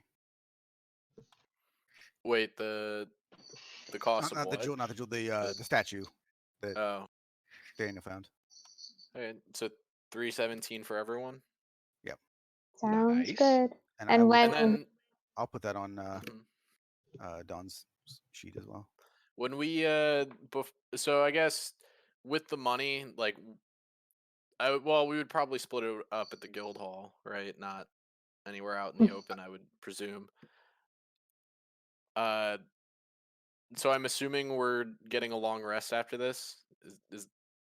So it's something I want to do. I want to try to go find another diamond worth 300 gold, and I want to see if I could get. I want something to kind of like hold them on instead of just like holding a diamond. I don't know if I could like get some sort of holy symbol that can get them pressed in or whatnot. You know what I mean? Well, I mean, like I said, it really depends on how you want to look at it. We can say that like the diamond that the seeker gave you was a singular diamond that was worth that much, but you can also get like a small amount of diamonds that are like you could just keep in a little pouch, right? Like a Yeah. dice bag. So, like having something inlaid into a piece of like jewelry, you could do that as well, but obviously it's going to cost more money to do. So Yeah. So I mean, my intention is to get something like a rosary where each bead has a diamond inlaid that can be used for the purpose of revivify. yeah, I think you would probably have to commission something like that, but you could certainly do it. Okay. How much would it cost to commission something like that? Well, I guess it depends on how many different slots do you want. I have to take it. Probably, I'd have to take a look at how many slots, but essentially it would be open slots minus the 2 for the diamonds, like the one that I got from the seeker, and then the one that I want to purchase now. I would say probably would be around 150 gold to commission something like that. Okay. I will have to take a look and see if I can afford that. I mean, if you don't buy the second one, you could certainly afford it, but Yeah, that's true. And then just buy the diamonds later. If possible, just to keep it short, because I like to we've been buy playing for 350. 4.5 hours. Sorry. Because we've been playing for 4.5 hours. Well, you never know. It's like 9:35. I don't know when we break usually because it kind of varies a little bit, but just keep it quick. It's like 4 o'clock in the morning for Rob. Well, yeah, that's why, especially when I feel bad. Get some sleep, you bastard. Yeah, to be fair, I can keep going. Yeah, but still, I like to buy 340 gold pieces worth of tinkering of equipment and materials, if possible. Yeah, I mean that shouldn't be too much of a problem. Could I try to get some materials to try and repair the book? Well, not repair it, but try and recover some of the damage? You could recover some of the damage. The words that have been ruined are probably gone, but I mean, as far as like the damage to the leather and everything, you could probably do. I mean, you could get some you could get it rebound if you wanted to. Well, I was gonna read it and give it a look over anyway, but so I was thinking like because I'm proficient with alchemy supplies, see if I can try and like say figure out what was written type of deal. Yeah, you can do something. I mean, obviously, it's not going to go back to the way it was. But Oh yeah, obviously. I understand that. you can certainly, do your best to repair some of it.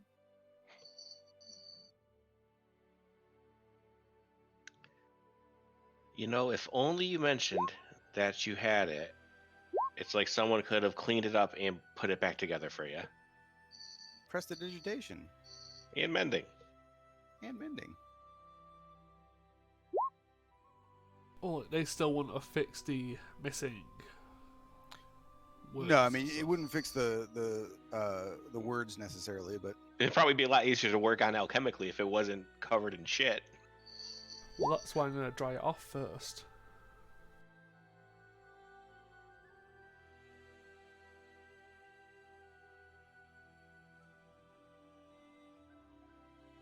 so I guess the main scenario, main thought is so as we're ending here. So you guys can pick that stuff up on your way back to the guild, and so what is it? Do you guys have any plans? Anything that you'd like to accomplish going forward?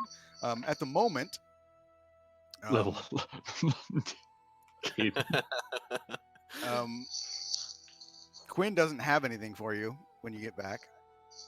Daniel will kind of tap Grix. Goes, "Hey, I know you're a gnome. I'm not trying to be that guy, but you're good with tinkering at least, right? You at least know of it."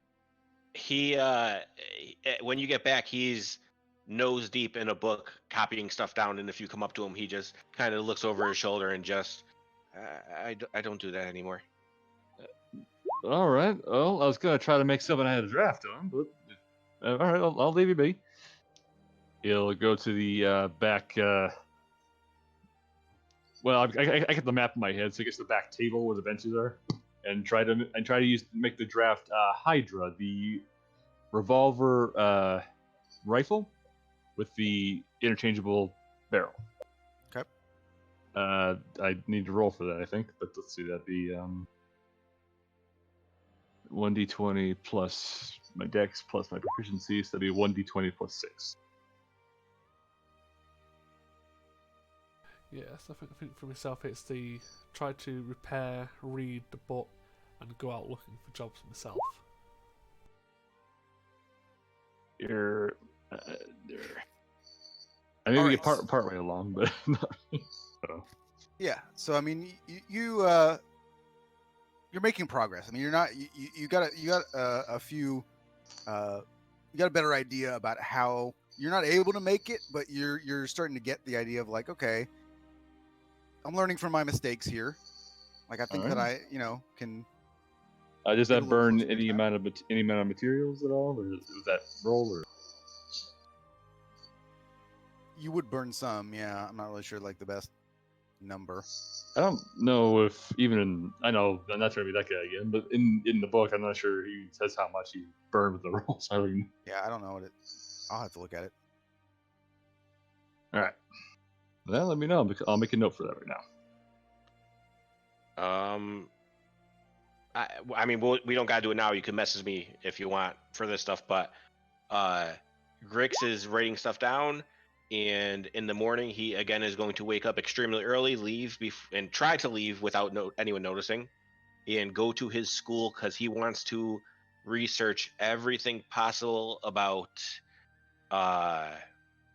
the Sandro Valen and any of his acquaintances, especially looking for people referred to as a seeker or something, or a religious person even. Okay. A follower of Mask, I should say. So he is going to wake up extremely early and get all of that stuff done. All right. So, yeah, I'll message you about Okay. that. Verlon, because I'll say that you guys take. I mean, you guys want to just say that you want to take like a week off to just like do this downtime stuff. Yeah. I mean, like in game, just to like go and do your stuff. Because I mean, it makes sense that you wouldn't just be doing back-to-back stuff for the guild either. Like you're gonna have lives to. I mean, that's fair. Yeah, and then we could figure out what we're doing over the downtime, and then like send you a Discord message or something. Yeah, if there's anything, I mean, obviously we're going over some stuff here, but there's anything else that you guys want to do in that downtime, I do have Verlon, do an Arcana check real quick. I'm actually proficient in this. Good. Uh, It's not a difficult one. So you in the book, you are able to decipher a few things. One, it doesn't appear to be a spell book per se, but it does seem to contain a couple of spells that are still legible. And it also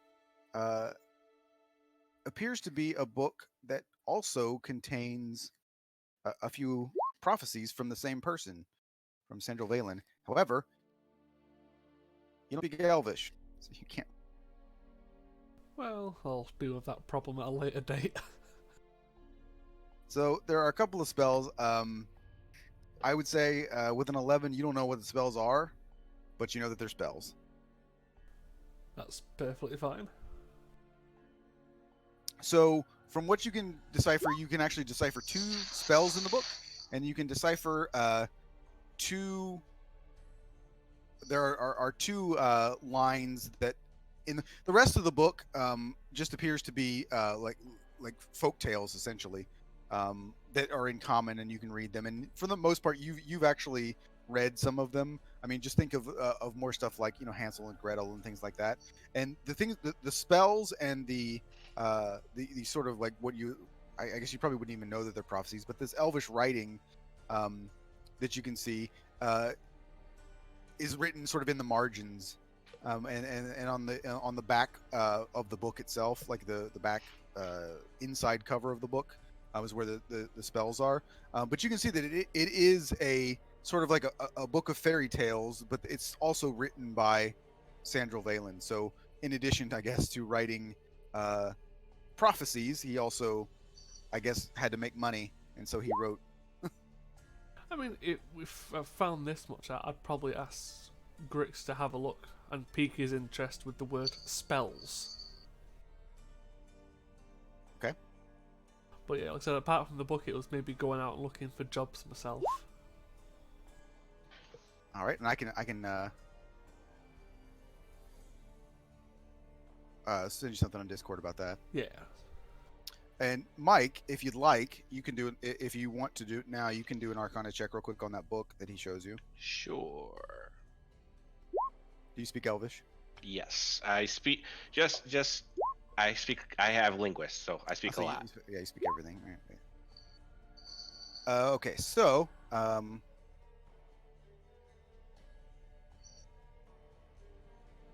I will first. I'll put it in here. I mean, I don't know if you would tell anybody, but I'll just put it in here. So these are the Elvish things that you glean. Are these also ones I'm familiar with? Not really. Okay. But those are two things that you get that were written in the margins of the book. And it is the legend lore and foresight spells. All right. Type that too, just in case. Oh my god, those are insanely I mean, far from now. They're pretty good spells as well. But they're appropriate for the person who wrote the book, right? Mm-hmm. All right, so let me make note real quick here. So of what everybody wants to do, so that I can make sure that I mean, get this I stuff can right. type mine to you, so that way you don't got to type it all out yourself. No, that's fine. I can. So So I guess real quick, if we're going through a week of downtime, like after 3 or 4 days, I would try to, sell the information that we got to the Thieves Guild and announce our completion of their open contract. Yeah, if you announce it publicly. Not publicly. I mean, I imagine Quinn has some way to contact them and Or more like if the notify. knowledge came out of like, oh, this group has apparently dealt with the magpies in public knowledge, that'll probably get their attention because we don't actually know how to contact the Thieves Guild. No one does. and also it's a good idea just to get for the Fortuna's favor to have that sort of like that sort of clout. Yeah. Yeah, So, I mean, actually, however we go about, trying to get paid for it. But all right. So yeah, it probably is. It probably better. So everybody just DM me and on Discord what you want to do in the downtime, and then I can elaborate on anything that you can come up with. I guess Pebble's probably just gonna hang out with Carrot. Yep. Get into more arm wrestling fights. I mean, you could find the underground fighting circles and just punch people. Those exist in the entertainment district. Yeah, she might do that just for fun. Get bored one day, just sitting around. you might be able to make more money. Yeah. This is the one crappy part about playing barbarians, right? Because in our first campaign, you played a super smart person who was like, "Oh my god, I'm gonna know everything about everything." Yep. Like a cleric of Ioun, and now you're just like, "I don't care about any of this. Stop talking." Yep. Well, Complete opposite. if Pebble gets bored, I can invite her to some of my possibility of jobs. Yeah, I mean, like, you can definitely get some like monster hunting going on there. You could, Yeah, she would do that definitely. and then I will say that after one of the days, after that night, like the next day, I would let Daniel know like some of the tinkerers that I do know that work with firearms and stuff, and point him in their direction in case he needed to get some help on his schematics. Thank you, Grix, but I got someone in mind as well. He would just apologize for not being helpful with it, but it's something he gave up a long time ago.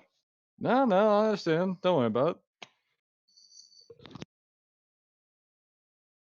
So, in case, I mean, obviously the game has ended, but if any of you are interested in knowing, it has been 11 at the end of your downtime.